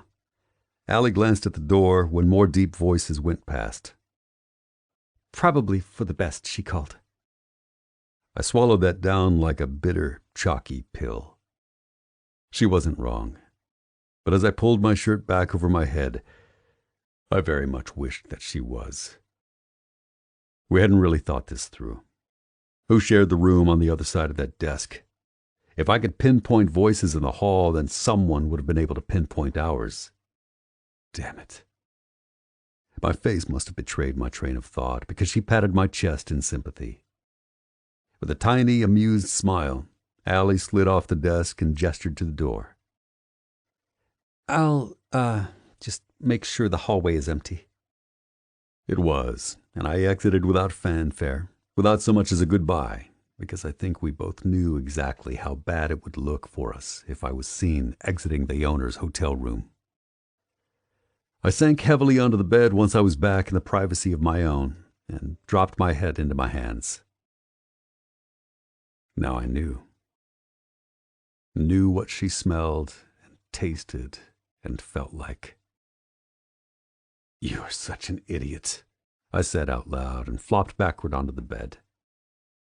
Because now, there was no way I could forget any of it. Chapter 16. Allie. When I was doing my interview for Sports Illustrated, the reporter asked me a question that I wish I could answer differently. It wasn't that what I'd said was wrong or something not true. I just wanted to say something that was now more right, more true. "What's the biggest thing you've learned through this whole process?" was what he'd asked.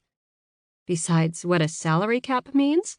We both smiled, knowing this wasn't my real answer. Before I spoke again, I gave the question significant weight by pausing, thinking back on the last month. I've learned that I'm capable of a hell of a lot more than I gave myself credit for. I could tell my answer pleased him with the twist of his lips and the slow nod of his head, and I still felt that way. We'd won our second game, this time at home. The article absolutely blew up, was shared by millions on social media, and it was overwhelmingly positive. 2 months earlier, if someone had told me that I'd be in that position, with this kind of reach, this kind of impact, I would have laughed my ass off. So my answer still held a firm grip on the truth. But what was more true now was this. The gaining of knowledge was transformative and irreversible. I could never unknow the things that I learned in the past 8 weeks. About myself, about the team, how incorrectly I'd viewed its impact in my father's life. About Luke. Luke, most of all. Maybe it was silly that in the midst of all those things and the bearing they now held on my life, he was the thing I couldn't get out of my head. Because I knew things now even if I couldn't really explain them. For example, I knew that Luke was such a mother effing good kisser, I'd almost let him screw me on my hotel desk. I knew that his hands were huge and covered my rib cage with ease. I knew that when he sucked on my tongue, it caused an involuntary clenching of my thighs. I knew that when he rocked his hips against me, he was either hiding a steel pipe in his jeans or he was very, very blessed. And I knew that I wanted to revisit all those things again. With regularity. Maybe it was because I hadn't had sex in months. A really long string of successive months that should probably depress me if I thought about it. But that was mainly because most of the men who had balls enough to come talk to me and hit on me were usually egotistical assholes. Hedge fund managers and models who spent more time looking in the mirror than they did conversing with actual humans, or men old enough to be my father and somehow thought it was appropriate to proposition a 26-year-old woman. But Luke was different. I'd never met a man quite like him before. Okay, fine. I had to factor in that he loathed me on sight and wrote me off as a gold-digging, hoary football groupie before I'd even opened my mouth. But even that was completely novel for me. It lent an element of refreshing honesty to our relationship, whatever that might be. If Luke stripped off his shirt for me, if he licked my neck, bit the flesh over my spine, smelled my hair, and told me he wanted to see me naked, it was damn well the truth. It was in spite of what he'd thought of me when we first met, in spite of the fact that I owned the team he played for, in spite of every possible roadblock laid out in front of us. Luke wanted me. And oh, sweet baby wolves on the 50-yard line, I wanted him too. Knowledge. It rearranged your brain, allowing space, shifting your perception of reality and making sense of what the domino effect might be. My mistake in this little bombshell was trying to explain it to Paige when we FaceTimed. I think, she said slowly, concern etched over her pretty face, that you have lost your mind. I laughed. Oh, come on. You know what I'm saying. I know things now, Paige. I can't unknow them. You mentioned that. It's cute. You should make it a bumper sticker. I lifted my hand so she could clearly see my middle finger on the screen. It was her turn to laugh. Beyond where she was sitting on the sleek black couch, I could see our little patio set on the veranda, the uneven rows of tall, narrow buildings of Milan in the background. So, you know you want to bang your neighbor. It's not the end of the world. No, I agreed. It's not. I've barely seen him since we got back from that game, though. The player schedule during the regular season is insane. I don't know how he balances it, especially as a single father. Paige propped her chin in her hand and grinned at the screen. It's so hot that he's a single dad.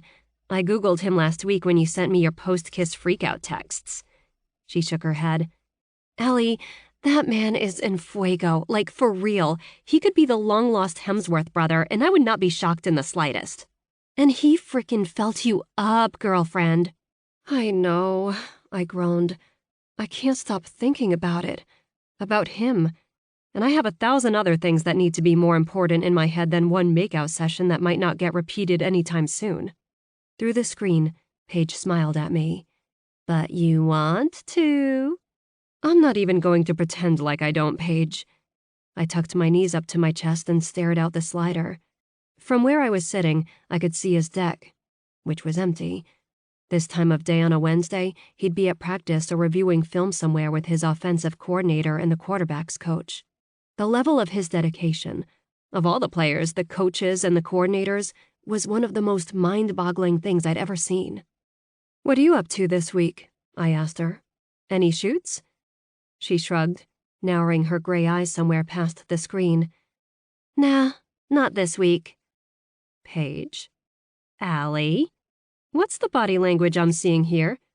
It's weird. You're acting weird. My friend did not fidget. She moved like a ballet dancer in shoots, could glide over a runway like her feet were made from clouds or something.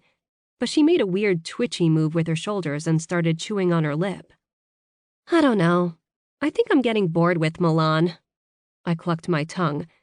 Well, duh. I left. Of course you are. We both smiled. Paige ran a hand through her dark red hair, one of her trademarks, and sighed. Maybe that's it. I'm too much of an extrovert and you left me all alone here and I'm just... I think I'm getting bored being a model. Point and click, pose, angle your shoulders, suck in your gut. You do not have a gut, I interjected harshly. You're like a size 1. I know that, but photographers are assholes. Not all of them, I pointed out. She rolled her eyes. You know I'm right. But so what if you're getting bored with modeling? No one says you have to do it forever. Yeah, I guess. Maybe I'll come to Seattle and stay in your big mansion, and you can be my sugar mama. Now it was my turn to roll my eyes. I'm not in the mansion, and you know it. I know. Why aren't you again? I looked around the family room, now fully furnished and feeling like me. The large couch, now with matching chairs, were soft and white. The hardwood floors had area rugs of dark blue and white covering it. Along the wall with the rock-covered fireplace, I'd found some tall white vases that I loved, each holding spiky green fronds. The bookshelves flanking either side were slowly being filled with pictures I'd found in boxes downstairs. Mom and I when I was little, she and my father on their wedding day. The upper deck wasn't empty anymore. I had a long rectangular dining table in dark wood and chairs to match, which was where I ate most of my meals, looking over the lake. Someday, I'd have enough people over to fill the chairs. Then I could light the candles lining the middle and not feel like I was wasting it on just me. "It feels like my home," I said to Paige. It was the best answer I could give. My dad's house is way too big for just me anyway. I really need to call a realtor and have them list it for me, furniture and all. "There's nothing in there you want to keep?" she asked skeptically. Anything sentimental that was tied to my mom was brought here. Anything from my childhood is in storage from when he renovated a few years ago. And anything else that I might find important is at his office. I shrugged. That was just a house. And it's a house I don't need. "Just add the sale money to your ever-growing pile of cash," she teased. I stretched. "Don't you know? I told them to print it all off so I can swim in it. Every night, I lay it on my bed like a blanket." She snorted. "I'd punch you if you were ever that obnoxious." There was movement on Luke's deck, and I smiled at Faith skipping around the edge wearing a black and white Wolves jersey over some sparkly leggings. Her dad was obscenely wealthy, just like mine was. Or like I was now. And she was happy to skip around a deck on a sunny day after school. "It doesn't even feel real, Paige." "What doesn't?" "The money. Any of it. I could read financial statements until my eyes bleed, but my dad's wealth, my wealth, is this weird abstract thing that I don't really have a firm grasp on in my head. I've been so focused on getting up to speed with the team, and it's like I finally have to try to come to terms with exactly how much he left me with, and what I'm going to do with it."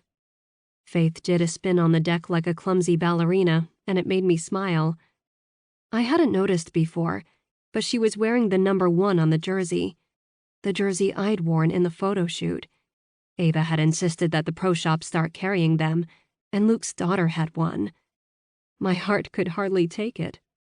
"Like, invest in real estate or something?" Another spin with her arms above her head, and Faith had my brain whirring. I thought of the little girls at the first game who wanted my autograph on their sign. Team Sutton, it had said. Like, maybe a foundation. I tapped my finger against my mouth while my head spun with ideas. You know how I told the reporter that I was surprised at how much I was capable of? It wasn't because anyone told me I couldn't do things when I was growing up, but I wasn't told that I could either. Paige's expression sharpened like it did when she was interested. "So, like, leadership development?" I felt a smile spread across my face. "Yeah, maybe. I know it would be a lot of work to get it up and running, but wouldn't that be amazing? Have a camp every year, go speak in schools. There are so many things you could do to help little girls recognize their potential." "Well, holy shit, Alexandra Sutton. You're the boss for like 3 seconds and all of a sudden you're a mogul." She nodded. "I like it." I liked it too. Just the seed of it in my head felt good. Felt important. Less like I'd been swept up in the tide of something, and more like I was the one making the wave. Paige and I said our goodbyes, and I walked over to the slider to watch Faith dance around. Had I ever acted like that as a little girl? Probably. I just couldn't remember. So much of my younger years were hazy chunks that I couldn't recall. Maybe because I spent more time with nannies and house staff than I ever did with my father. I had snippets of clear memories, but none of them were of me dancing around by myself in a home filled with love and support, where decisions were made for my sole well-being. Maybe that sounded terribly like I was a poor little rich girl, but the truth was that Faith was wealthy in something I'd never had. Luke loved her more than anything, and he didn't care who saw it. Real men loved their kids like that. It was just another piece of the Luke Pearson puzzle that did absolutely nothing to stem the rise of desire inside me. And that probably meant I was screwed. Chapter 17. Luke. 3 games, 3 wins. My offensive line had kept me from getting my ass knocked over all night, which was good because the Pittsburgh D-line looked like they wanted me to be picking grass from between my teeth for the next week. Normally a win meant jubilation, a sense of relief, the knowledge that I'd fall into bed on Sunday night and sleep like the dead. Instead, I found myself standing in my darkened kitchen, hands braced on the kitchen counter, body buzzing like someone had jammed a live wire under my skin. Without any lights on around me, I could see out into the dark night perfectly. There were distant lights of the highway where it passed over the lake, boats floating out in the inky black water. And on the lower level of my next-door neighbor's house, I could see a long, delicate string of patio lights lit and hung in large swoops from the bottom of her deck, converging on a tall pole that was at the corner of her hot tub. It gave everything a warm, soft glow, and from my perch, I could see just the top of her head as she reclined in the tub. Her shoulders were bare, her arms extended out along the edge of the tub. It wasn't a live wire under my skin. It was Allie, and she generated a completely different kind of energy. It rolled off her like an uncontrollable, untamed force. I wanted more. I took a deep breath and rolled my neck on my shoulders, testing how my muscles felt. They were warm and loose after a vigorous treatment post-game by our staff masseuse. Since our interlude at the hotel in Houston, I thought a lot about Allie, more than I should have been thinking about something that wasn't football-related. But because it hadn't become a distraction yet, I allowed it. She was giving me space, treating me with polite respect when other people were around. Before the game, she always walked the field and wished the players a good game during our warm-up. When she reached me, I'd gotten no side hug, no fist bump, no wide smiles or easy chatter. But her eyes, they made my skin buzz recklessly because I saw the fire inside them that I felt burning through my bones. And it was that polite respect that had me checking on Faith. She was snoring softly in her bed, face burrowed into her purple-striped pillow. On her white nightstand, her star-shaped lamp cast her face in speckles of white and pink and purple. I sat on the edge of her bed and laid my hand on her tiny back just so I could feel the gentle rise and fall of her breathing. It was something I used to do for months after Cassandra had died when Faith was just a baby. Because she was a constant blur of motion during the day, the quiet moments when I could just watch her breathe felt like precious pockets of time that I wanted desperately to freeze.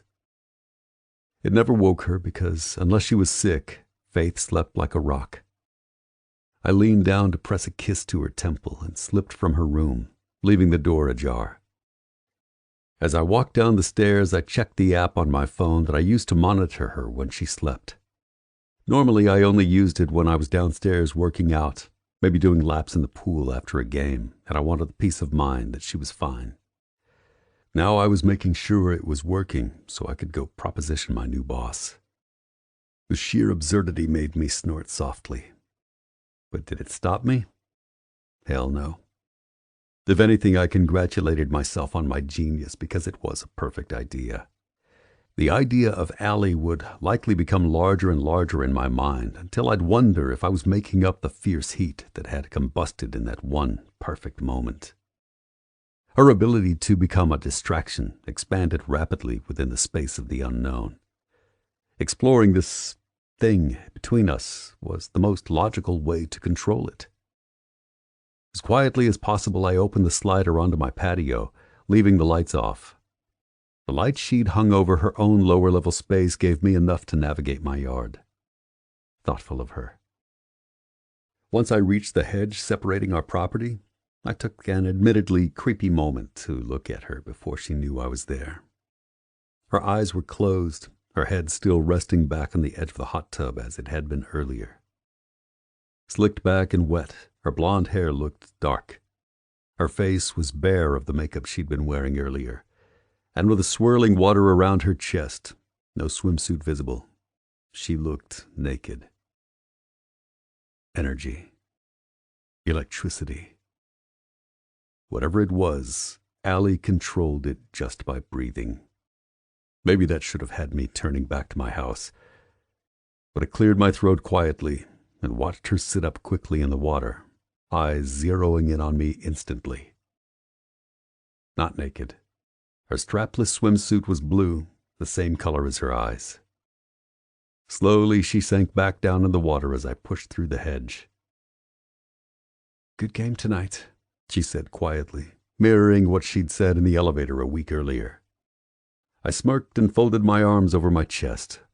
Her jewel eyes lingered on my tattoos. I'd never met a woman who could load the silence with so much visceral, pulsing force. "Thanks." I lifted my chin and waited for her to meet my gaze again. Not to be rushed, Allie took her damn time. "I had an idea just now." "I hope you didn't hurt yourself in the process." I licked my lips so I didn't laugh, smothering the smile instantly. That was why I was here. Exactly that. She wasn't afraid of me. Didn't elevate the idea of me to some godlike place that was so common for professional athletes. Most guys loved it, sought it out. It was why they did stupid shit like cheat on their wives in public places and not think about the consequences of getting caught. Because they thought they were above it all. That high was as addicting as any drug. But I didn't want that. I never had. Allie looked at me and saw Luke. Not Luke Pearson, professional quarterback. And maybe that was a drug of its own for me, because I was standing in front of her, willing to take this risk. With a deep breath, I walked forward until I could prop my hip against the edge of her hot tub. "I have a proposition for you." Her face didn't change, except for the slow lifting of a perfectly manicured eyebrow. "Yes?" "I don't know about you, but what happened in that hotel room felt too good to ignore." I rubbed the back of my neck. "And believe me, I've tried." "Me too." "What if we make another truce?" I tilted my head to the side and thought, maybe truce isn't the right word. Suspension of our professional boundaries within a certain agreed-upon amount of time. Her lips twitched at my delivery. "And this suspension would get us what exactly?" I turned so I could brace my hands on the edge, wet from the water surrounding her, the air thick and hot from the temperature of it. Activities of the non-professional variety. That did it. Heated her eyes to match whatever she was sitting in. It didn't seem possible that she wasn't increasing the temperature of the water just from whatever was running through her head. "I'm listening," she said. "My weeks are insane during the season, so I'm thinking one night a week. The only night when I can relax." Her smile was instant. "So, Sunday nights then?" she asked, folding her arms under the water. I pursed my lips. "Unless we have a Monday night game. Then you're on your own." "I can manage that just fine," she purred. Now I did laugh. "You are dangerous, Alexandra Sutton." Her face went uncharacteristically serious. "Not to you." To me most of all, I thought, but I kept it tucked safely in my head. "Game nights," she repeated. "Unless I'm concussed or have a broken limb," I amended. Her lips curved. "I could be gentle." I lifted my finger. "You just told me you weren't dangerous. Liar." "And everything stays downstairs," she added, an amendment of her own. "Care to clarify?" I asked carefully, sure that she had a very good reason for asking. "I like your daughter," she said quickly, "but I don't want her accidentally walking in on us in your room." "Neither do I." I raised an eyebrow. "But she can walk downstairs too." Allie licked her lips and stared intently at my face. "I don't want this to come out the wrong way, but I feel like bringing it upstairs into the spaces that we live most of our lives changes things, makes them more serious." I nodded. It wasn't coming out the wrong way to me. I understood exactly what she meant. My bedroom was my personal, private space that I didn't share with anyone. I'd never considered sharing it with anyone. And the scariest part, the part I refused to unpack in my thoughts, was that I could picture her in my bed with stunning clarity. In my silence, she nibbled on her lower lip briefly before she spoke again. Maybe it's an arbitrary line. I don't know. It just feels like an important boundary. Maybe it was arbitrary. Maybe it wasn't. But I understood what she was saying. Hotel rooms and couches felt different than the beds where we slept each night, which was why I agreed. You're quite a negotiator, I said in a quiet voice. I didn't want to spook her after something like that, but the fact she'd been thinking about my daughter spoke volumes as to what kind of woman she was. Allie stood, water sluicing down her absolutely insane body. It was entirely possible I was drooling, so I clenched my teeth together to keep my jaw from popping open. The bottoms of her bikini were small, cut high on her long legs, and tied together by only a thin string on either side of her hips. The top could hardly contain her breasts, which I knew from my limited encounter with them would be a generous, overflowing handful, even for me. She was backlit by her strings of lights, giving her skin a flawless, golden glow. At moments like this, it didn't seem possible that she was real. She must be a figment of my imagination, created by the part of my brain that wanted to stare at someone beautiful, someone sexy and confident. My hand shook from the need to reach out and touch her. Do we have a deal? I straightened and held out my hand. We do. She glanced at my hand and smirked. I think we can do better than a handshake to seal the deal. Allie exited the hot tub gracefully, picking up a fluffy white towel that was slung over the top of a patio chair, standing there waiting for me, where I was frozen in place. She patiently toweled off her hair, then wiped it down her arms. When she bent over to dry her legs, I almost swallowed my tongue. Allie stood and wrapped the towel around her, knotting it tightly before cocking her head. Are we going in? I strode forward, not wanting a repeat of the hotel where I felt like I was chasing after her. Once I was standing in front of her, towering over her, I fisted my hand in the knot of the towel so my fingers were underneath the edge of her swimsuit top. Her heart was hammering as I walked us backward, my hand refusing to let go of the material, the soft, wet skin under my own. I feel like a lamb being led to the slaughter, she teased as I reached behind me and shoved the slider open into her lower level. Good, I said once she'd cleared the door. I tugged her forward and placed my mouth next to her ear, licking the edge with the tip of my tongue before whispering, because I am absolutely going to devour you, little lamb. With both hands I ripped the towel off and threw it somewhere. The slider door shut with an awkward clunk and I backed her against it. My mouth found hers, hungry and hot, her tongue wet and cool, and I ate at her lips with a ferocious lupine drive to take and take and take. The buzzing I'd felt earlier was nothing compared to this, to having her under my hands and mouth, to being able to sink my fingers into the luscious curves of her ass. This was raw and unchecked, and I wanted to let my head fall back in a howl as she clutched at my back and dug her nails in. Short, hard puffs of air from my nose were the only reason I hadn't passed out, but the thought of taking my mouth away from hers made me feel like I'd incinerate from the inside out. The sharp edge of Allie's teeth nipped at the tip of my tongue, and the bright, visceral tug of pain it gave me made me press into her so hard I worried that I might hurt her. Step for step, though, she matched me. Against the front of me, her hips moved restlessly, seeking the same thing that I was. Blinding pleasure, feral release, an unleashing of what we were both capable of. The front of my t-shirt was wet from her suit, so I ripped at the back of it where it hooked together, unable to find a way to get it off her.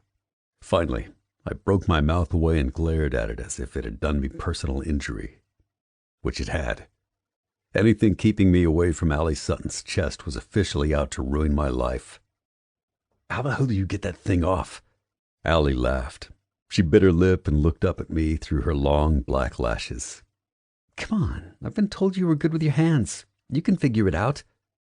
I growled, tucking my fingers in the front. Allie's chest heaved with labored, deep breaths, her eyes daring me. With one hard tug, I yanked it down, groaning when it was rucked around her waist, and she was finally bared to my eyes. I bent down and kissed, licked. Then when she gripped the sides of my head with both hands, I sucked. My fingers gripped her back as it arched sharply away from the glass. I love Sunday nights, she gasped, and I chuckled against her soft, warm flesh. I leaned back and went to untie one string from the side of her suit over her hips when her doorbell chimed violently. No, she moaned. No, no, no. Oh, my forehead dropped into the curve of her neck while my breaths came out with the force of a runaway train. This could not be happening again. I wanted to howl all over again.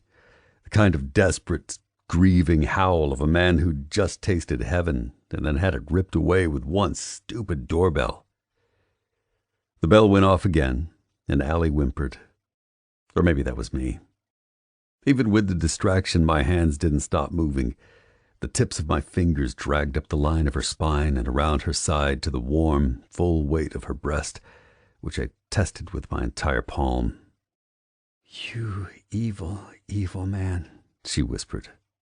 Ding dong! I growled into her skin. I hate whoever that is. With gentle hands, Allie pushed at my chest, and I backed up slowly. Very, very slowly. With narrowed eyes, I watched her tug her swimsuit top back up into place. Let me just see who it is. She glanced up the stairs. It's not like I get many visitors, especially on a Sunday night. I'll come with you, I said instantly. She looked at me curiously. Why? I found myself shrugging uncomfortably. Just in case? Her slow, sweet smile made me roll my eyes. It's not a big deal. I'll stay out of view. Allie nodded and picked up the towel off the floor from where I'd flung it. Silently, I followed her up the stairs and waited just out of view while she carefully glanced out the window. Holy shit! She exclaimed, flinging the door open to reveal a tall, thin young woman with messy red hair piled on the top of her head and suitcases on either side of her. Paige, what the hell are you doing here? I told you to get my guest room ready, Paige said with a laugh, embracing Allie tightly. Allie turned mid-embrace, giving me an apologetic look. I held up my hands and walked back down the stairs as quietly as possible. I missed you, I heard her friend say just as I cleared the steps. You have the worst timing known to man, Paige, Allie said, and I smiled as I walked out the slider. It was either that or weep. And I had to be honest, weeping would probably come in about 5 minutes when I laid in bed. Alone. Chapter 18. Allie. Something new about Paige since I moved away from Milan was her current obsession with SportsCenter. She said it was so that she could be as knowledgeable about football as I was, but I think she was just bored. Over the next week, I came home to her curled in the corner of the couch, watching SportsCenter like it was reruns of the OC, which was why I shouldn't have been surprised to walk in the door after our next game, a particularly grueling home loss, to find she already had a giant glass of Merlot waiting for me. That was a tough one to watch, she said by way of greeting. Tell me about it. I toed off my heels and sank onto the couch. We'd been beat on every level. Even though the TV was muted, the replay currently on a loop was Luke getting sacked. Hard. The ball had been stripped from his hand as he hurtled to the ground, and someone from New England had nimbly picked up the stray football and ran it in for an uncontested touchdown. Instead of watching the guy who scored, my eyes stayed on Luke, the way he twisted around to watch the player take what was his. I watched the way his helmet fell back onto the turf, and he punched the ground twice before standing up. Slowly. He'd gotten hammered tonight, and not in the fun way, the way I'd been thinking about hammering and Luke all week. So, Paige drawled when she noticed what I was staring at. Are you going to go over there? It is Sunday night. Your first Sunday night, she clarified, as if I hadn't thought about it all damn week. I chewed on my lip after another sip of wine. I want to, but I don't know what the protocol is when he got his ass kicked. Literally, on the field. He must be really freaking sore. Paige's face brightened. Sexy massage? I smiled. Maybe. She held up a finger. I've got this oil I picked up in Venice. Take it with you. Rub all those muscles down and then, rub something else. Her wink was obnoxious, but it made me laugh. As much as I'd wanted to violently murder her for showing up when she showed up the previous week, it had been good having her in the house. She spent my money very well, helping me furnish the remaining rooms in just a few days' time. The last of it had been delivered the day before, including a new mattress and mahogany sleigh bed for the guest room that she'd claimed as hers. Nothing about the house looked like it did when I moved in. It didn't smell musty with disuse. It was bright and clean and comfortable, nothing stuffy or ornate. Probably not fitting for a team owner with more money than she'd spend in a lifetime, but I still loved it. I like to think that my mom was somewhere up in heaven, obnoxiously pleased that I was living in the home that had once been hers. Weird how that house was what initially linked Luke and me. What would our relationship be if I'd even been 3 houses down? I'd never have met him before that first meeting, never hated him. He never would have hated me. The strength of our emotions was what made our current situation burn even hotter in my mind. Without those initial exchanges, I couldn't help but wonder if Luke and I would have had the same polite, friendly interactions that I did with every other player, and that made me inexplicably sad. Am I crazy? Paige, very used to my random thoughts with zero explanation, just shrugged her slim shoulders. I don't know. What do you think? I gave her a long look. Not helpful. She took a slow sip of her wine and stared out the slider. I think there's a lot of potential for a messy fallout. Paige wasn't wrong, but I hated hearing the words come out of her mouth, even if I'd been circling around the same thing. I know. You own the team he plays for, she said, lifting her fingers and checking off each item. You're both public figures now, you in a way that's hugely magnified from before. His daughter idolizes you, and you live next door to each other. Okay, I interrupted. You can stop now. You asked, she pointed out. I know, I moaned, dropping my head back on the couch. So why am I ignoring all of those incredibly valid points and still thinking about how badly I want to go over there and see if he's waiting for me? Paige blew out a raspberry with her lips. Well, that is easy. He's not like any man you've ever been with. He's not a pansy or a neophyte or a narcissist or a creep. He's a man, and he's not intimidated by you or trying to make you a pet. I shook my head slowly. And, Paige, the things he can do with his tongue, and I have not even been able to properly test drive that thing. I paused and laid a hand on my chest. It's a pretty novel experience for me. She smiled.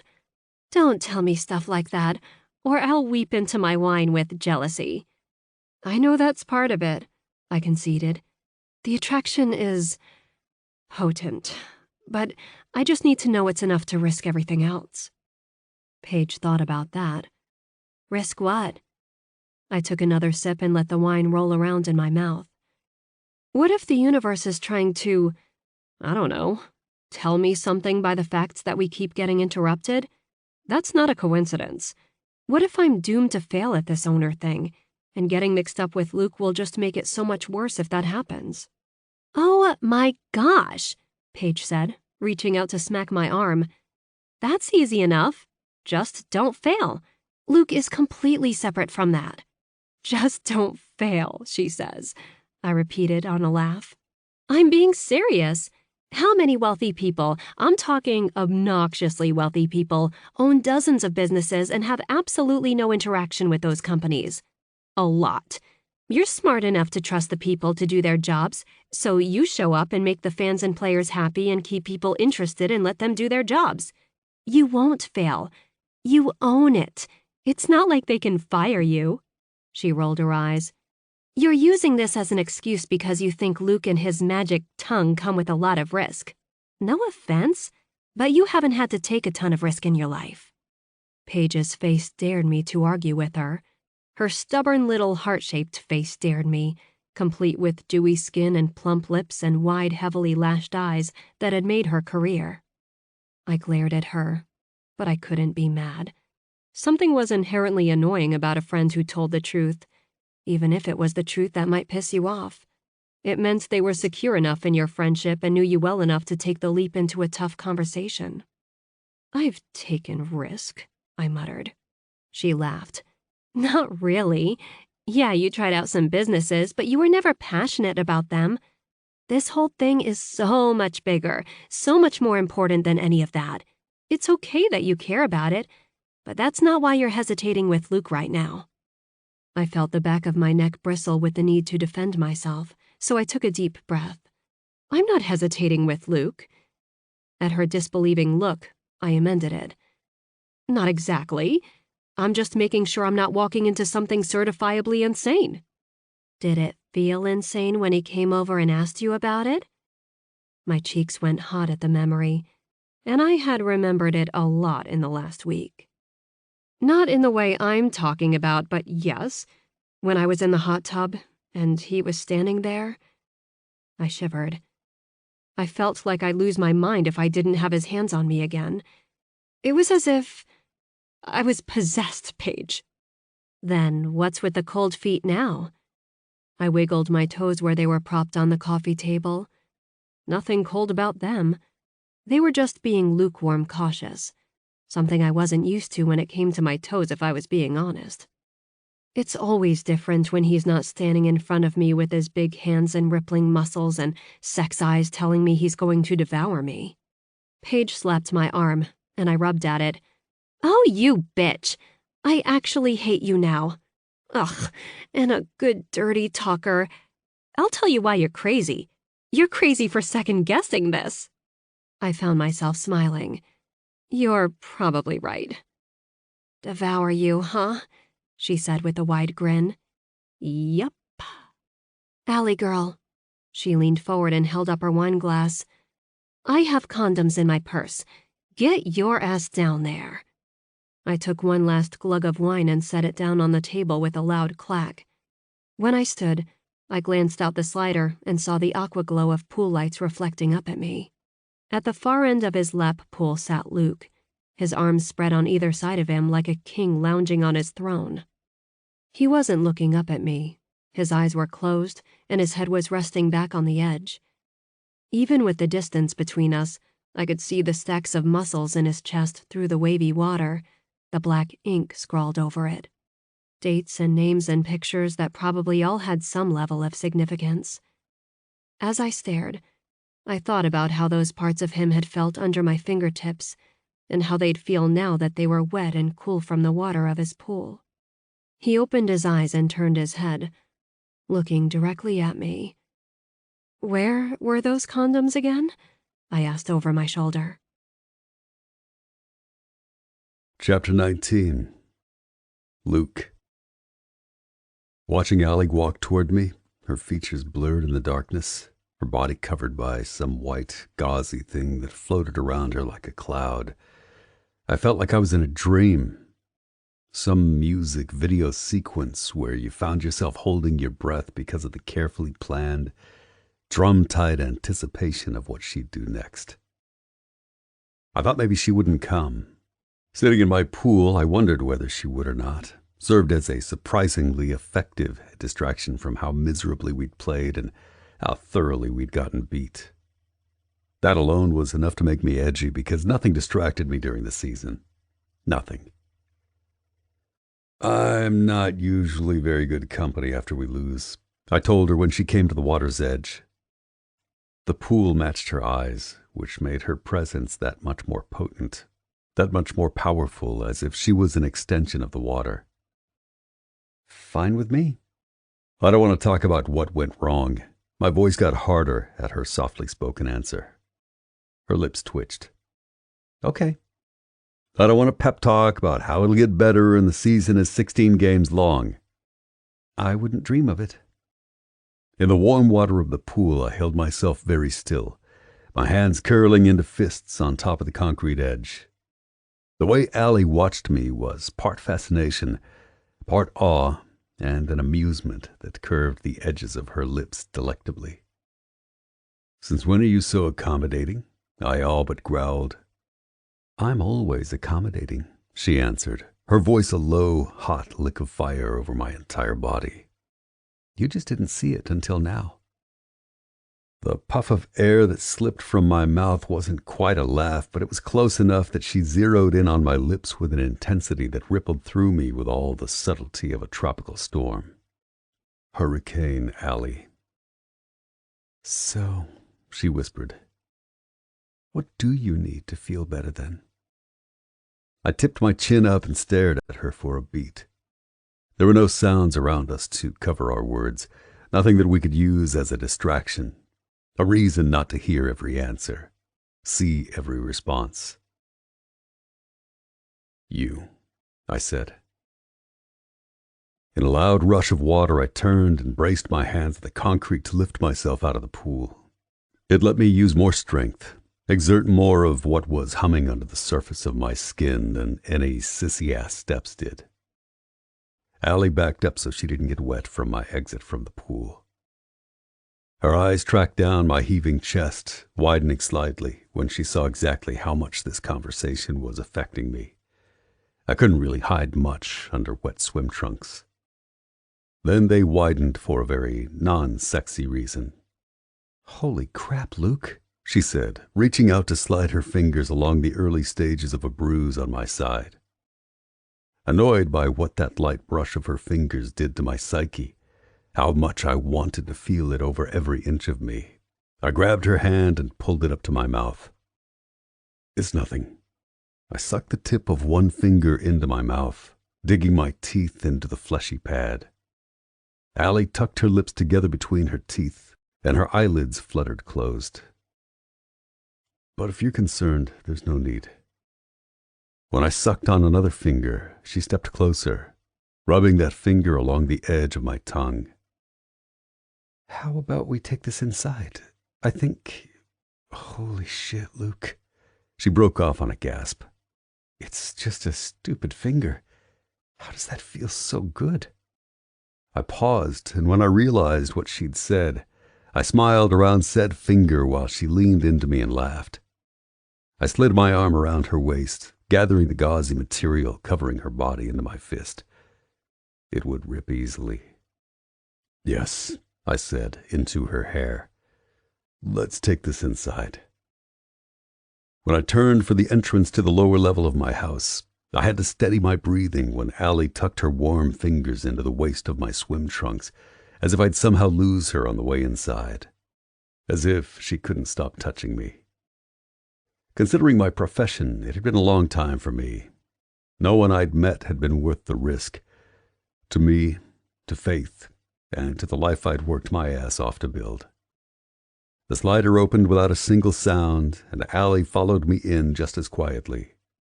The lights were off except where my office was set up in the far corner. I pulled a white towel off the edge of my desk.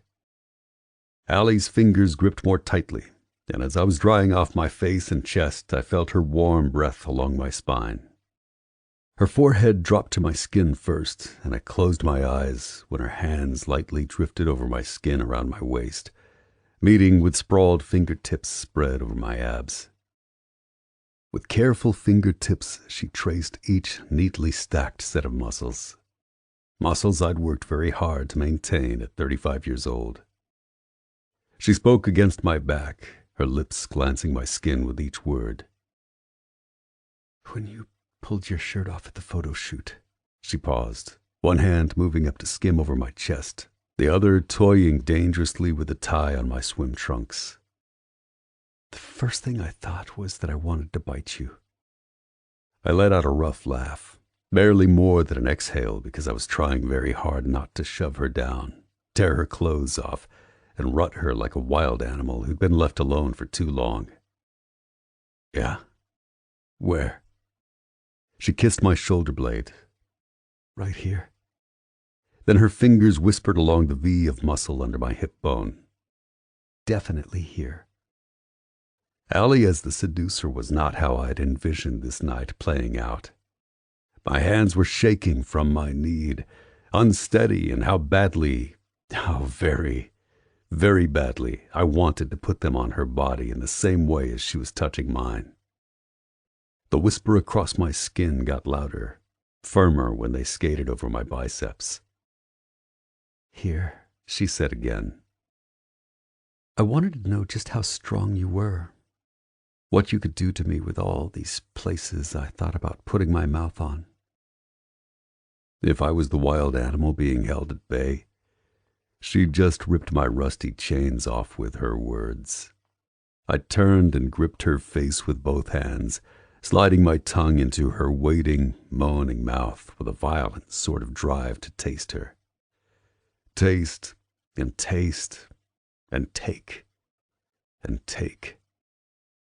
She was sweet and wet, meeting each kiss with one of her own, deep, deep, deeper until we were wound around each other with two tight arms and digging hands. I could ruin you, I told her between kisses. I could do anything. Allie pulled back, her eyes glowing, unholy in her face.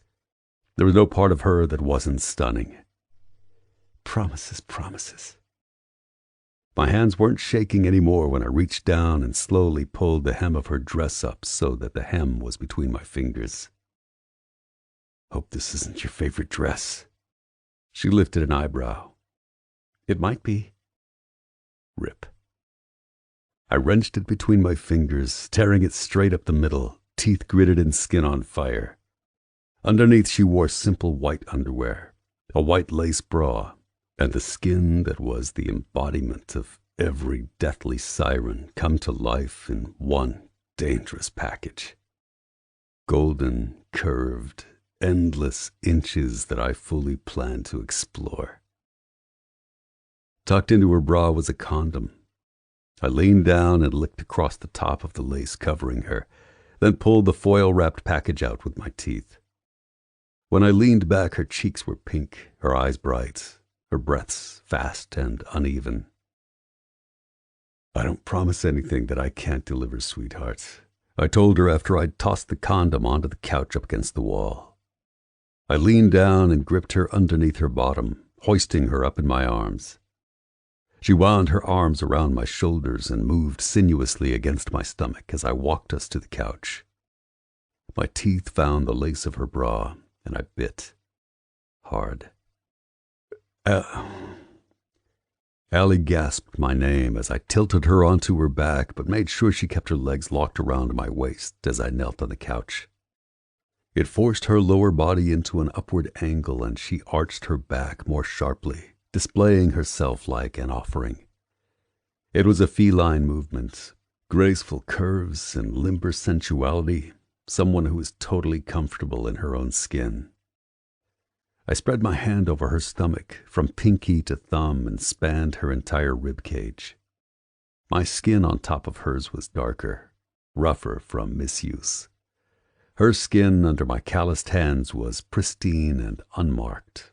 No bruises or breaks or violence to be seen anywhere on her body.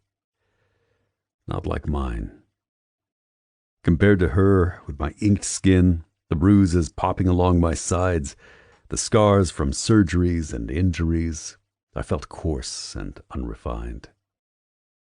She looked up at me, her fingers slung over her head, nodded into the arm of the couch, impatient, breathing and hips rolling against me when I didn't move. Her blonde hair was mussed and tangled around her face. Her lips were flushed pink from the rough treatment my mouth had given hers, from the biting and sucking. You are perfect, I wanted to say. Instead, I dropped her legs so I could yank her underwear off. In a rare sign of shyness, she closed her knees while I stood and briskly untied my trunks, My hands were rough when I shoved them down my legs. For 2, maybe 3 heavy, pulsing seconds, we stared at each other. "You're perfect," she whispered, and I had to blink for a moment at hearing the words I'd been thinking given back to me. It was disorienting in the sweet way she delivered them, which belied the sinful light in her eyes. It hurt. It hurt to look at her. With those 2 words, I wasn't sure how to proceed. I wanted her over me so I could see her move. I wanted her under me so I could unleash everything burning hot inside me. I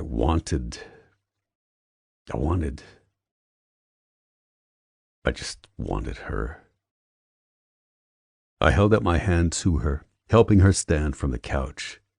She used her fingers and her palm to incite me further as I ripped the dress off her shoulders, then unhooked her bra and tore it off her shoulders. Allie bit down on the skin over my heart as I walked us backward, another bruise I'd have on my skin. My hands gripped her waist as I sat, and I lifted her easily to straddle my lap. One of her hands clutched the back of the couch, and she moved over me. I slid my hands up the line of her back while she did, our lips tangling and sucking in kisses that never stopped, never slowed. My hands got rougher, her movements more like a dance. My teeth found her skin, her tongue found the edge of my neck, and her breathing got choppy and wild. The moment I snapped my hips, we both stilled in perfect suspension of breathing, of heartbeats, of time. I'm so screwed, I thought. It was a realization that came far too late, because I could never, ever forget that she felt like this, that like this she was my perfect counterpart. Allie pressed her cheek against mine as we both started to move, her breathing, her whispered words and pleas hot in my ear. For minutes, hours, I couldn't say. We moved against each other, our knees tight up against my hips, our chests sweat-slicked and sliding. I felt the wave, felt it build up my legs, hot and silver and expanding like lightning in my blood, and only to crest into an explosion when Allie clutched my neck and then slumped against me. One hand soothed up and down her back as we breathed heavily. Her hair was a tangled mess, and her clothes were in a torn heap on my floor. And even with her still sweaty and sated in my arms, I knew I'd be counting down the hours until I could touch her again like this. How else could I see her and feel her? What new thing we could explore? I always knew Sundays were my favorite day of the week, just not because it was now the day I got to screw my boss. Holy hell, I said out loud. If there was a moment of panic accompanied by that thought, Allie chased it away instantly when she leaned back and grinned at me. I love Sundays, she whispered. Yeah? I asked with smug satisfaction at the sight of her, rumpled and sweaty and pink-cheeked. She smacked my chest and I laughed. I sighed and ran my hands up her back. Who had skin this perfect? Nobody I'd ever met. I love Sundays too, I told her. Even after a game like tonight? My head dropped back as Allie climbed carefully off my lap and moved to the side of the couch. It was hard to think straight when she looked the way that she looked, so I closed my eyes. It took me a minute to answer.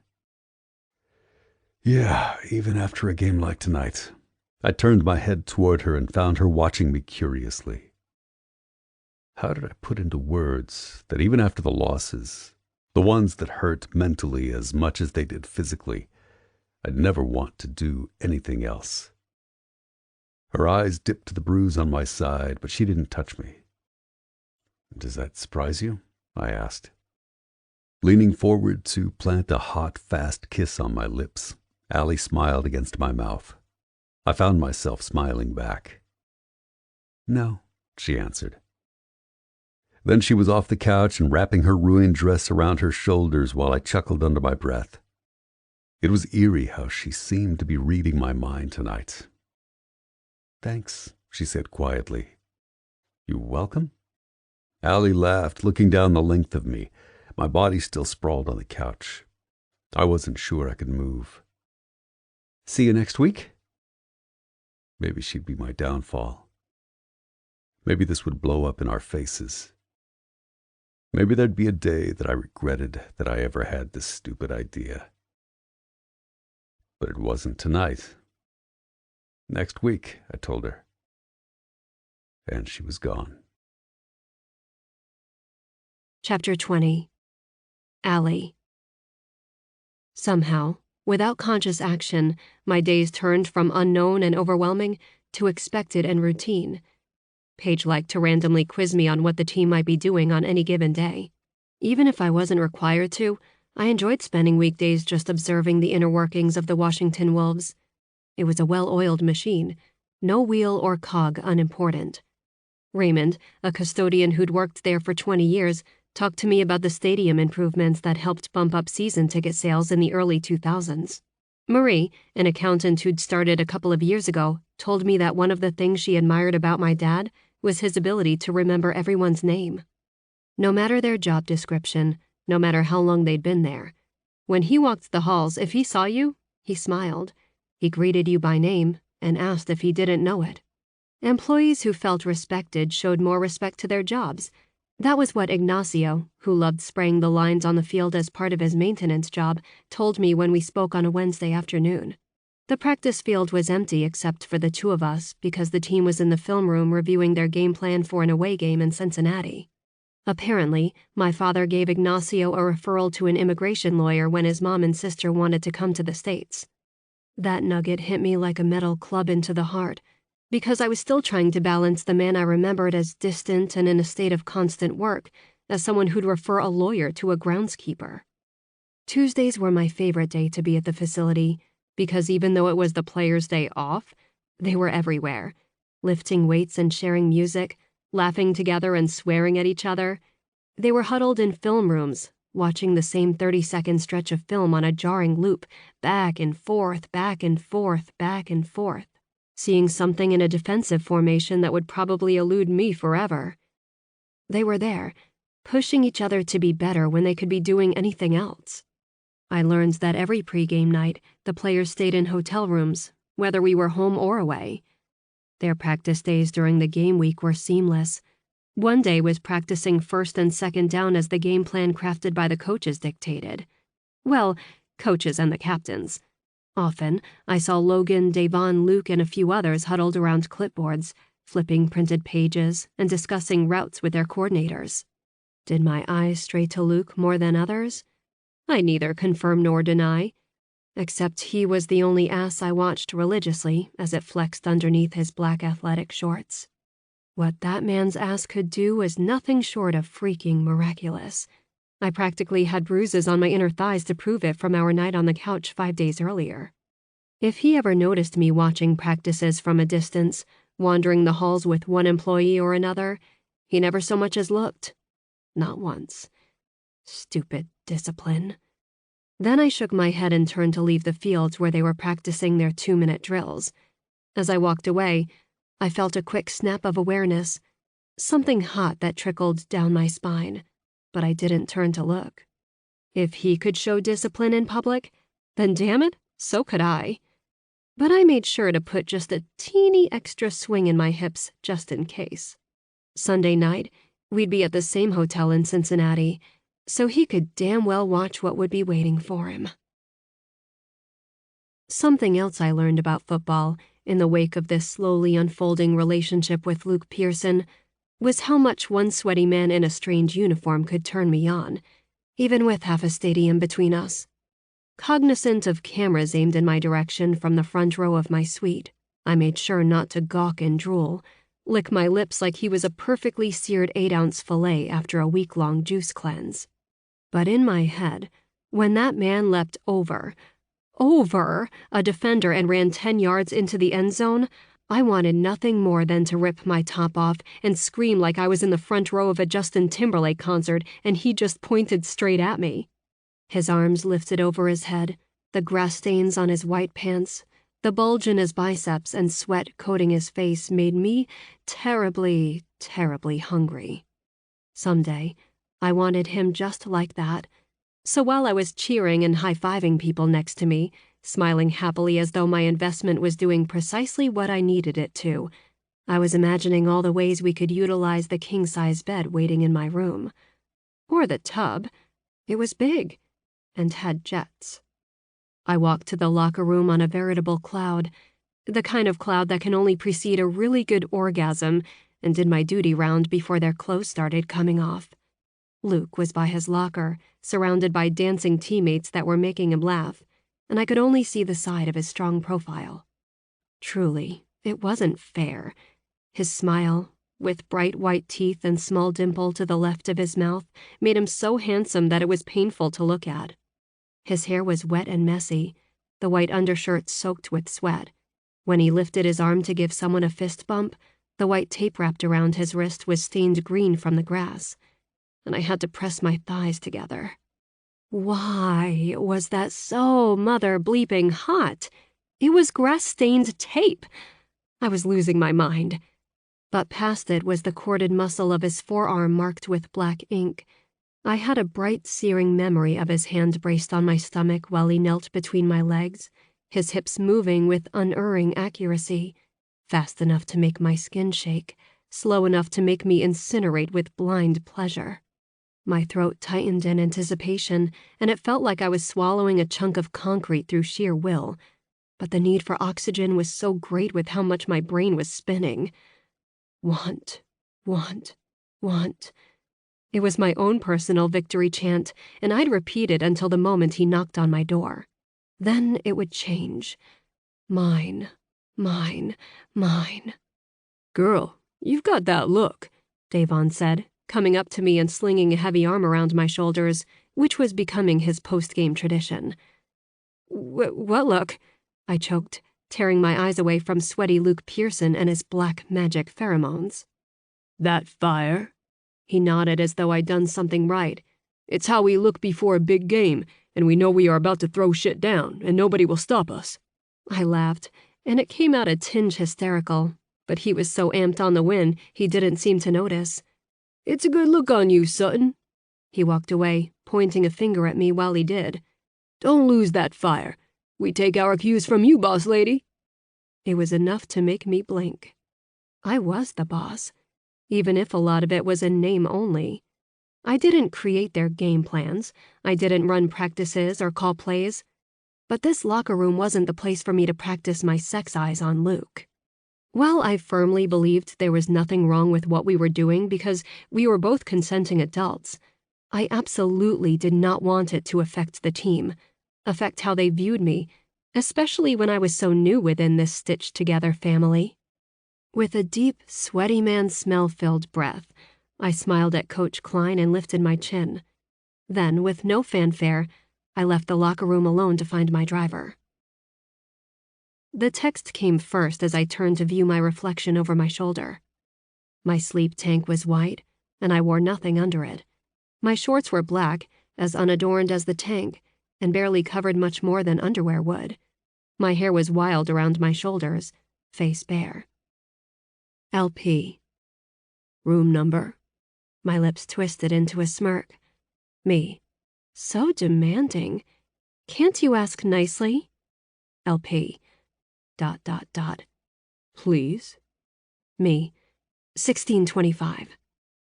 The dots bounced on the screen but then disappeared, and I wondered whether he noticed I was on a different floor than the rest of the team.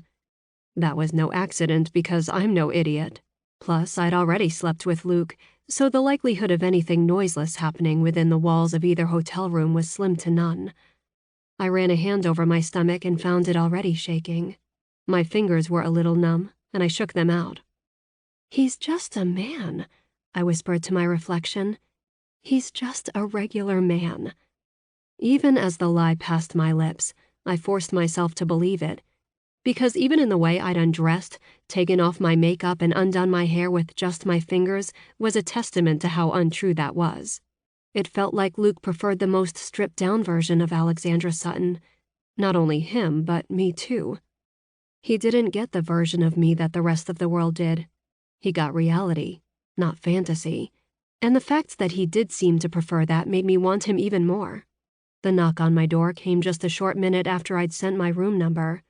A knock on the door made my cheeks flush, for crying out loud. I licked my lips and straightened, then tossed my hair like I was channeling Kate Upton. His hands were clasped behind his back when I pulled the door open, using it to cover my body. The sweat was gone. The grass-stained tape and damp undershirt were gone. In its place was clean, shower-wet hair. A face that needed a shave, but thank the Lord hadn't gotten one, because it made the angle of his jaw look dangerously sharp, as if it might cut my tongue if I licked at it with too much pressure. I think I wanted to test that theory.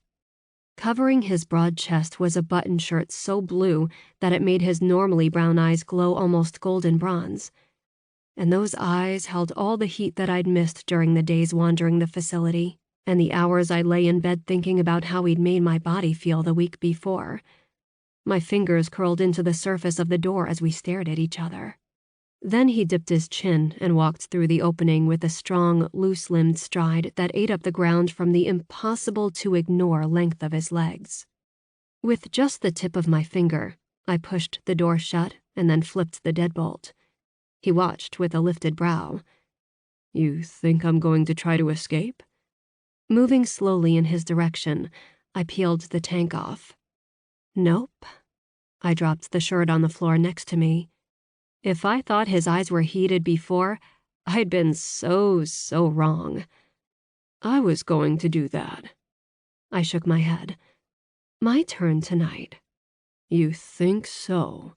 he asked gruffly, when the tips of my fingers traced the edge of my sleep shorts, which had nothing under them, and started inching them down my hips.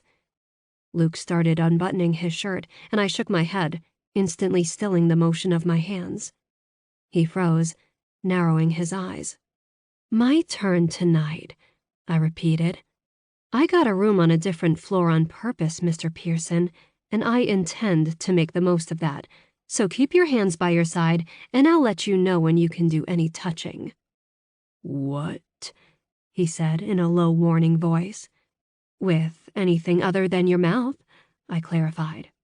He held his hands out in a conciliatory gesture, even as his gaze scorched my skin.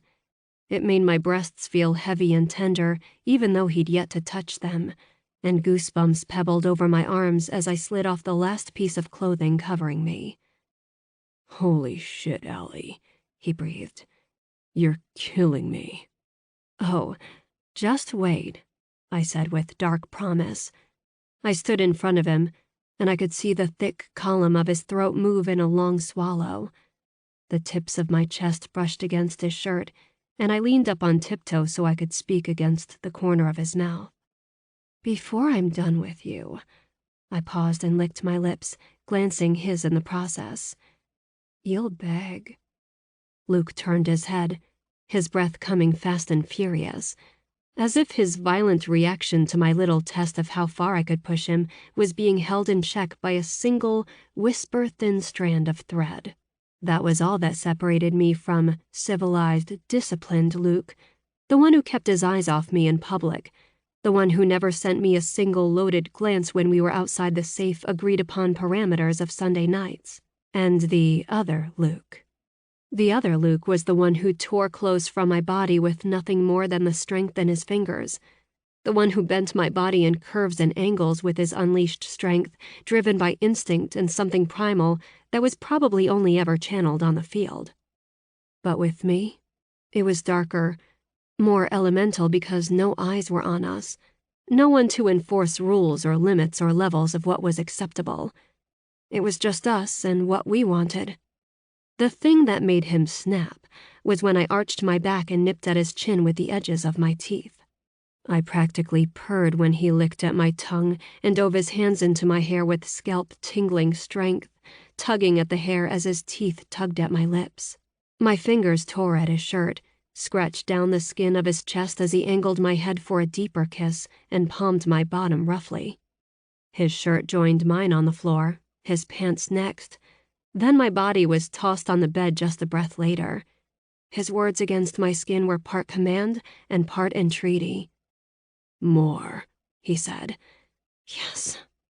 His eyes heated again briefly when he saw 2 condoms on the nightstand instead of 1 like the other night. With demanding hands, he turned me on my side but stayed on his knees on the bed. My back arched, and I braced my hands on the headboard while his free hand traced the line and bumps of my spine down the length of my bent leg. Once he was covered, he lifted my top leg and then stopped. My eyes flew open, darting to him. "What are you waiting for?" I tried to turn, tried to open my legs around his slim hips, the taper of muscle like the bottom of a V. "For you to beg," he said with a cocky smile. I groaned out a laugh, which made his smile soften into something more real than he'd ever given me before. In my head, I heard the snap of a puzzle piece clicking into place as his hips slid forward, slow, slow, slow. It wasn't until hours later, when I drifted off to sleep, sore and alone in my big hotel bed, that I could name it. Happiness. And that was more terrifying than any level of pleasure he could possibly bring me, because of how much we both stood to lose. Chapter 21. Luke. I should have known that something would go wrong, that I'd start to slip. It started on Tuesday morning when I drank my smoothie at the kitchen counter and found myself staring at the sliders leading into Allie's home. Behind the glass I saw no movement, no sign she was awake and starting her day. Instead of thinking about which films I would study that day, or how badly I needed to work on my quads, which felt tight after Sunday's game, I was wondering what her bedroom looked like, and how she would look in it. While I was doing that, I missed a call from Randall about a new endorsement deal from a shoe company who'd loved my SI cover. By the time I called him back, he was in another meeting. Distraction. It was understandable, I told myself, that someone like Allie would distract me. At least, that was what I kept repeating to myself on Wednesday when I caught a glimpse of her out of the corner of my eye, as I barked out a play while we practiced first down sequences against the practice squad. But I called the wrong play, so when I heaved the ball to my tight end, the ball sailed 10 yards past him, bouncing ineffectually off the ground. He gave me a curious look, but when I stayed quiet, he knew that the fault was mine. "Keep your focus, Piers," Coach yelled from the sidelines. My eyes burned hot from the effort to stay zeroed in on anything but her, even when I walked to the drink table and I could have taken a quick glance. It was the thinnest version of control I was able to master when it came to her, something I'd honed over my career. Discipline. That was what I needed. To counteract the distraction of Allie, I needed to keep a tight-fisted grip on the discipline that I was known for. Demand. Thursday night, I lifted weights in my basement and made demands of my body that I normally wouldn't during a game week. I pushed my muscles to the point of shaking and wondered if I'd lost my mind for doing just one more set of reps. Since we were nearing the midpoint of the season, my aches and pains were taking longer to disappear, and I was moving slower on Mondays and Tuesdays, praying that I could make it through another week without anything more serious than that, and some bruises on my body from unrelenting linemen. And then, desire. Friday was when I should have heard the blaring sirens in my head, warning me at ear-piercing levels that Allie was becoming a problem.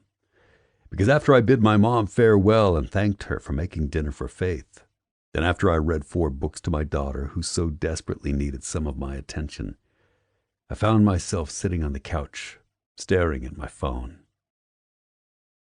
I could text her, see what she was doing. Friday was close enough to Sunday, right? Sunday night was a night game anyway, our first of the season, which meant high pressure, more people watching, and a late night before needing to be back at work Monday morning. But the desire to see Allie, to try to capture what we'd only had moments of the past 2 weeks was growing larger than any concern I might have about what this distraction was doing to me. It was only a distraction, but I was unable to harness it by discipline. It became impossible to demand from my head, and I was completely driven by desire. Desire I'd never, ever experienced. I'd had good sex before. I'd had great sex before. But there was something with her, something indefinable, something that had dug its fist root deep inside me and was growing beyond my control. Which was why I clenched my teeth, put my phone down, and forced myself to go to bed at a good time on Friday night. Alone. Saturday was a little better. The game walk-through was seamless, even if Jack commented on how tense I was, and the team arrived at our usual hotel with little fanfare. Some guys went out, usually the younger ones, but the veterans knew to keep our heads down, get good sleep, and wake refreshed. I barely noticed the room around me when I woke on Sunday, because they all started to look the same after a while. Nondescript lamps and artwork that failed to stand out beyond a few splashes of colors. Sterile sheets folded into tight edges and pillows that were always too soft. Showers that could never accommodate my height and sinks that were too short for me. But all those warning signs, one for each day of the week, that I stubbornly ignored, that I refused to properly name, were nothing compared to the disaster of what happened on the field. Reporters after the game would speculate that maybe there was miscommunication between my receivers and me, which was partially true. Jack ran a 10-yard post route when he was supposed to go 15 on a fade, resulting in an interception that was only saved from becoming a pick six when I tackled the jackass myself. My center blocked left when he was supposed to block right, and I was knocked back so hard that I saw stars for a minute, breath coming slow back into my lungs. Bottom line, we sucked. We were off rhythm, distracted. It became such an ugly word in my head. A whisper through the week that grew louder in the deafening quiet of the locker room afterward. Ugly because it was my own damn fault. Being disappointed in your teammates for not grabbing a perfectly thrown ball wasn't an easy feeling to swallow. But what was worse was walking into the post-game press conference knowing that I couldn't pass this off onto anyone else's shoulders. Not that I ever would. Making excuses was for the weak and unprepared. And that wasn't me, which was why I stood behind the podium and pointed at a reporter in the front row. "What happened out there, Luke?" she said, glancing up from her notepad. I lifted my chin. We lost because we didn't play well, and our opponents did. Simple as that. "Luke," someone from the other side of the room called, and I nodded. "We're not used to seeing so much miscommunication on offense. Are the rookies still having a hard time learning the playbook? We know yours is extensive." I gritted my teeth, his insinuation clear. Blame the new guys for not doing their homework because it makes for a better headline. Jack was no rookie. He was one of the best receivers in the NFL 2 years running, and there was no way in hell I'd be throwing him under the bus. "It's not the rookies," I told him. "If there's a miscommunication, it's on me as the quarterback. I'm the one who takes the game plan and puts it into action out on the field. And if they heard something other than what I intended, then we'll come back next week and practice harder to make sure we're all on the right page as a team." Hands lifted, people yelled my name, and I sighed, squinting into the bright lights aimed at me, pointing somewhere in the middle. "Last one, guys. I'm pretty beat, as you can imagine." There was a ripple of laughter as intended when someone spoke up. I heard his voice and my back tensed. "How's the new owner doing, Luke? She, still proving to be a bit of a distraction for you?" Reporters murmured uncomfortably, and I pinned him with a hard look. Ava from PR started up onto the stage, and I held up a hand. "We're here to talk about the game," I answered tightly, trying desperately to soften my face into something less homicidal. "If you have a question about that, I'd be happy to answer." He smiled. It was greasy and slick like oil spreading over his face. "Saw a magazine cover at the grocery store yesterday. Said she was pregnant with a player's baby already. There's no way to tell whose. Asshole, someone muttered in the front row. I kept my eyes pinned on him like I could inflict bodily harm.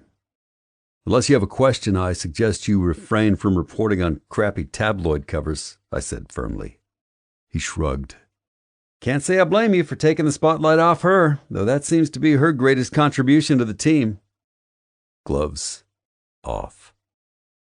I straightened to my full height as a hush fell over the room. Reporters got fired for so much less than that, and if me giving an answer would make his stupid, sexist soundbite go viral, then so be it.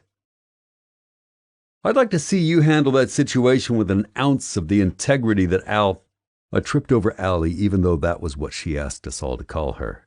Miss Sutton has. She was thrown into a huge role unexpectedly, one that is vital to any successful team in this league, and she's proven herself day in and day out to be committed and intelligent. And there's not one person in the entire Wolves organization who would say otherwise. In just a few short months, she's earned our respect, and she's earned that title, talking to a janitor about his job and how it could be better just as she talked to Jack or me or the CEO. If you're insinuating that a woman who happens to be young and happens to be attractive can't do a damn good job, then you're living in the wrong century. I walked off to some whistles and claps. Ava smiled in the dark area next to the stage, her eyebrows raised in surprise. My nerves jangled uncomfortably at what I'd just allowed myself to say. To the press. To the people who would love nothing more than to twist and tangle my words into more. But everything was true. As I drove home, the headlights of my car cutting bright slices of light through the dark streets, I knew with painful clarity that if Faith was thrust into the same situation as Allie, I'd be so fucking proud of her if she handled herself the way Allie had. But it didn't mean we should keep doing what we were doing. When I pulled my car into the garage and waited for the door to close, I remembered something that Allie had said to me. Don't make me look stupid. And that was what would happen if anyone found out. If anyone knew. They'd judge her at the precise moment that they slapped me on the back in congratulations. It felt like a lifetime ago that we'd stood in my backyard and I'd comforted and calmed her with no fucking clue how much she'd end up meaning to me. I wasn't even sure I could put a name to it right now. It had taken me long enough to admit I was simply attracted to her. Anything more than that felt akin to scaling Mount Everest with no preparation. I couldn't go there right now. It wouldn't help anything. Not her, not me. Over and over in my head, I repeated that as I walked into my dark house. There was a note for me on the counter from my mom, who usually had Faith sleep over at their house on night games. Proud of you, son, no matter what. I rolled my head around on my neck, a few satisfying pops punching through the silence of the kitchen. Would she be proud of me if she knew what I was doing with Allie? She wouldn't care if I was sleeping with someone, but she'd care about what could happen as a result of sleeping with this particular person. This has to stop, I said out loud, testing the words on my tongue, feeling the unbearable weight of them as they hit the air. Immediately, I wanted to take them back, let them be unheard in the universe, sweep them away because the thought of it had the same effect on my lungs as being sacked by a 300-pound lineman. I braced my hands on the counter and hung my head, taking a few steadying moments, firming up what I was about to do. I knew I respected Allie enough to tell her that we couldn't do this anymore, that I couldn't do this to her anymore. Why was my heart racing like that?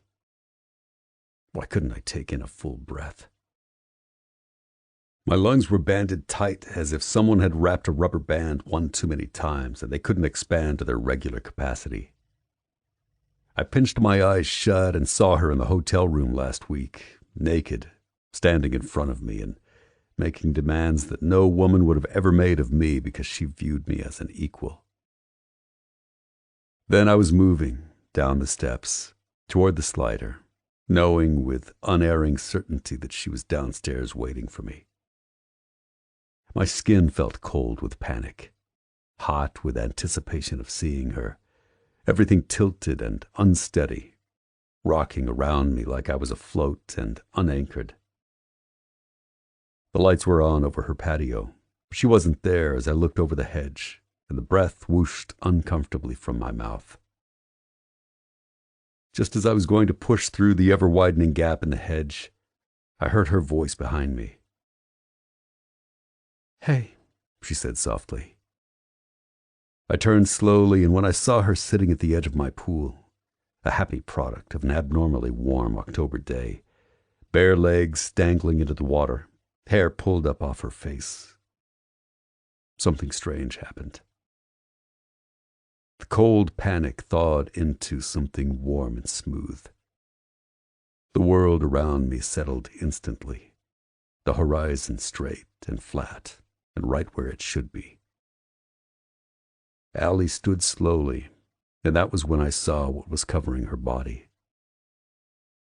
My jersey. Nothing under it, by the looks of it. Even with the lights from her backyard, her face was hardly visible in the shadows once she was facing away from the pool. But her eyes on me held me fast in place, the anchor that I couldn't find just a few minutes earlier. "Hey," I said back, woefully inadequate for what was churning violently inside me. "I can't do this," was one massive, side-knocking wave of thought. "I have to touch you again," was another. "I refuse to be what might ruin you," was the last. Allie lessened the gap between us, unafraid of closing the distance, showing just how much more courageous she was than me with each step over the soft grass. "I'm sorry about the game," she said, eyes lit and wicked in her face. No, not wicked. That wasn't the right word anymore. It didn't feel right to label this as something wrong, even if it was dangerous for both of us. Those eyes were almost invasive in how much intimacy I saw there. Not wicked at all. When did this happen? Was I so lost in the searing pleasure that I missed the frightening shift underneath it? I once learned about the tectonic plates deep under the ocean's surface. Just one fraction of an inch could trigger earthquakes, tsunamis, and unimaginable destruction and chaos. That was what Allie felt like. An unimaginable, life-altering change I hadn't seen coming. Slowly, I lifted my hand and slid my fingers along her jaw, savoring the silk of her skin over the bone. I was so much stronger it would take me nothing to break her if that's what I wanted. When my other hand came up and traced the line of her nose, spread my fingers along her cheek so I could feel the fan of her eyelashes along my fingertips when she blinked, her delicate brows bent slightly in confusion.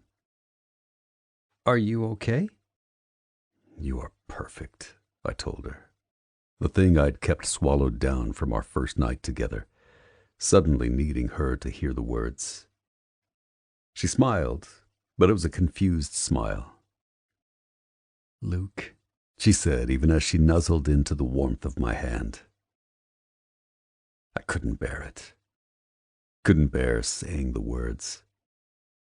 My hand slid down her shoulders and I gathered her to me, tight, nowhere nearly tight enough, even as she wrapped her arms around my back. Blindly, I sought out her mouth, and she let out a breathy, relieved gasp when our lips met, over and over. Sweet and slow we kissed, her hands clutching my back, up into my hair, and my fingers digging into the material of my jersey. Just one more time, I promised myself. Just one more night. My kisses turned harder, pulling a whimper from her mouth when my hands gripped underneath the jersey, and I found nothing but smooth, endless skin. You waiting for me like this is every fantasy come to life, Allie. I whispered into her ear, pulling on the lobe with my teeth. That made her arch up on tiptoe, gasping loudly. I spoke into her neck next after I licked the length of it. It feels like it could never be better than this, but it always is, isn't it? Yes, she moaned. Luke, please. I pulled back and touched my forehead to hers. Tell me, I said fiercely, needing something in return, even though she couldn't possibly know, couldn't possibly understand what her words would mean to me later. Let's go inside, she said, her arms wrapped tight around my neck. Tell me, I said again, working my hand slowly up her waist, under the jersey until my hand was filled with soft, warm flesh, her heartbeat wild under my palm. Tell me, and I'll take you to my bed.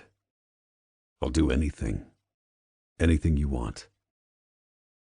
Allie sobbed out a breath, her body winding tighter and tighter against mine, against my seeking fingers between her legs as I contemplated taking her right there on the grass. Oh, holy shit. She dropped her head back. I didn't know, Luke. I didn't know it could feel like this. This good, this... Oh, please stop if you expect me to be able to think. I chuckled against her skin and slowed my hand.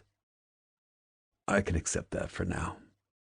She lifted her head, blinking slowly as I pulled my hands out from underneath the jersey, wound my fingers between hers and led her into my house.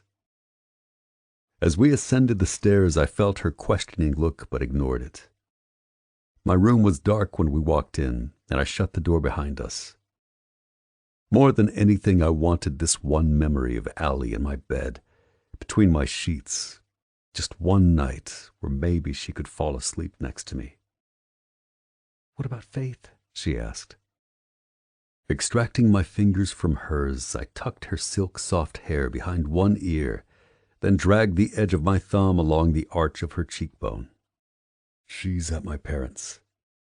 Luke, she said, shaking her head slowly as she glanced around my room.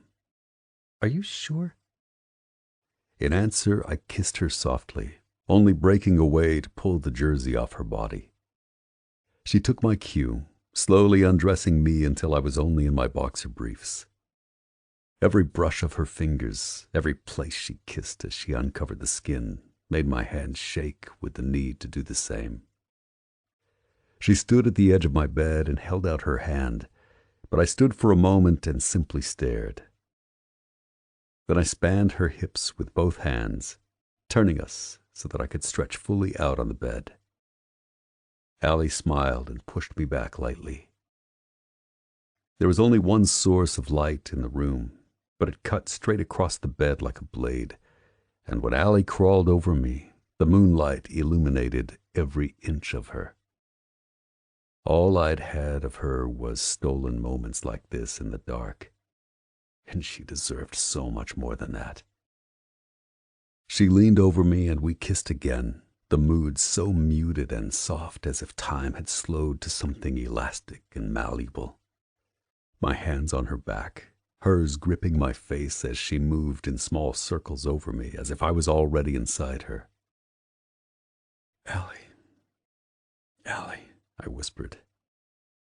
She straightened, bracing her hands on my chest, and suddenly it felt wrong. She felt too far away, and I rolled us. On a sharp inhale, she pulled her leg up, tucking her knee tight against my side. I gripped her thigh tightly and held her eyes as I pushed forward into her. Her chin jerked up, and I could tell she was holding her sounds. But I wanted them. I wanted to take them into me like I was in her. Together we moved, soft and slow. So slow that when sweat started to pool on my back, and her hips started to rise against mine restlessly, I knew the time for slow was done. Faster and faster, more and harder. It wasn't enough. It felt like nothing could ever be enough. I wrapped myself around her as tightly as I could, just short of hurting her, and she gasped into my ear as we came together. I slumped to the side so I didn't crush her, and Allie brushed the hair out of her face with visibly shaking hands. I finished for her, tucking a blonde tangle behind her ear again. Her mouth opened to speak, but I leaned forward and silenced her with a kiss.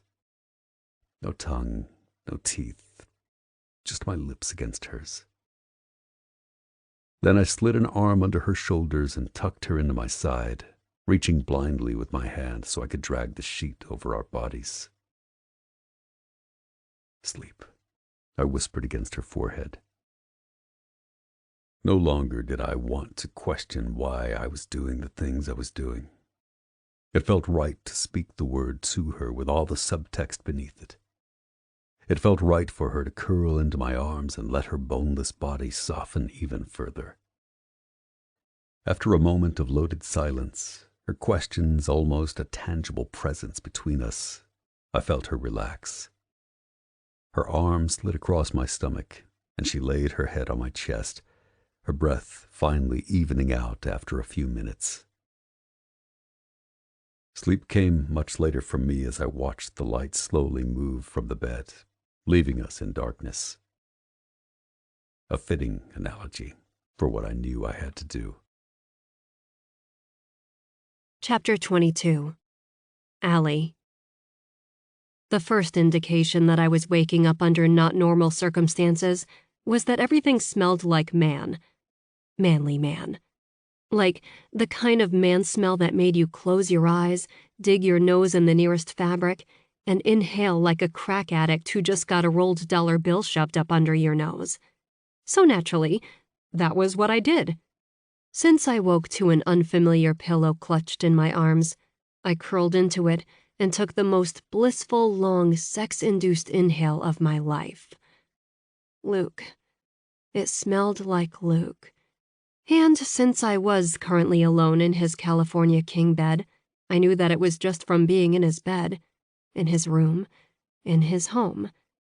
From the brightness of the sky, I knew he'd already be at the facilities, probably getting a massage or his bones cracked into place, which, ooh, I stretched and winced. I could use a little of that too. A blissed-out smile spread across my face because, holy hell, that night had been one for the record books. I knew it made me a very, very bad owner to say, but if losing a game did that to a man, then I'd be awfully tempted to tell them to lose more often. Turning on my back, I ran a hand over my forehead to clear my face of my tangled bird's nest hair and tried to do the same to my tangled bird's nest thoughts. Some things I knew for sure. 1. Something was different last night. When I saw the post-game press conference from the comfort of my living room, I saw in his eyes the moment he realized what he'd said about me. Nothing was inappropriate, nothing that could be twisted into a story that was ugly or sordid, but I was watching him through the lens of our little agreement. 2. That agreement was shot to shit into a million teeny tiny pieces now. The second Luke brought me up those stairs, we clicked into a new category. What? No freaking idea. But that brought me to bullet point numero 3. 3. I wanted more than Sunday nights, and I was pretty sure Luke did too. He held me like I was precious, made of glass, something to be cherished and taken care of, but screwed me senseless while also being cherished. In public, to reporters, he spoke of me with respect, with a protectiveness that had made my eyes water. "What is happening here?" I asked the empty room. It didn't answer. I turned over again, studying his private space. The ceilings, much like my own, were peaked and white, with open beams stretching across the length and ending at a massive wall of windows. The windows faced the lake, as did mine, and were thankfully covered by white linen curtains. The bed was on a simple iron frame and clad in a light gray bedspread. An empty fireplace broke up the far wall, and on either side of the warm-toned brick were open shelves lined with books, some old trophies, a few framed photos of Faith, and an older couple who must be his parents. Next to the fireplace was a brown leather club chair with a short, fat floor lamp just behind it, perfect for reading. On either side of the bed were dark mahogany end tables, mine empty and slightly dusty, his holding a water bottle, a phone charging cord, and a few loose coins. Doorways on the other wall led to a bathroom and maybe his closet. It was clean and simple, but not boring. I mean, I could spruce it up pretty quickly if he was interested in that sort of thing. As soon as the thought grew wings, I smacked my forehead. Turns out, it was completely unnecessary as a distraction technique because from outside the shut and hopefully locked door, I heard Faith giggle, then a woman respond. My mouth fell open, my cheeks burned hot. My heart threatened to crack its way out of my chest. His mom and daughter were right outside the room, and I was 5 minutes away from doing the walk of shame in front of them because I had no clue what time it was, and I was supposed to meet with Joy this morning. Freaking awesome. I sat up and blew out a quick breath. My choices were limited. When I'd walked over last night, I left my phone sitting on my own bedroom because I thought I'd be gone for 30 minutes max. So texting Luke to see how long they might be home was out of the question. I could don the jersey I wore over here, shimmy down the edge of the deck and pray no one saw me. Or I could snag some clothes from his closet, lift my chin, and accept the situation for what it was. Shitty, embarrassing, absolutely, completely, soul-crushingly mortifying. Beyond that, I had to take a second and drop my head in my hands and breathe through the sharp flutters of panic. I'd never met his mom before, and I was about to walk out of his bedroom, which shouted a whole host of truths that even Faith would catch on to. I whimpered a bit, because the last thing I wanted to do was get her twisted up in the middle of this before Luke was ready. Which was why people normally, woke the other person up and kindly told them to vacate back to their own house before their impressionable 6.5-year-old daughter saw them. Lifting my head, I took a deep breath and stared at the door. I flung the covers from me and peeked around the edge of the closet, just to make sure it didn't, secretly connect to the kitchen or anything. Phew. Without spending too much time digging through his walk-in closet, I found a pair of black athletic shorts that I rolled twice around my hips so that they didn't fall. Even though it was painfully obvious and horribly cliché, I slipped the jersey back over my head because I couldn't think of a better alternative in his closet when it came to braless apparel. In the floor-length mirror, I did what I could by combing through my hair with my fingers, tugging it together into a quick braid that came over the front of my shoulder. Not the worst I looked, I thought wryly. Just not how I ever imagined meeting his mother. With that, I whimpered again and marched to my fate. When I quietly opened his bedroom door and peeked out, his mom did an almost comical double-take as she was flipping pancakes on a large electric griddle.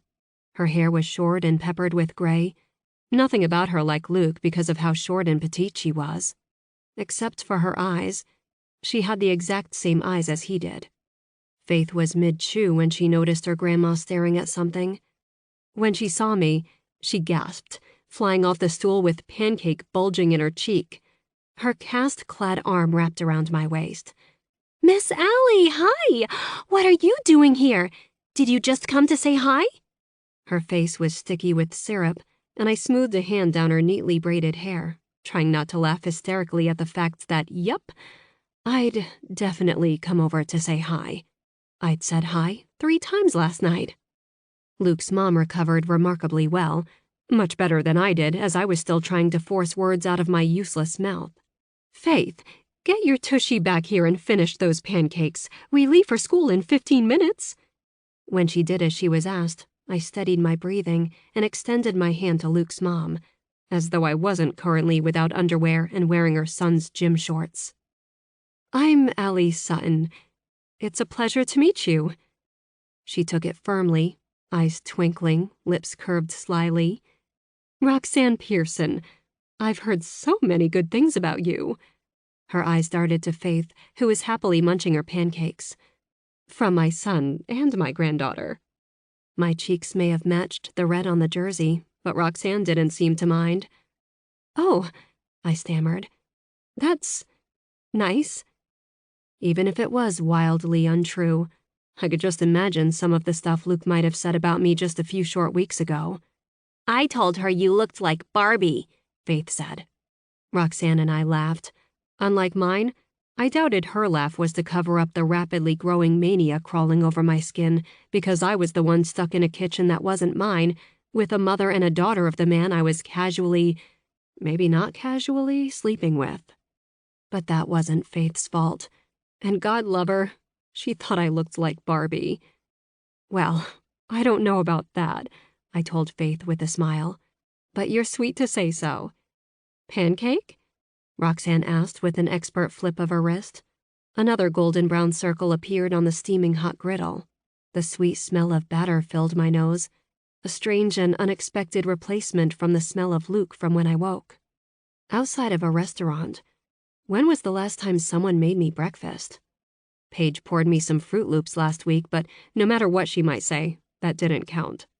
When I was Faith's age, I had a housekeeper who would cook for me, who'd pour a large cup of orange juice for my dad before he straightened his tie, said hello to me, and wished me a good day at school before he went to work. I blinked out of the memory and into the much warmer one in front of me. Oh, no, thank you. I'll just eat at home. I have a meeting that I need to get ready for. Roxanne opened her mouth to say something when Faith turned and pinned me with a disconcertingly direct look for a 6, almost 7-year-old. Do you work as much as my daddy does? My eyebrows popped up in surprise. Roxanne did the same. No, I answered after a beat. Your daddy works a lot more hours than I do. To be good at what he does takes a lot more time than my job does. It was a careful answer, but truthful all the same. Faith didn't react as I expected her to. She bent her eyebrows in and twirled the tines of her fork in a spot of syrup on her white plate. As soon as she stopped, the syrup slowly filled right back in. Do you know how long Daddy will play football? When I imagined how this walk of shame would play out, it wasn't this. Roxanne sent her granddaughter a soft smile, but didn't brush her question aside. Nor did she rush to answer it and avert the spotlight from me. I couldn't blame her since I'd gotten myself into this situation.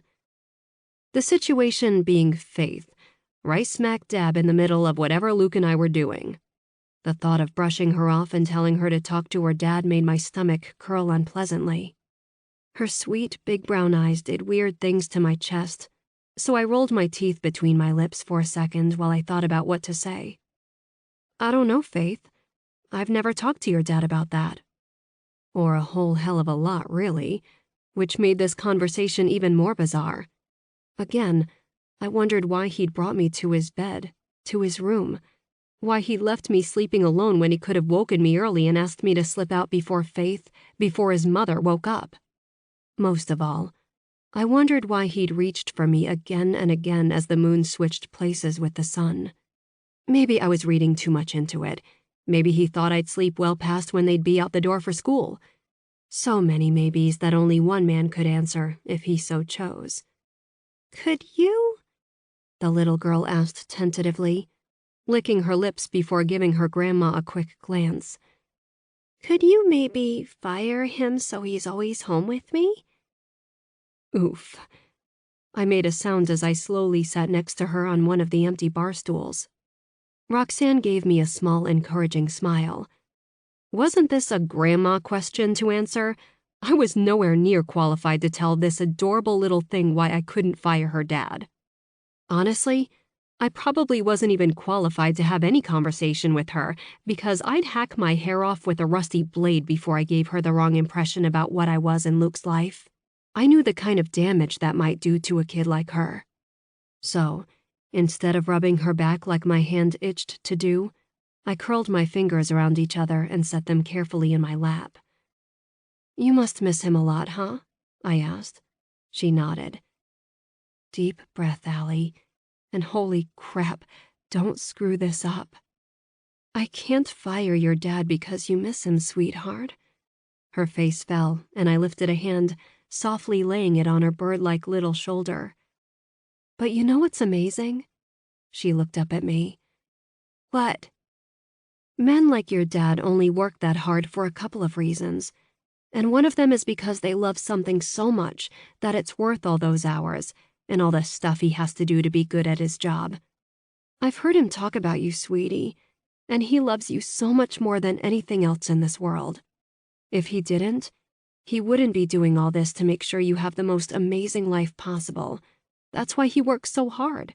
For you. I let out a slow breath, surprised at the lump stuck in my throat, wide like a boulder and as immovable as one. My dad worked a lot too, I found myself saying, my voice thick and syrupy. And it was really hard for me to understand at the time why he couldn't be with me instead. And I missed him terribly when he wasn't around. Roxanne let out a tiny sniff, but I didn't look away from Faith, who was watching me. Me, as if I had all the answers in the world. Now I see just what all his work has done for my life. Where were these words coming from? They couldn't be coming from me because that voice was all warbly and full of tears. Without all the work he did, I couldn't have traveled the world or seen so many beautiful places. I squeezed her shoulder and tugged at the edge of her braid as I felt a tear spill over down my cheek.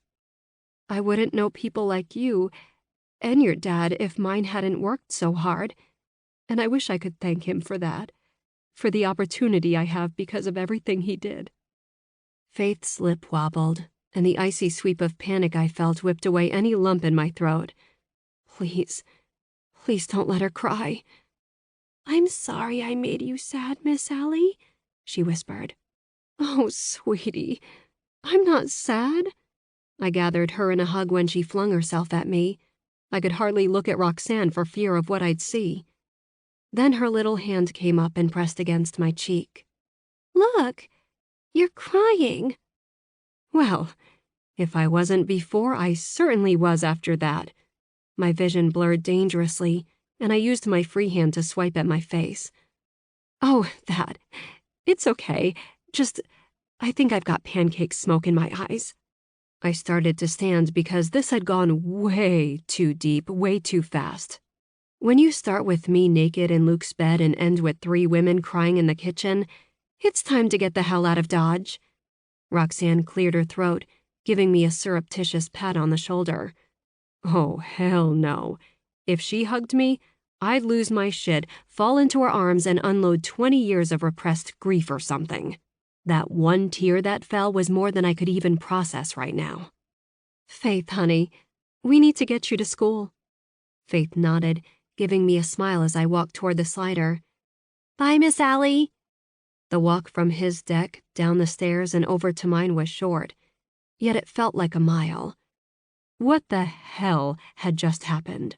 And why was my first instinct to pick up my phone and call him, make sure it was okay, that I'd done okay with Faith?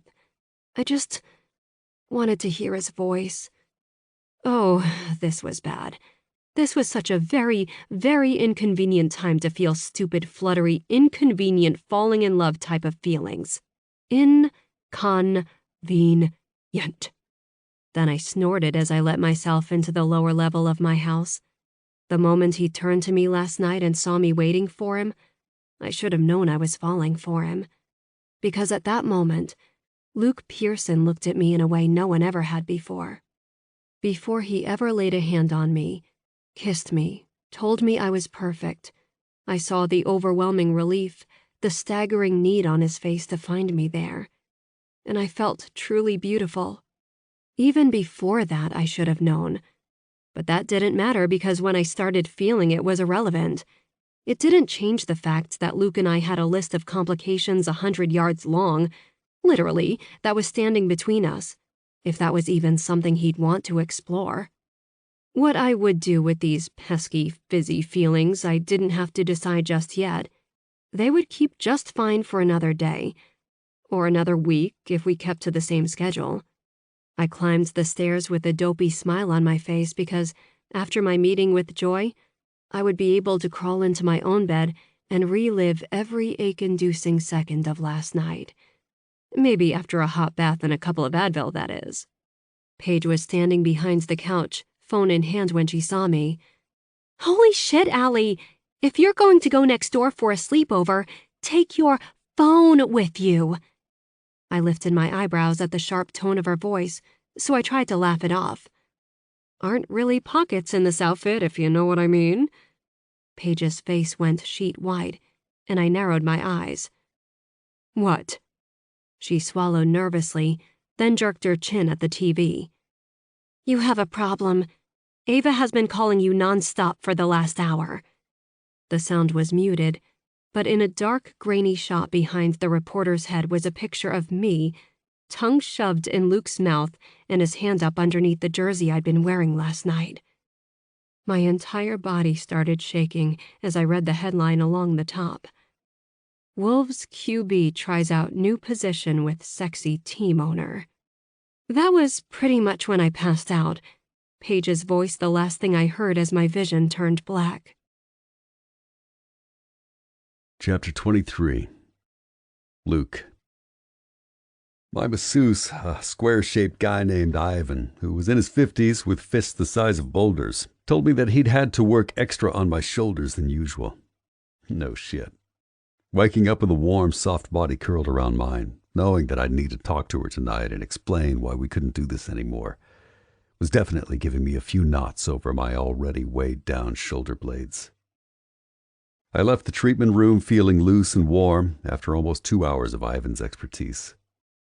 It was the only reason I didn't feel more banged up than I did at this point in the season. The hallway was empty, but heavy footsteps jogging in my direction had me turning. Jack's face was red and sweaty.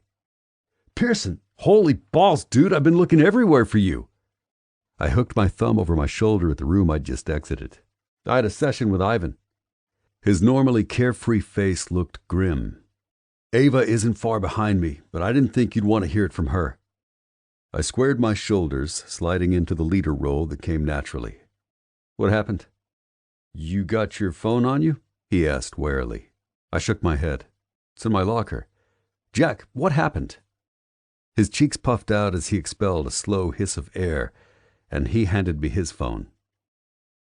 My heart chugged a heavy, awkward beat as my eyes struggled to comprehend what I was seeing in front of me.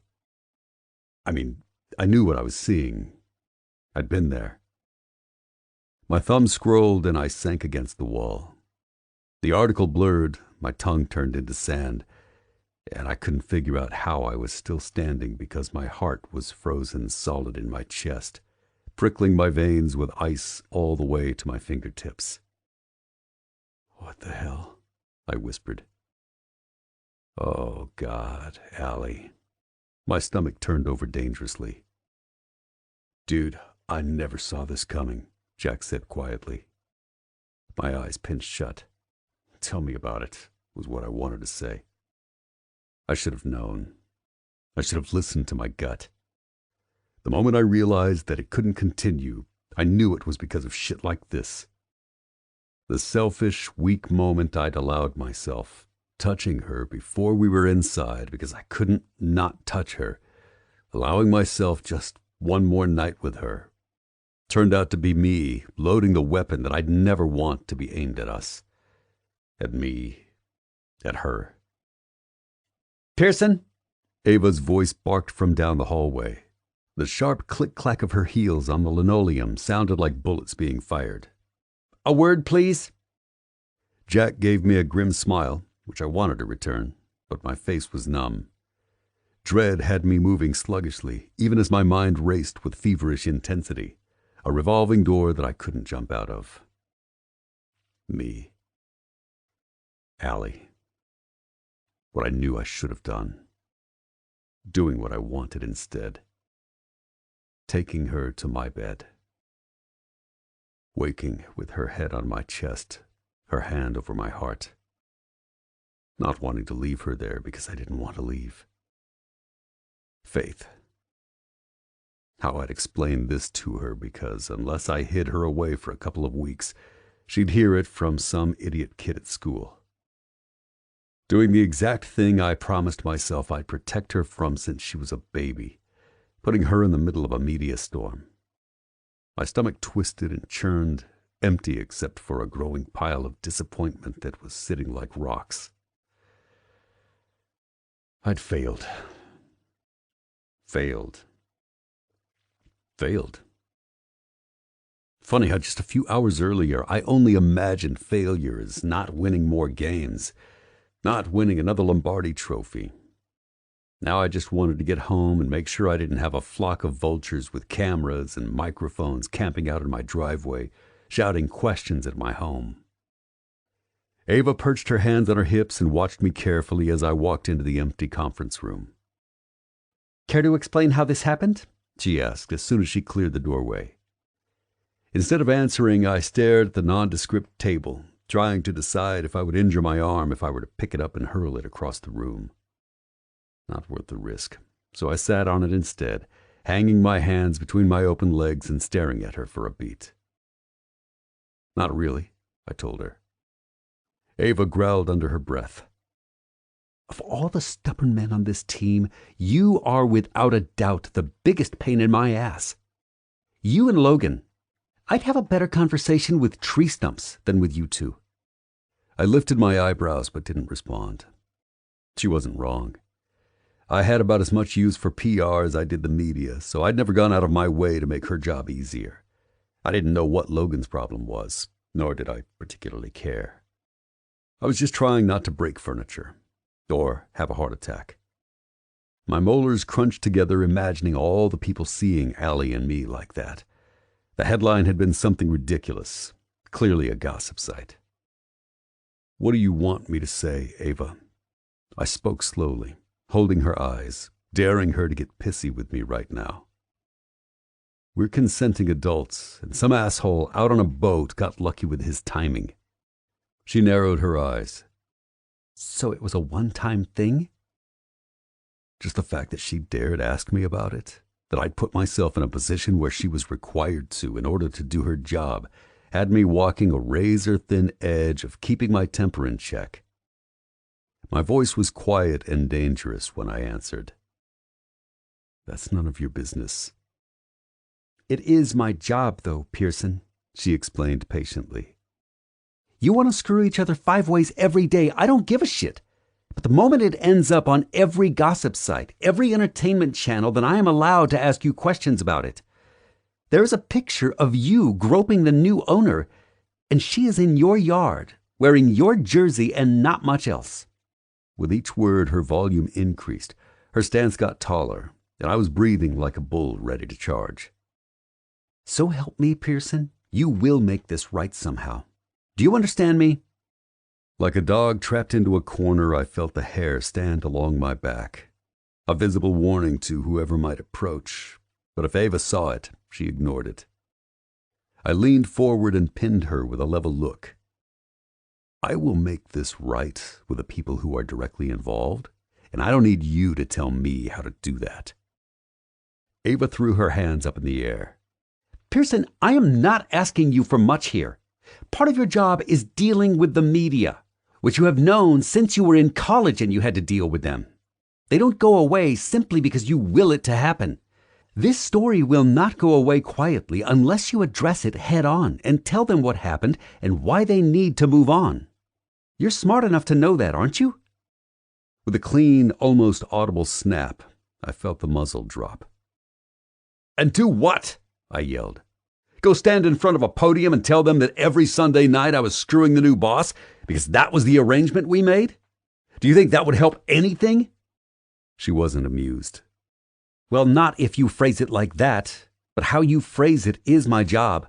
All you have to do is read from the paper and walk off the stage. There would be no questions from the media, which they'll know beforehand. I laughed under my breath. There's no way I was doing that. Clearly struggling with her own temper, Ava took a minute and paced the front of the room. The silence had my shoulders sagging. What a giant clusterfuck. And I could have avoided all of it if I'd paid attention to my instinct. I'd be on my way into a team meeting like usual. Allie would be off doing whatever she normally did on a Monday afternoon. What did she do on Monday afternoons? I'd never asked her. With shame, I had to own up to the ugly truth of how I'd treated her. That I couldn't be bothered to ask her something as simple as how she spent her time during the week, because I was afraid of knowing too much beyond how her body fit against mine. That knowledge was dangerous enough. Anything beyond that felt like I was tempting fate. Getting in too deep with Allie, trying to imagine how her presence in my life would rock it to its core, was the single most terrifying thing I could have imagined. Before this. Now I'd exposed her to the entire world. Ava spoke, and until I heard her words, I was relieved at the interruption to my thoughts. We can say it in a respectful way, okay? Because it's not just about you. She's the owner. We are in a tenuous time right now, Pearson, where workplace indiscretions are being shoved under a microscope of consent and power and manipulation. She smoothed a hand down her hair while I chewed on what she'd said. It tasted bitter, as only the truth can. She was calmer when she spoke again. You and Allie began a romantic relationship at the beginning of the season. You were neighbors before any of this started, before you had any idea who she was. Leave it at that. Let them infer the rest. She stopped and tipped her head forward. It could work. If nothing else, the press will eat up a romance between you two. Absolutely not. Her head snapped up. Are you serious? Ava wasn't around when the media feeding frenzy of Cassandra's death was circling around me, their sharp gray fins clear everywhere I looked. She had no idea how absolutely 100% serious I was about not tossing them bloody chunks of the story just to slake their appetite. There is no way to romanticize this, I said in a low voice. I won't stand up there and say that Allie is my girlfriend, because she's not. He's right. A quiet voice came from the doorway. My head snapped around, as did Ava's. Allie stood inside the entrance to the room, her hair pulled into a messy bun, her face covered with mirrored sunglasses, her clothes simple and dark, as if she'd just come from a funeral. I stood. Allie. She pulled off her sunglasses, and I felt like I'd been sacked. Her eyes were rimmed red, her face pale and drawn. Because of me. I wanted to go to her even though I knew that I shouldn't, and definitely not in front of Ava. For a long, horrible, frozen moment, we just stared at each other. I'm so sorry, I tried to tell her with my eyes, not willing to give anything away while we had an audience. There were enough people watching us as it was. Allie blinked, then turned and closed the door behind her. Now what? She asked, her voice scratchy and raw. At the sound of her voice, I dropped my head into my hands. Now what, indeed? Chapter 24. Allie. I wanted to be mad at him. I wanted to look at him across that empty conference room and feel angry, self-righteous fire in my veins simply from the sight of him. But I didn't. What I felt was soul-shriveling embarrassment because now I was being dissected, my old pictures being thrown up on news stories as some sort of proof that the way I'd lived before should have given a hint that this would happen. The shot of me on the rocks in Aruba was a particular favorite this morning on the entertainment sites. Maybe because my arched back and skimpy red bikini made me look like the kind of person who slept with someone who worked for her. Like it reinforced whatever narrative they'd chosen for the juicy tidbit Luke and I just handed them. There was no regret for what I'd done months ago, years ago, because I looked damn good in that bathing suit. But it was that in a matter of weeks, I turned into a punchline, fodder for some late-night TV anchor who wanted a quippy top 10 list. Luke wouldn't be a punchline. Who could blame him, was something I read on Twitter before Paige ripped my phone out of my hands. And in his eyes, I could see the devastation. He'd rip down every word, every picture, every comment with his bare hands, if he could. But it wasn't possible. This was something he had no control over. What people said, about him or me or us together, what it looked like to the outside world had absolutely no bearing on what it looked like between us. And even that was subjective, because not once had Luke given me verbal clues as to what was going on in his head. Now all I knew was that he was sorry, that he wanted it to be gone, but he had no way to make that happen. I knew that because that was what I saw on his face when he looked at me with apology screaming from the depths of his dark eyes. I had to close my own eyes against it, because as much as I wanted to be mad at him over this, my heart was shredded to ribbons in my chest over how I felt that very morning in his bed. Ava gave me a sympathetic look, but her tone was all business. "You're in agreement, Allie?" With my back still against the door, I nodded, my fingers knit together tightly at the pulse of silence that came with my decision. Even if it hurt to hear Luke say that I wasn't his girlfriend, it was the truth, something I couldn't argue with. To stand in front of the media and try to spin something sweet and innocent would feel like plucking glass shards from my skin. I wasn't capable of it at the moment. Just convincing Paige to smuggle me into the facility, past a waiting horde of news vans, took enough of my energy. But sitting at home wasn't helping. Amazing how hiding under your covers and crying didn't actually make your problems go away. "Okay," Ava said in a crisp voice. "We'll issue a press release from the front office saying that you and Luke had private lives outside of the Washington Wolves, and they'll remain private, considering that you're both consenting adults and there's nothing in Luke's contract that prohibits a relationship between the two of you." It was a scrubbed clean version of the truth. The bare facts boiled down to a sanitized version that would provide little for the media to work with. I hated it. Neither Luke or I spoke, and Ava glanced at us briefly before directing her attention back to her phone. "We'll talk to the team at the meeting that starts in," she looked at the clock on the wall, 20 minutes. Let them know that outside of these walls, they're strictly on a no-comment basis, and if anyone utters a word to the media other than that, they'll get a stiletto up their pisshole." Her attempt at a joke had me smiling slightly, but Luke only dropped his head down so that I couldn't see his face at all. The smile fell when I imagined facing the team again. Just like that, it was as if someone lit a match behind my eyes, igniting the short, thin fuse on my emotional leash. What would they think of me? I cleared my throat, just to make sure I would not cry if I spoke. Do you need me at that meeting?" Even though vomiting seemed like an appropriate response to the thought of attending, I'd do it. I'd face them and look in their eyes, accept whatever judgment they'd have for me, risk being able to put a tangible moment to the loss of respect that I might see aimed back at me. But Ava shook her head.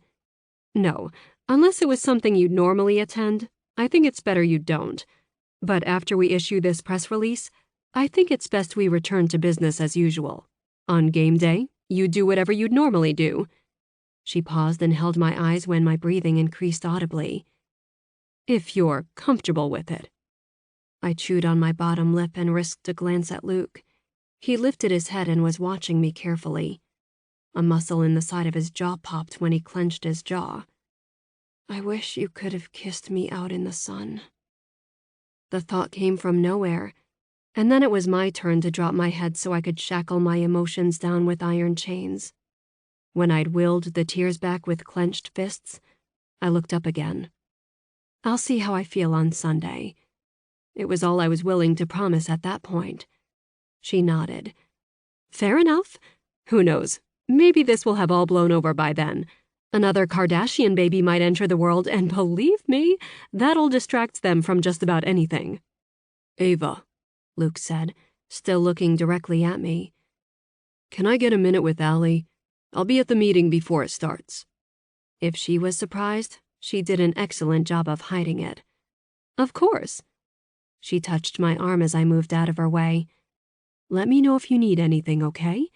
I'm an excellent drinking companion." I gave her a weak smile. "Thanks, I will." With the click of the door being closed, we were alone.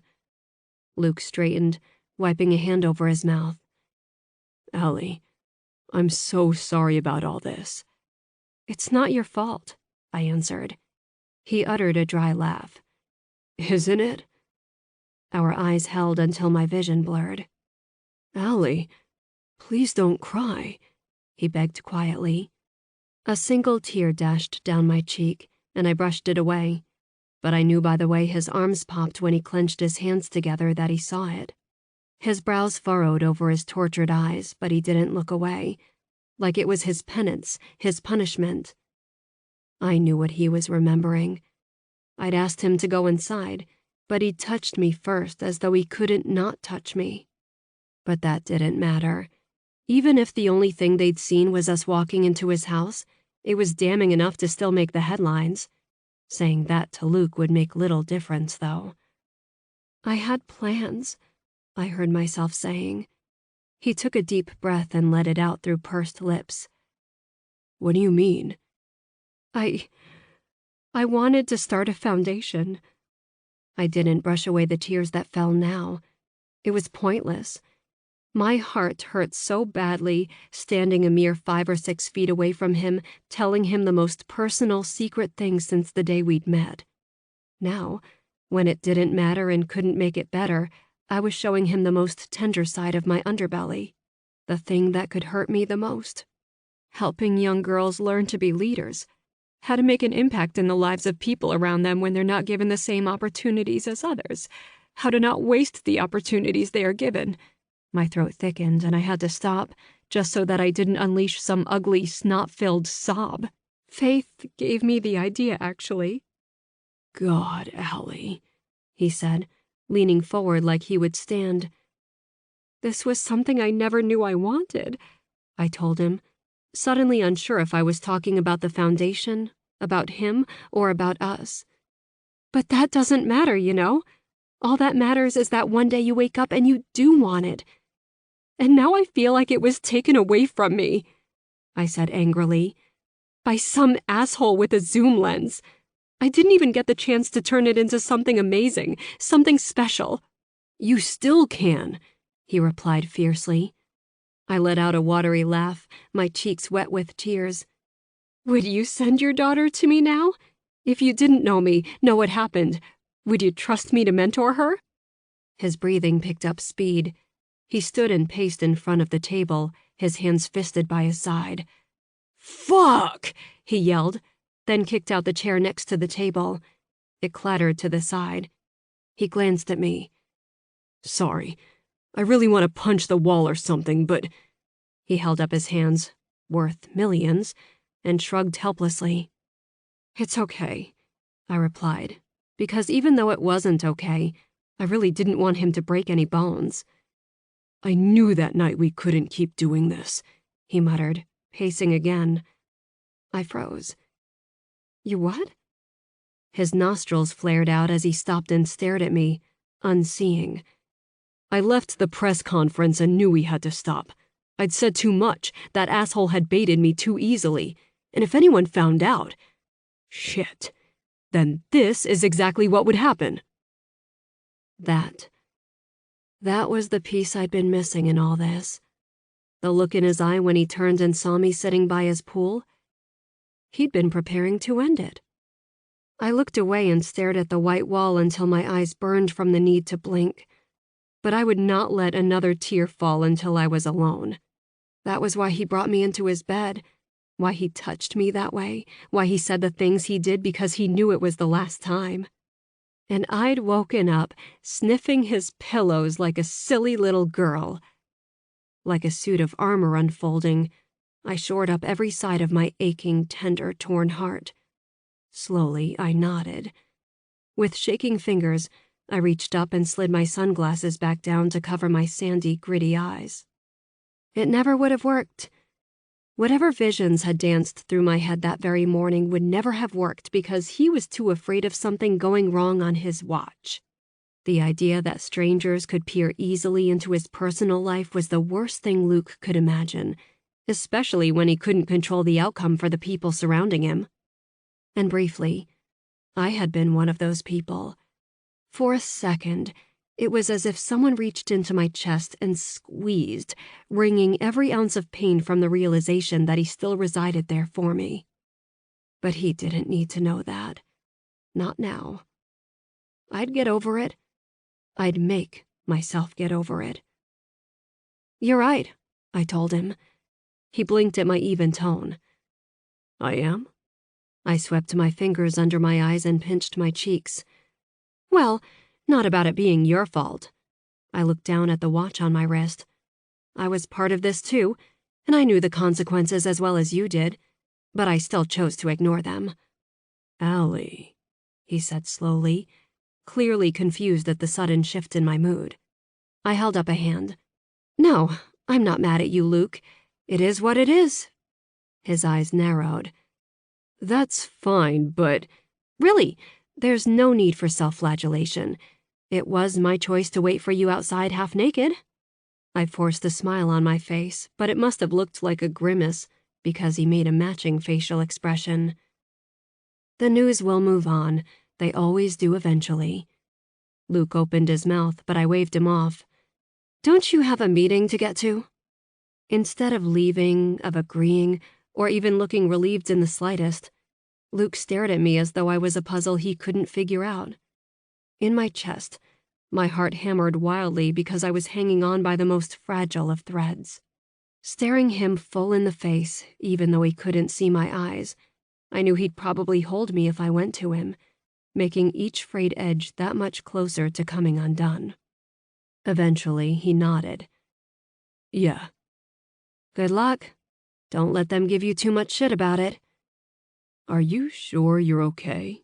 He asked, clearly not buying my little act, which was unfortunate because I was pretty sure I just delivered a performance that should make the Academy sit up and take notice. I'm okay, I told him. With one last searching look at the mirrored lenses, he left, and I let out a shaky exhale. Then I sank down onto the floor, tossed my glasses to the floor, and wrapped my arms around my knees, letting the tears fall. Because it felt like he was pulling my heart behind him with every step, and I'd never get it back. When Joy found me on the floor 15 minutes later, she helped me stand, dried my face off with a white handkerchief, and walked me back to where Paige was waiting anxiously. She took my face in her hands before I left. Honey, you're a Sutton, and that's no wimpy breed. You take today and cry, but tomorrow you straighten that spine and keep doing your job. Okay, I promised her. Joy gave me a tight hug before Paige folded me into the car. Tomorrow I'd straighten my spine and keep doing my job. Chapter 25. Allie. You sure you don't want me to come out there with you? Paige asked in a quiet voice, her hand on my back. The tunnel out to the field looked 18 miles long. I sent my shoulders and took a deep breath. No, it's business as usual. I've survived the past 5 days, so I can survive one walkthrough on that field. Her face mirrored the apprehension currently warping my stomach into twist ties. You know, those bendy things that hold together bread bags, and if they're wound too much, you couldn't find the beginning of it, couldn't figure out what direction it needed to go in order to smooth everything out correctly. That was how my entire body felt. I'd gotten 3 massages this week, all at the house because leaving that place was highly overrated. Grocery delivery kept us alive, as did massive amounts of wine, ice cream, and Chinese. Not in that order. Though the wine had preceded every major decision Paige and I had made since the incident, as we'd taken to calling it. Wine helped us decide that I should pay an exorbitant amount of money to have my stylist come chop my hair above my shoulders from the comfort and privacy of my own bathroom. Something fresh and new.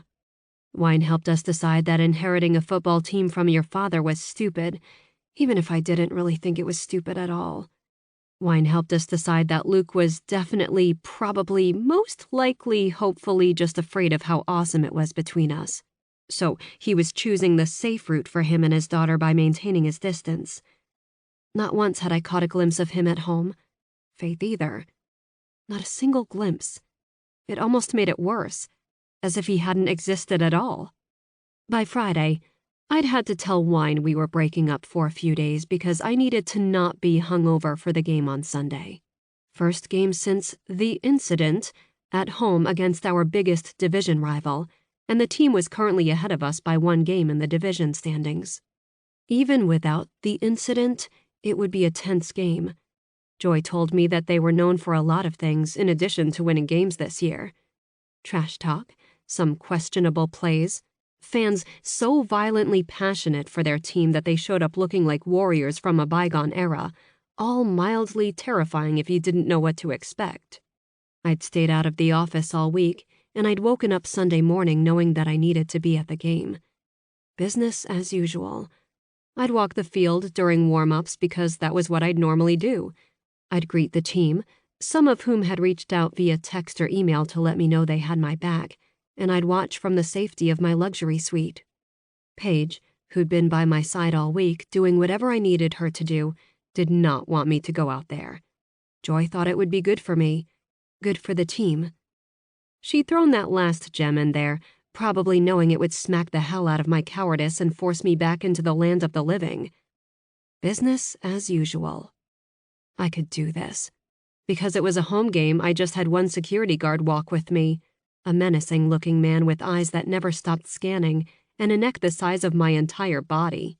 I think his name was Rico, but I also wasn't positive he could speak, so I didn't ask. With one last concerned look at the field, where we could hear the thump of music, the laughter of the players, and fans shuffling around vying for autographs, Paige squeezed my hand. "Well, I won't be far if you need me to rough anyone up." Rico cleared his throat, and I tried not to laugh. I gave my friend a brief hug. "It's fine. I don't feel unsafe. I just feel..." I searched for the right word. "Exposed? And I hate that." Her eyes were sad. "That'll fade eventually. Just go out there, don't look at anyone other than your players, do your thing, and we'll go order a fantastic Bloody Mary in your suite, okay?" I nodded. "Okay." As I walked down the tunnel, I smoothed a hand down the front of my White Wolf's tank top. I'd covered it with a tailored black blazer and kept my hair pinned back from my face. Instead of heels, which were a giant pain in the ass on the field, I went with plain white Keds. Business as usual. No one would be dissecting my outfit. No one would care that I was out there.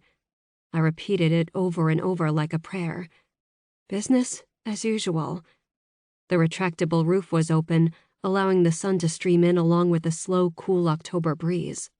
I kept my chin up and my eyes straight forward as I exited the tunnel, and like he was waiting for me, Davon slid in front of me, dancing through his warm-up.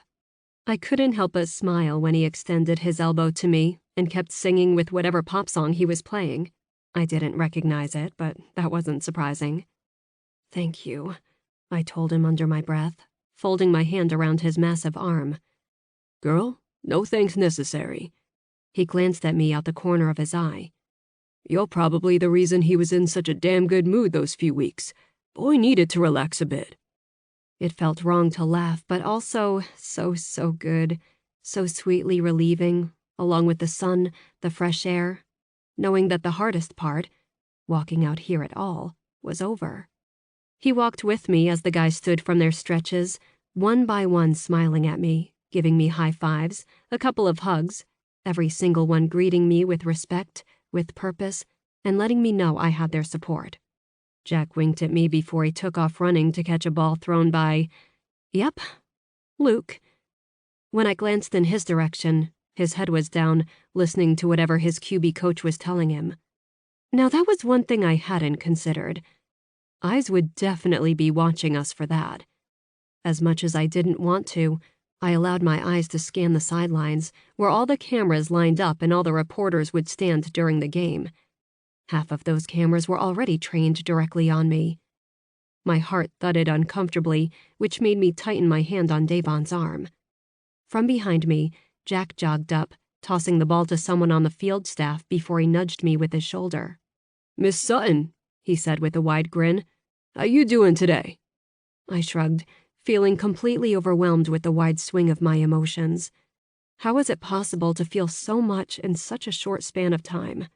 "Oh," I told him airily, "just peachy."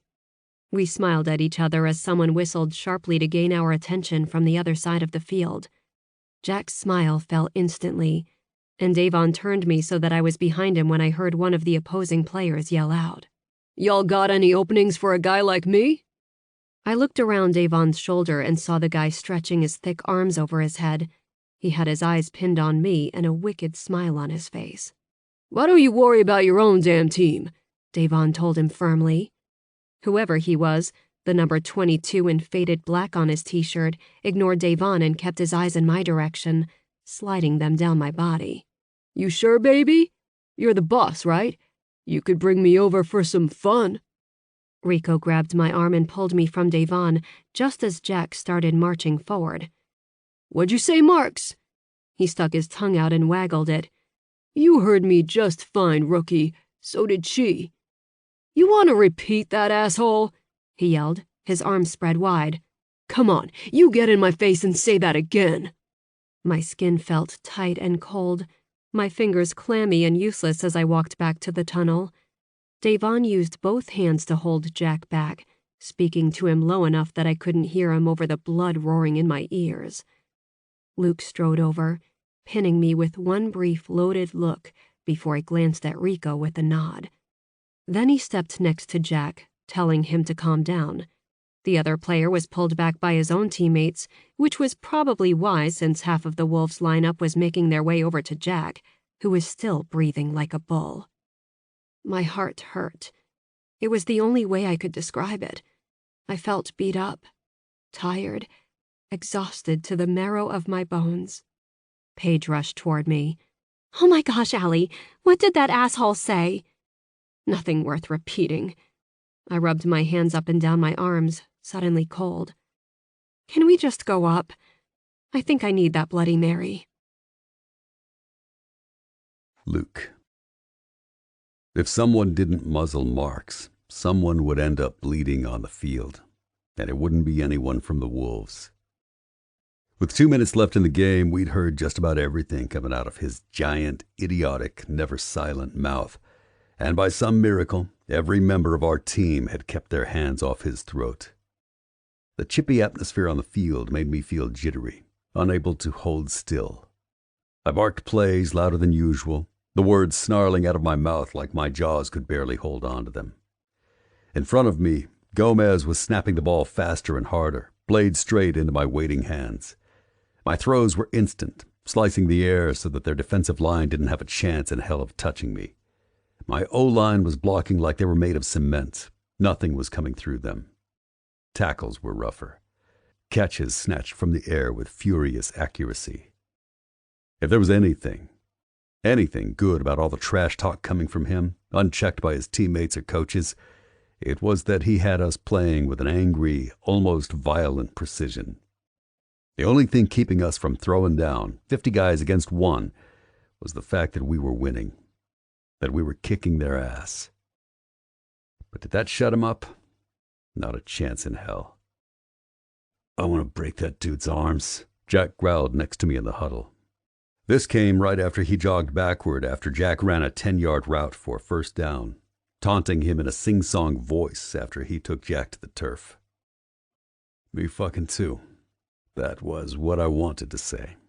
But no one needed to be incited right now. "Come on," I barked. "First down, second down, first down. We aren't giving those assholes a chance to stop us on third, okay? We shut him up by winning." Everyone nodded, clenching and unclenching fists, punching their pads just to release some of the spitting, fiery testosterone that had us practically shaking. And I'd never wanted to win a game so badly. It was taking every ounce of my mental and physical discipline not to march up to him, rip his helmet off, and bash his teeth in with it, which was harder than I'd expected. My nerves were on their last white-knuckled grip on the edge of a wet cliff. All week, I'd shut out the noise. The moment I walked from the conference room, the moment I saw her determination to make it less than it was, I'd slapped my blinders on with steady hands, met my teammates' eyes, and told them that now was the time to prove we were a team. If they had something to say about it, they could do it now or keep their mouths shut. I'd been met with silence. Each day was survived with a single-minded intensity that I hadn't felt in a long time. I practiced each day with an inflexible, iron-wrapped stubbornness, working my muscles until I was soaked with sweat and well past the point of exhaustion. I watched film late after I tucked in Faith, which served as a perfect distraction to what had happened, to how I felt like that biggest asshole on the planet. And now this clown was poking at the bruise, and if he kept it up, I'd rip his finger off and shove it down his throat.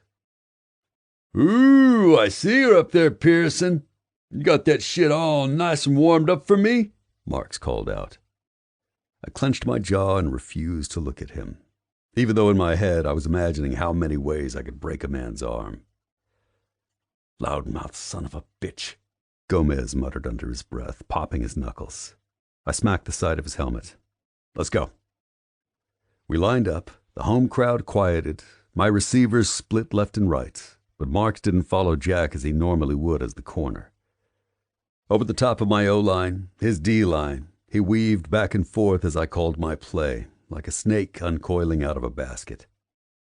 They were lining up to blitz, to rush straight at me with everything they had. His eyes, blue and cold and fixed on me, never blinked.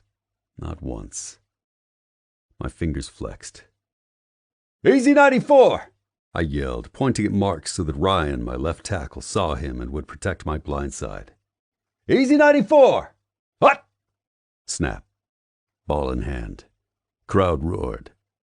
I jogged back a few steps, pulled my arm back, and hefted it 20 yards where my tight end Rateliff would be running his fade route.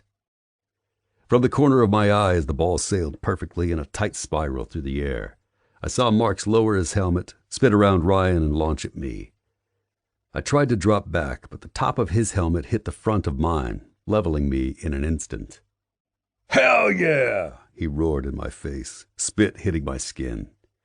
Before he got up, he gripped the front of my face mask and yanked my head closer. I shoved at him, but he was holding too tightly. "She like to be on top too, Pearson? I bet she does." I was just about to punch him in the kidneys when he was yanked off by Gomez, who pushed Marks a bit harder than he should have. Gomez reached a hand out to help me up. Marks danced in front of me while I struggled to control the furious drumbeat of my heart, screaming at me to hurt. Hurt. Hurt. "You like being down there?" he taunted, unconcerned with the flag just thrown on his completely illegal hit, or the official running over to calm him down. "I bet she like being down there too. I'll make that bitch choke on it when I get a hold of her." My entire body froze, and my vision sliced to one spot in the entire arena. Nothing else. No one else. No coaches or teammates. No reporters, no cameras, no fans. Nothing but me and him and the roar that came through my mouth. I launched at him, both hands at the base of his helmet, which I ripped off as I took him down to the field. He punched my side as my teammates and his descended on us like a swarm of angry bees. There were no whistles, no flags, no penalties in my head. Just pure, hot rage. A beast unleashed. I wanted nothing more than to take every word he'd thrown into the air and shove them back where no one could see them. No one could hear them, just in case they made it up to where she sat, hiding from the eyes that had been on her all week. My arm cocked back, my balled-up fist cracked against his nose once, twice, a sickening, gratifying snap of bone and rush of blood against my hand, and we rolled once. He caught the side of my helmet with his fist just before someone ripped us apart. "Hey, get your shit together, Pearson!" Coach screamed in my face, both hands fisted in my jersey while referees tried to untangle the mess of shoving and yelling and swearing in the mass of uniforms around us. "You just broke his nose, you idiot!" My chest was heaving, my fist throbbing, and as my blood-red vision cleared, I heard the referee say that both Marks and I were ejected from the game. The crowd didn't boo, though. Up on the giant screens, they showed a replay of his mouth moving, then me ripping his helmet off, followed by a live shot of him with a balled-up, blood-soaked towel against his nose. The fans roared. With a grim smile, I accepted the backslaps of my teammates as I walked down the tunnel and off the field so that my backup could kneel on the last series, finalizing the win. I'd pay for it. Financially for sure when the league fined me, when I had to explain to Faith why Daddy got into a fight with another player. But as I showered, ignored reporters, listened to Coach give his post-game speech, I couldn't bring myself to have the slightest pang of misgiving over what I'd done. At that moment, after hours of hearing him talk about her, talk about us, turn it into something ugly, and her into some sort of empty vessel, I had to reckon with the truth that defending Allie's honor was more important than whatever consequences were headed my way. Maybe she hadn't seen it. Maybe she'd only catch a highlight and think that I was reacting to a shady late hit. But as my car turned the corner to home, hours after I broke Mark's nose, I saw the moving van in front of Allie's house. She'd seen. She'd definitely seen. And now she was running away. Chapter 26. Allie. "Here's what I can't figure out," Paige said around a mouthful of ice cream.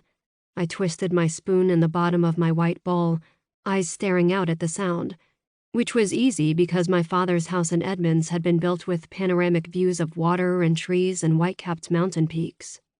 "What's that?" I asked. "Why did he stay here?" She glanced around. "This house is massive. It was just him, right? He never remarried?" Snuggling into the deep couch cushions, I sighed. Nope, just him. It wasn't a truth that made me feel guilty anymore. This big house, the one I'd been brought home from the hospital to, was indeed massive. Over 5,000 square feet of beautifully decorated, perfectly impersonal space that I could now use as my own hideout.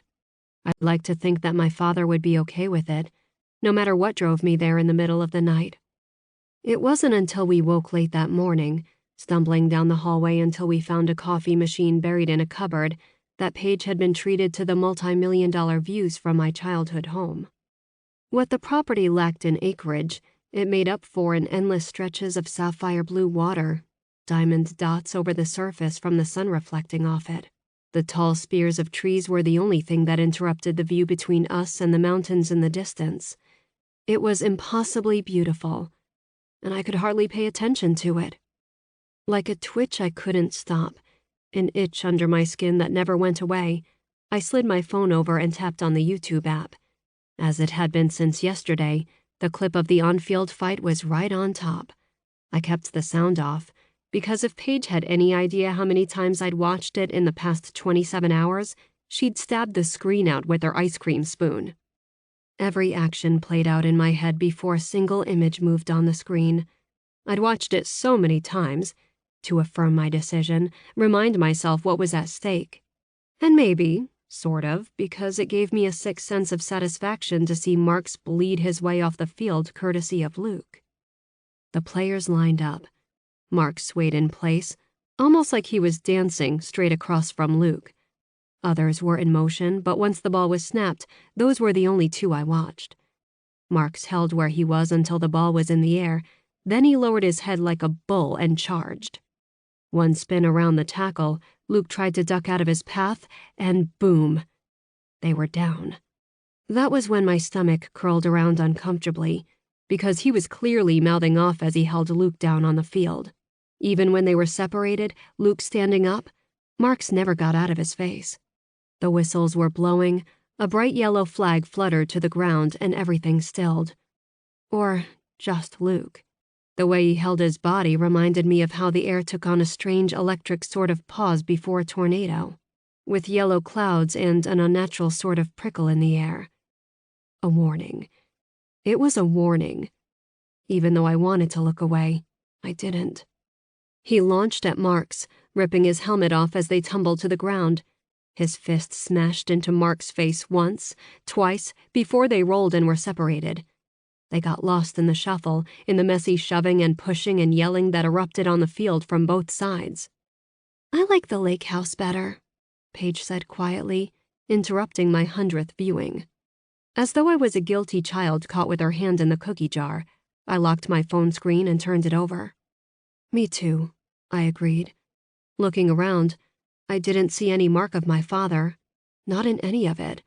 The master bedroom, large and slightly stale, with a view fit for a king, still sat empty. I'd chosen a guest room down the hall, as had Paige. Why couldn't we stay there again? I cut her a dry look. Seriously?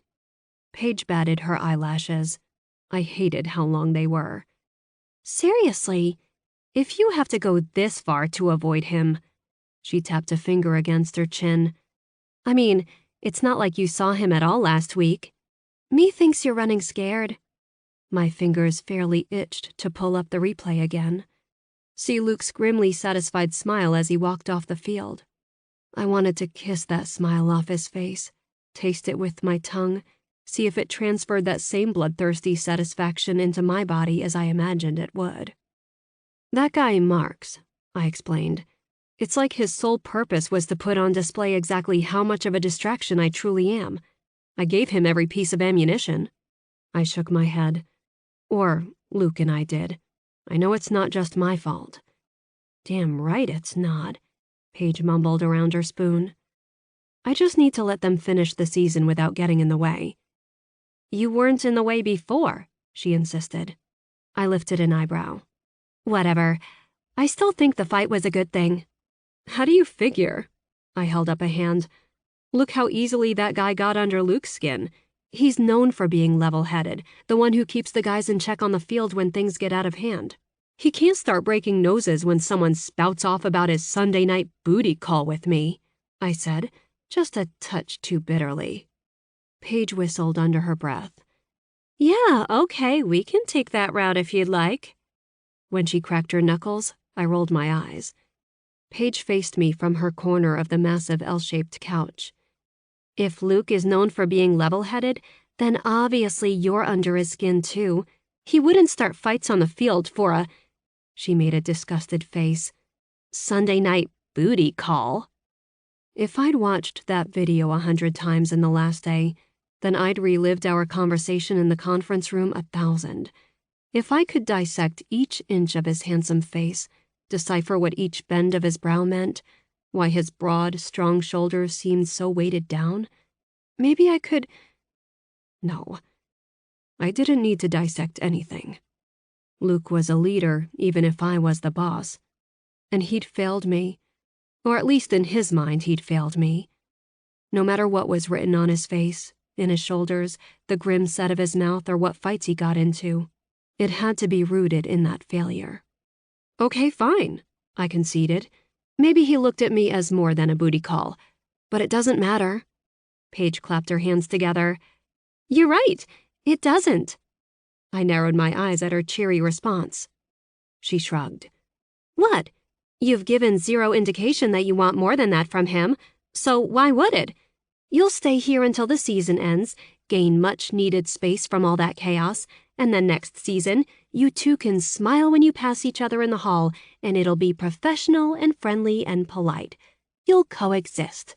She lifted an imperious, perfectly arched auburn eyebrow. Right? I must have looked as grumpy as I felt. I hate you, I muttered. Paige laughed.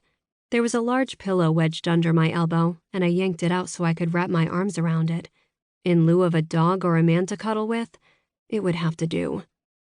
I mean, Paige continued, the reason it's neither here nor there why he started that fight is because you don't want to pursue a relationship with him, right? You're seriously going to make me say it. Yes, she cried. Come on, I've never seen you like this over a guy. It's about damn time. For what?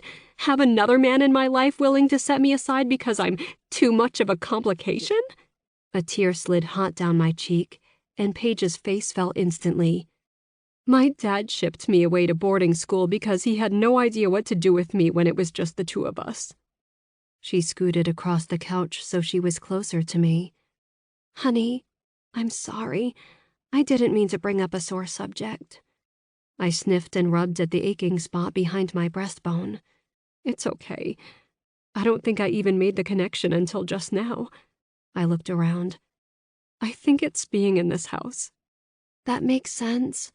Her hand rubbed my knee. I know my father loved me, but he just didn't know how to make a life for me that didn't completely interrupt his in the process. I pinched the bridge of my nose to stem more rising tears, then spoke quietly. I want someone who's willing to fight for me. Just not, like, literally fight because Allie girl, Luke definitely already did that. I smiled. No, I'm not talking literally, but I am glad he did that too. I didn't think that's what you meant. I whispered, staring up at the ceiling. I want someone who doesn't sit back and look at how the landscape of their life will change by adding me into it and weigh whether I'm worth the change. I want them to pull me into it with both hands and make it something new without a second thought. Paige laid her head on my shoulder. You deserve that, 100 times over. I stopped fighting the tears because more than anything, I wanted to be saying this to Luke. I wanted him to hear the words scrawled over my bruised heart, the piece of me that missed him most of all. I want someone who loves me so much that they can't stand the idea of us hiding in the shadows. I want them to love me so much that all the ugly and harsh that can come with the light doesn't bother them because we'd be facing it together. I exhaled a small sob. I don't want to beg for that. Do you feel like you were with him? One more tear slid down the side of my face, unchecked until it disappeared into my hairline. No. It felt good. It felt right. I missed him. With Luke, it wasn't so much that I felt like a different person. I just felt like a stronger, more powerful version of who I already was. Now I was just willing to admit my own worth, know that I was worth more than one night a week. He was too, for that matter. He just wasn't at a place where he wanted the risk, and I wouldn't be anyone's safety net, conveniently placed and safe to fall into. I wanted to be the wild, the free fall, the leap off a cliff into something exhilarating. Eventually, I'd be able to be in the same room as him and not see how he was that for me, even if it was for a brief time. So, you're like, in love with him, huh? Paige asked quietly. I chewed the inside of my cheek. I didn't want to cry anymore. Falling in love was supposed to be good, wasn't it? Not something that made you cry. But I guess that was what happened when you tumbled on the same day that someone set a bomb off in your personal life. But was I in love with Luke Pearson? Yeah. It was pretty much the only reason all this would make me so miserable, because sitting on a strange couch in the house I grew up in, I wasn't thinking about the embarrassment anymore. I wasn't thinking about who'd seen what, or if the fans lost respect for me. I was thinking about him. Does it matter? I asked Paige. Or the universe, or whoever might be listening. She didn't answer. No one did. It sure would have been nice if a booming voice told me what to do. But there was no one. Just me, trying to figure out what the hell came next. What are you gonna do? Besides go to sleep for 2 days? Yep. My head leaned against hers, and as she had all week, she propped me up, kept me sane. I'll do my job, let him do his. Eventually, it won't hurt so much. I almost believed it. Chapter 27. Luke. When you've built your entire career on your ability to pick up on the slightest change in the environment around you, something slightly annoying happened. You couldn't shut it off. Even when I wasn't on the field with the clock running, I noticed the people around me, how they were standing, whether they were carrying their weight differently after a particularly brutal game. After Jack injured his knee his rookie season, I found myself watching the way he walked for 2 solid months. It drove me crazy, but long ago I'd accepted it as a part of me, part of what made me good at my job. It was also why I didn't think myself insane for studying Allie the way I did for the next 3 weeks.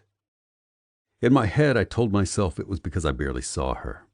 The house next to mine was empty and quiet. No lights in windows or terrible music coming from her little bright blue speaker that always accompanied her outside. The first week after my fight with Marks, I saw her twice. Brief glimpses down hallways and through open doorways. We won on the road that first week, cementing our division lead by 2 games.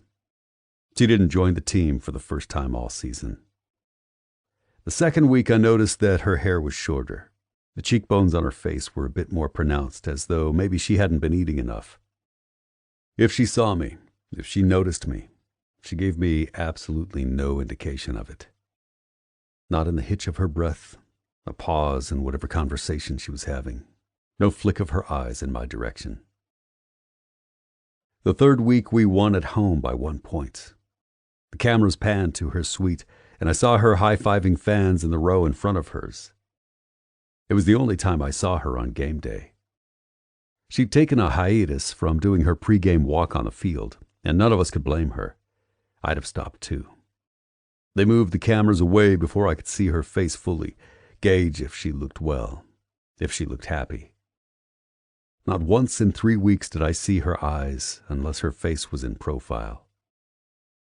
It did weird things to my head when I found myself wondering things like, were they still the same color, or had I imagined it? I saw the slight upturn in her straight, perfect nose. I saw the stubborn angle of her delicate jaw, the curve of her smile to varying degrees, depending on who she was speaking to. Those were things I saw, but not her eyes. And I hated that I couldn't use them to know what she was thinking, how she was feeling. "Are you sure you don't know where she's living, Daddy?" Faith asked me on week 3. Standing at the hedge, which was taller than her, she looked so sad that I almost lied, almost told her that Allie would be back soon, just to see her smile about it. "I think she's living in the house she grew up in, Turbo." Faith sighed and spun back around to me. It was Tuesday, our day off during game week. I'd already lifted for the day, so I would spend the rest of the afternoon with her before watching film once she was tucked into bed. "It was so fun to have her here that one morning," she said between twirls. I'd heard this 22 times the past 3 weeks. "She's nice and doesn't treat me like a baby." Not being treated like a baby was a big deal to a 6-year-old. My initial panic at being told that Allie had walked out of my room during their morning pancakes had been short-lived because apparently she handled it like a champ. Besides, I couldn't really be mad. In my sex-clouded brain, I'd completely forgotten to double-check with my mom that they wouldn't be stopping by the house before school that day. "And," Faith continued, like she was trying to convince me of something, "Grandma really liked her." I'd also heard that a few times, from the direction of the woman who gave birth to me. My dad, as usual, had stayed stoically silent, content to let Mom voice their joint opinion. Maybe if I'd been married for 42 years, I would do the same thing. "Better head on her shoulders than most of the men I know," were the precise words my mom had used. "Including my idiot son who can't figure out what's right in front of him." That was what she didn't understand. What none of them could understand, even if I'd been capable of explaining it to them. My life was controlled chaos at all times. I had a daughter who fell off playgrounds and in the next instant had a broken arm, even though I was 10 feet away from her, watching her every move. I had a football team that looked to me to lead them, to see things they didn't see on the field, and predict outcomes like we had a chess set in front of us, carefully carved pieces that could be moved at will. A coach who threatened me within an inch of my life if I ever started another fight on the field again. My job would have consumed my life if it wasn't for Faith, who made me pay attention to some of the things I'd normally miss. The tiny purple flowers that were growing along the east side of our house that someone else had planted. The fairies planted them, according to her. She got what was left of me after meetings and weights and notes and game plans and hours of film, and it still didn't feel like I was giving her enough. How could I possibly set any more pieces aside for another person? I had to grip my teeth as I stared at the pool, where she'd waited for me. For the first time in my life, I'd experienced that strange dichotomy that I'd heard talked about. Two sides of the same coin. Peace and fire. Heat and calm. She'd given me both, which seemed impossible. I rubbed at my forehead when I felt my thoughts drifting away from Faith. This was why I couldn't even contemplate it. How could I possibly try to make a regular relationship work? Keeping her in a neat, small box of time hadn't felt like it was working. Even after only a few weeks of that, she'd pushed the edges open until I felt powerless against what I wanted from her, what I wanted out of my time with her. Powerless against wanting more time with her. My phone buzzed next to me and I saw a text on my lock screen. Davon. Open up. I'm at the front door with leftovers. I shook my head. Faith, run around the front and grab Mr. Davon. He's here with food. She squealed and took off, a flurry of pink ruffles and long brown hair. When he came around the side of the house, she was up on his back, chattering happily in his ear. Something made him let out a booming laugh, and I found myself smiling. What'd you bring me? With a hand not bracing my daughter's slight form, he held up a large paper bag. Tamales. Monique said you looked scrawny last week. When he was closer, he tossed the bag, and I caught it. Davon used his massive paws to heft Faith up on his cement-beam shoulders, where she screamed happily and grabbed him around the face to hold on. I opened the bag and inhaled gratefully. They'd be my dinner. Probably tomorrow night, too. While I rolled the seams of the bag over into tight edges and set it on the lawn, I watched Davon make my daughter laugh. He had 4 boys of his own, the youngest only a couple of years older than Faith. He and Monique got married right out of college, a ceremony I'd attended as one of his rookie-year teammates, since we'd entered the draft at the same time. He'd gone in the first round, and I was a couple of rounds later, needing to grow into my talent a bit more. The ring on his finger glinted brightly in the sun, and I found myself staring at it. Does she get stressed during the season? I heard myself ask him. Without any further clarification of who I was asking about, Davon shook his head. Nah. We dated all through college too, man. By the time I hit the pros, she knew what she was getting into. With a roar, he dipped forward so he could deposit Faith safely on the grass. Why don't you go draw Miss Monique a pretty picture, baby girl? She'd love that. Okay. Faith ran off into the house. Sitting heavily in the chair next to me, Davon tipped his head back and sighed contentedly. Oh, man, I need a place on the water like this. Yeah, I drawled. Just watch out for assholes on boats with cameras. He scratched the side of his face and chuckled. No shit. Then he cut me a sideways look. Haven't seen much of her lately. Quite stubbornly, I refused to look at her house. Same here. I think she moved into Robert's house for a bit. Scare her off, did you? I rolled my eyes. I don't have time for a woman. You know that. Davon tipped his head back, hooting loudly. His whole chest shook from the force of his laughter. When I crossed my arms over my middle and said nothing, he laughed even harder. He used the edge of his thumb to wipe at the skin underneath his eyes. Oh, man, he yelled. That's some funny shit. I'm not trying to be funny. Nope, I don't think you are. He stared at the lake, shaking his head. You think she's stupid? Is that it? What? I sat up. I never said that. No, I insisted. Of course I don't think she's stupid. So then don't blame shit that has nothing to do with why you're sitting here alone and why she's off in that house when she probably wants to be here. He clucked his tongue like a chicken. So I told him that was exactly what he sounded like. You need a mother hen, son, he said. If Monique was here, she'd smack you so hard. I stayed stubbornly silent. Tell me this, he said. And I won't ask details because God knows I like Allie too much to know that shit about her. But when you were with her, how'd you feel? When I gave him a skeptical look, he held up his hands. What? I've been married for 12 years. I know how to talk about feelings, man. Not my problem if you don't. Just don't answer if you don't want to. But without all the extra noise, just you and her, what was it like? Effortless. Impossible to describe.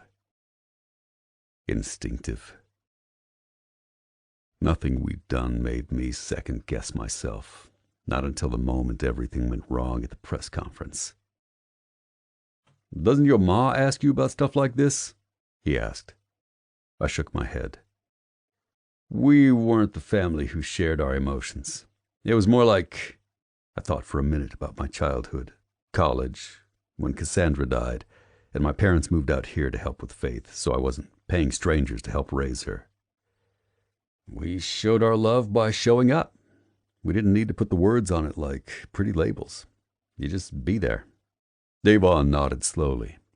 I feel you. In my seat, I shifted slightly. What does that have to do with anything? Emotional intelligence of a rock, man, he muttered up at the sky. I think it wouldn't matter if you woke up with little hearts floating around your big old head. You still wouldn't admit what you feel. That's not true, I scoffed. It just feels impossible, I guess. Everyone would be watching us. So what? Davon leaned forward. Let's play a game real quick. Don't think too hard. Just say the first thing that comes to your head. Was your life better with her in it? Yes. My mouth stayed zipped shut. Do you miss her? Hell yes.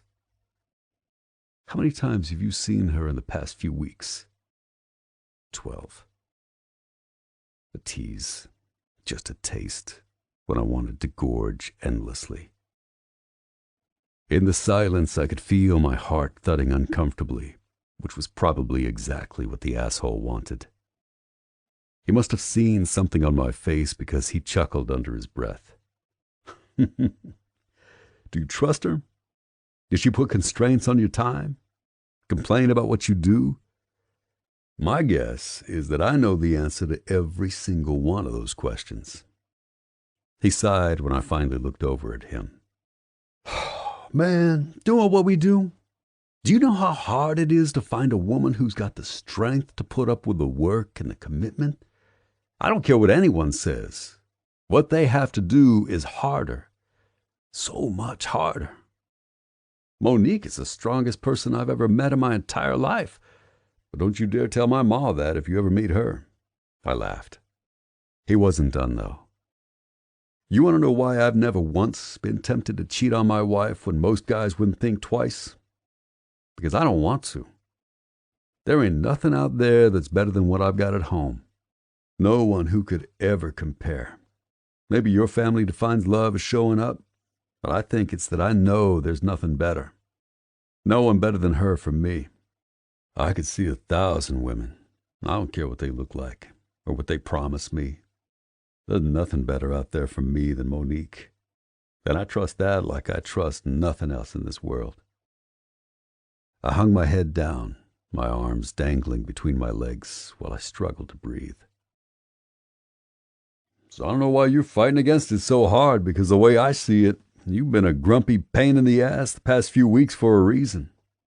You're working yourself too hard because you can't get her out of your head, right? I pushed my tongue into the side of my cheek. It can't be that easy, can it?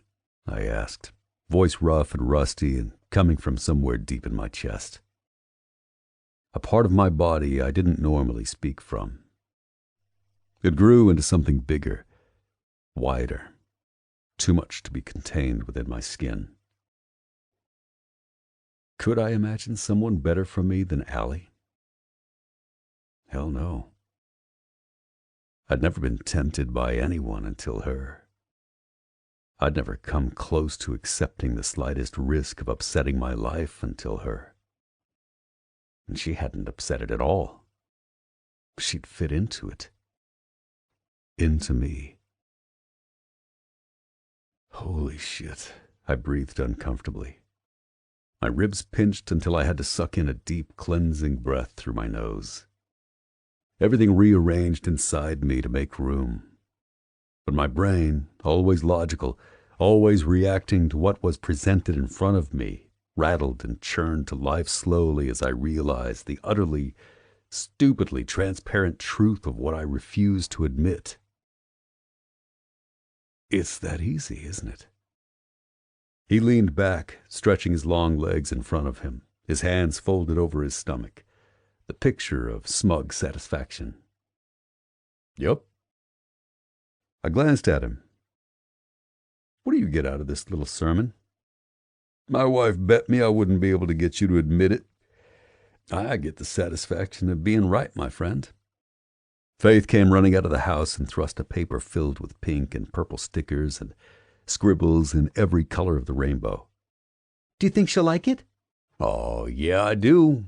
I bet she'll put it right on the front of our fridge, baby. I patted my lap, and Faith hopped up, snuggling into my side.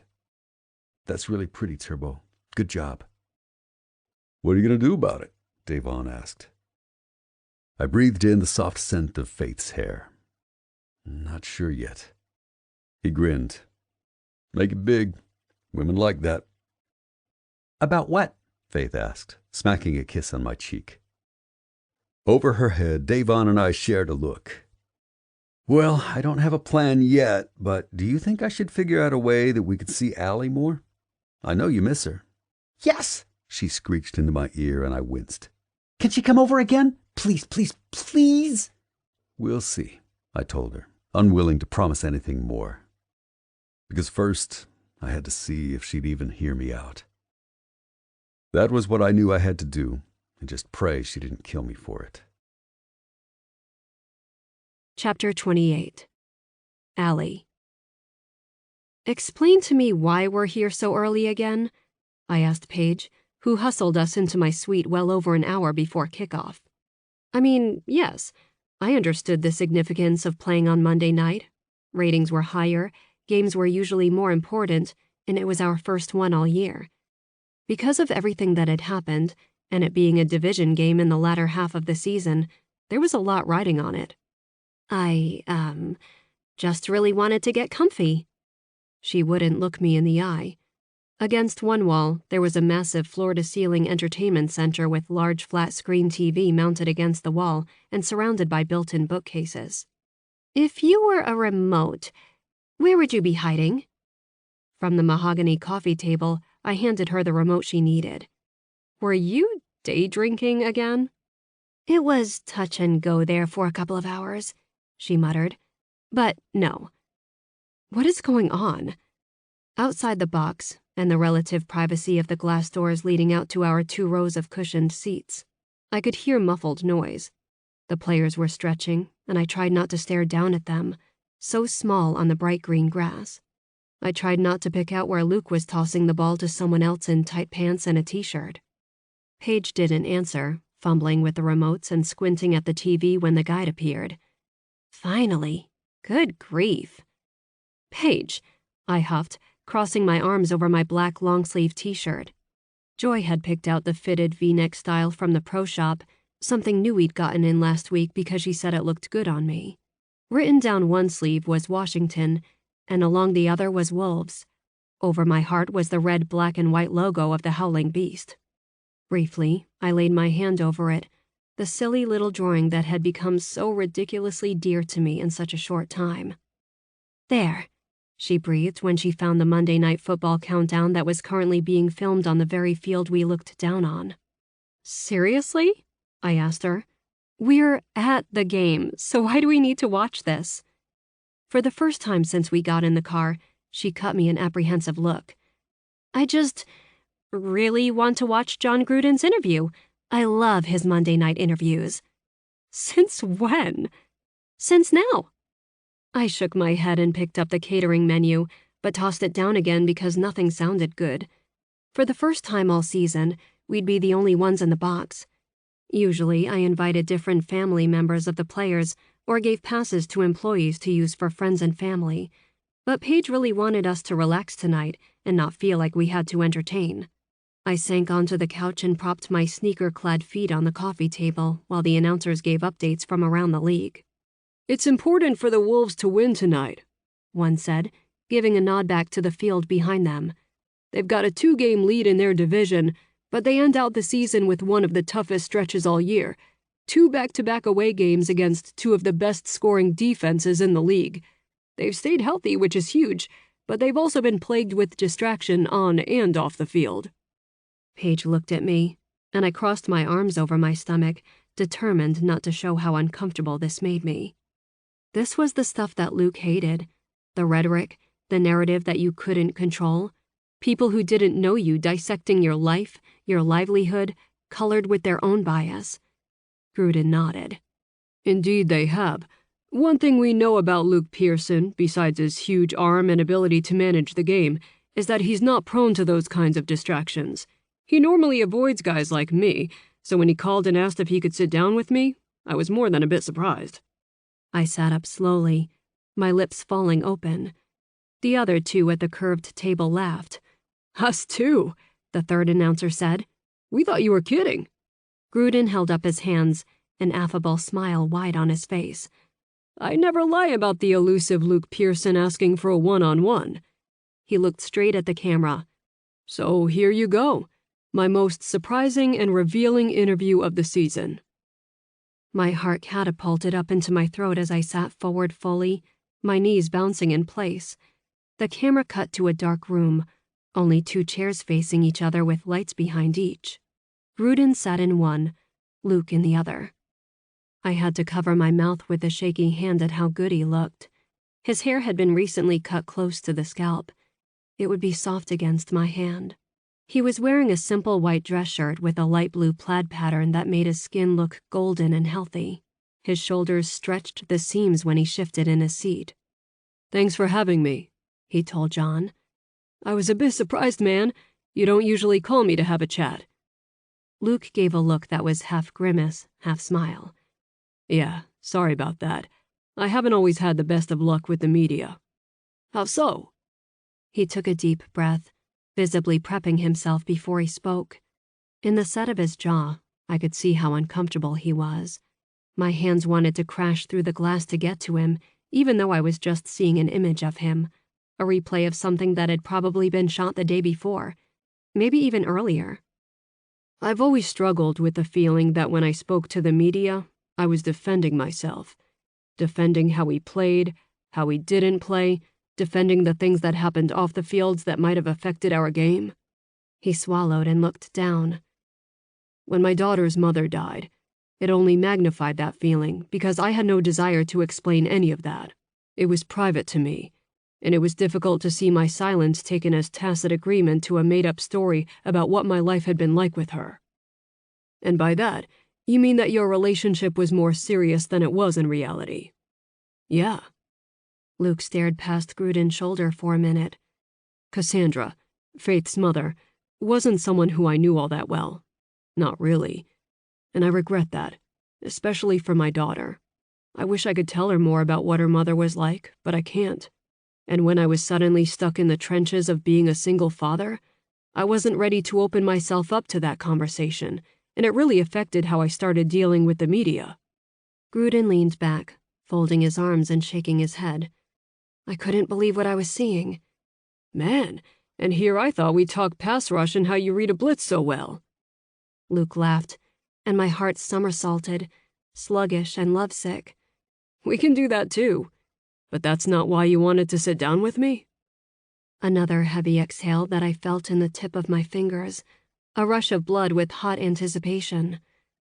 No, it's not. You want to talk about Alexandra Sutton. Not a question, no surprise in his eyes. I think I'm having a panic attack, I whispered. Paige rubbed my back.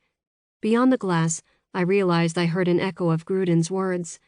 My eyes darted out, and with a dawning sense of horror, I realized that they were projecting the interview up on the main screens of the field. During warm-ups, for everyone to see. Holy shit, I breathed. Both hands covered my mouth now, and I fought the urge to go lock myself in the bathroom. Luke's smile was soft. Soft. It was sweet. And he looked like he might vomit. OMG, join the club. I do, Luke said. He licked his lips. I'm not someone who believes that regret is this big evil to be avoided. It's how we learn. If we won every single game, we'd never be forced to sit back and rethink our strategy, to replay our choices, see where we could have been better, been faster. Regretting the ability to get to know Cassandra is something I can't change. But I can change the regret I have over not speaking to the media a couple of weeks ago when Allie's and my privacy was clearly invaded. It doesn't matter that there are no legal ramifications for the person who took our picture during a private moment. Because I regret not protecting someone who I very much respect and care for. So, that's why we're here? You want to apologize to her? Yes and no, Luke replied. I've already apologized to Allie for the pictures, even though I'm not the one who took them or sold them to the media. And I've apologized to my teammates for the distraction it caused as a consequence. The fight with Marks, Gruden said. Luke shook his head, grinning a little. A dimple popped next to his lips, and I fought the urge to swoon. I didn't know I could want to swoon through panic, but there I was. Heart eyes all around. I was helpless against them. The fight with Marks was ill-advised, he said carefully. But that is not something I regret. Gruden lifted his eyebrows. No? That was a hefty fine you were given. Luke leaned forward.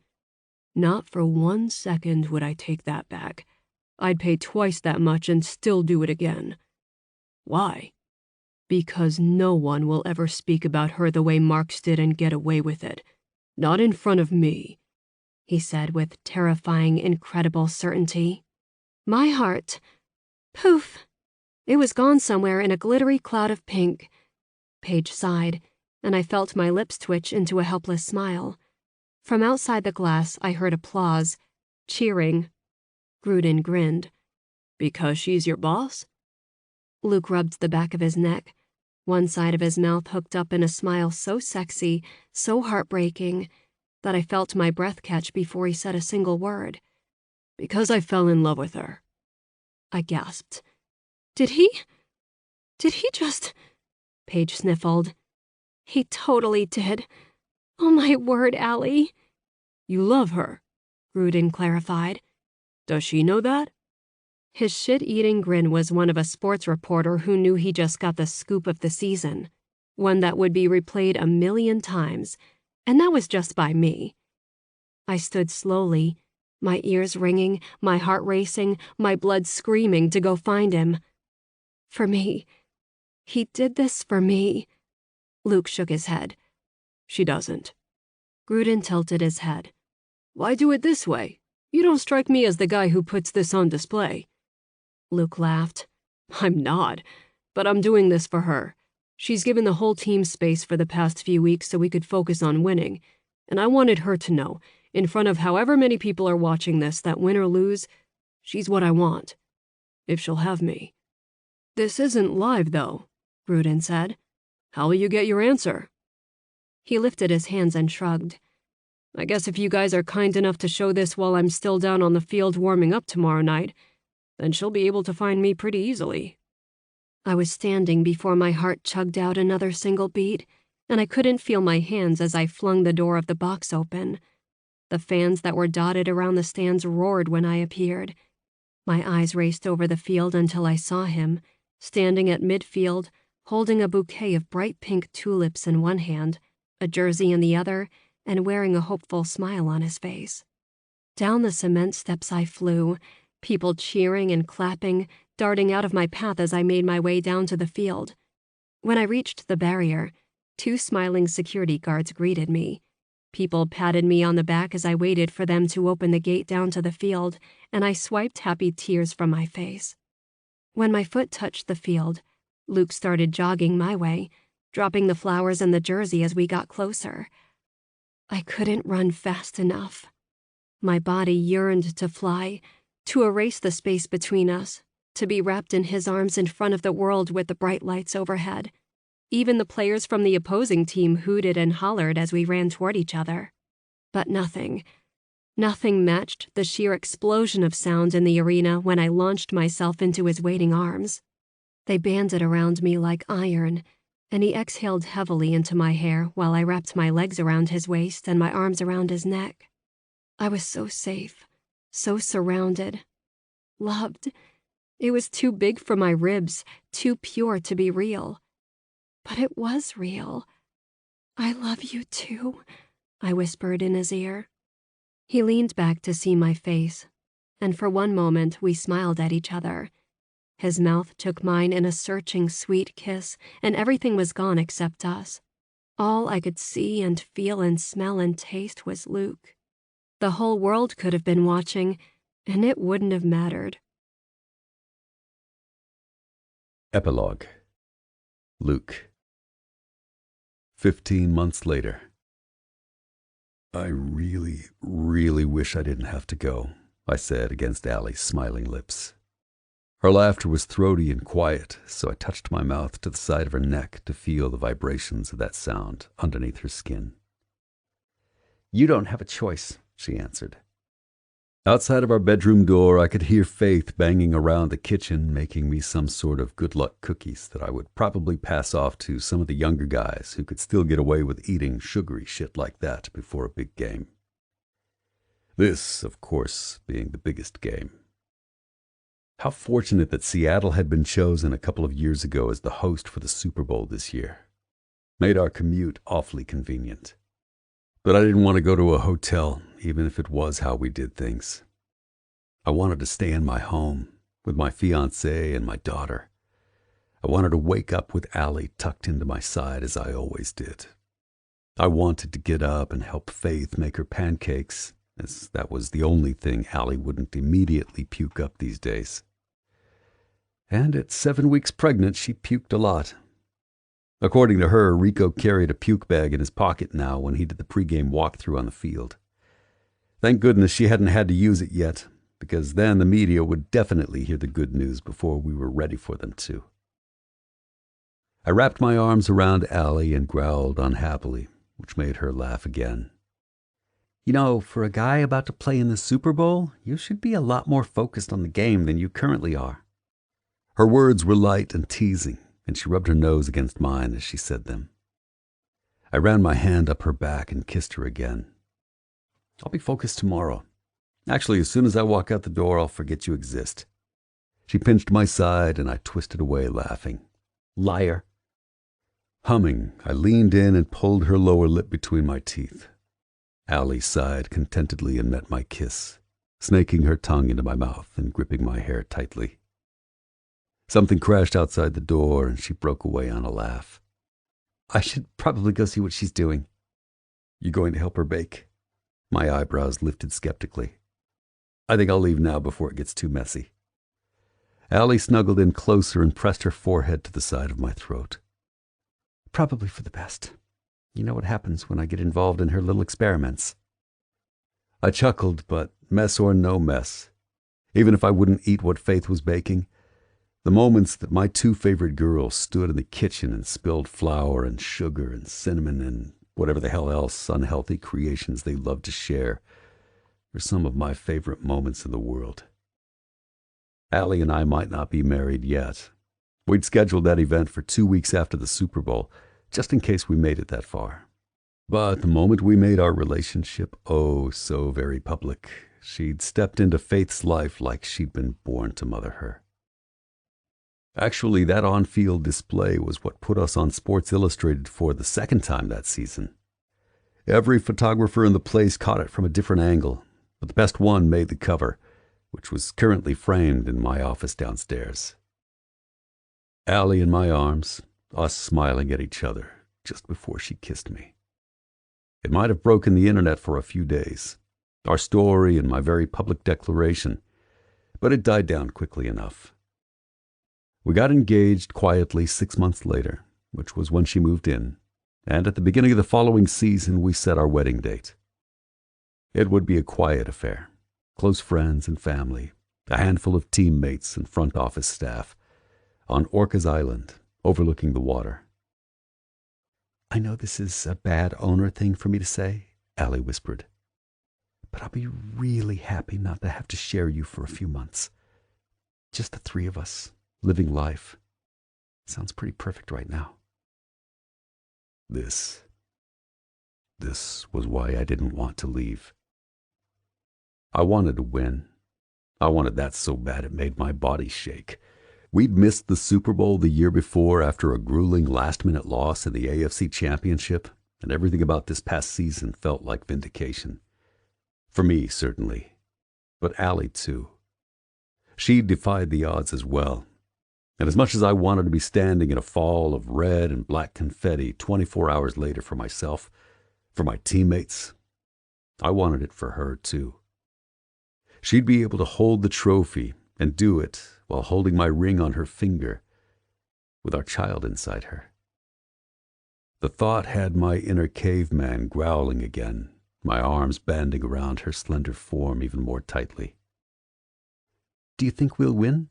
she asked, as if she read my thoughts. I breathed in slowly. Before a game like this, I was strict in my avoidance of all the talking heads. No sports center, no pardon the interruption, no Mike and Mike in the morning. I didn't want to know what they had to say. If we won, it would be because we were more prepared, because we would play better. The preparation was something I was confident in, and our play would be decided tomorrow evening. There was nothing I could do about that until the moment the ball was kicked into the air. But I knew what I felt in my gut. I'd felt it all week. That churning, bubbling sense of anticipation that came before a big win, when everything clicked seamlessly into place. "Yeah, I think we will," I told her. If anyone else had asked me, I'd never say that out loud. "I can feel it, Allie.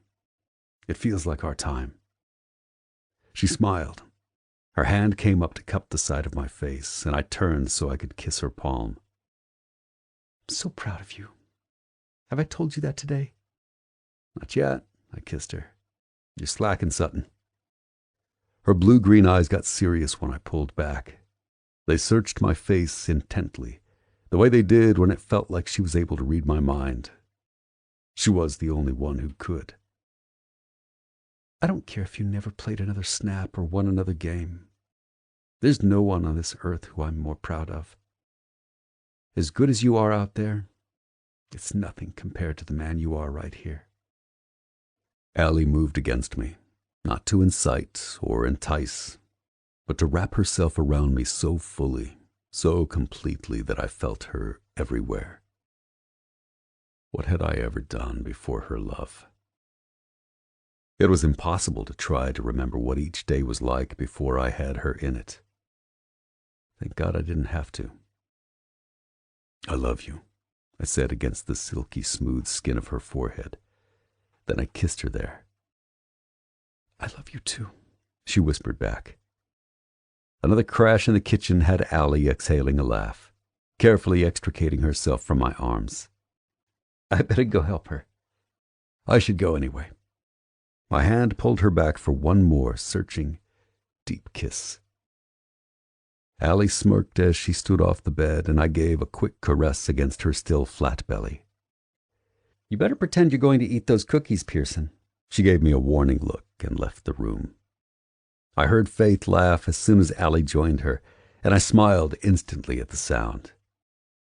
Maybe I'd hold the trophy up one more time, and maybe I wouldn't.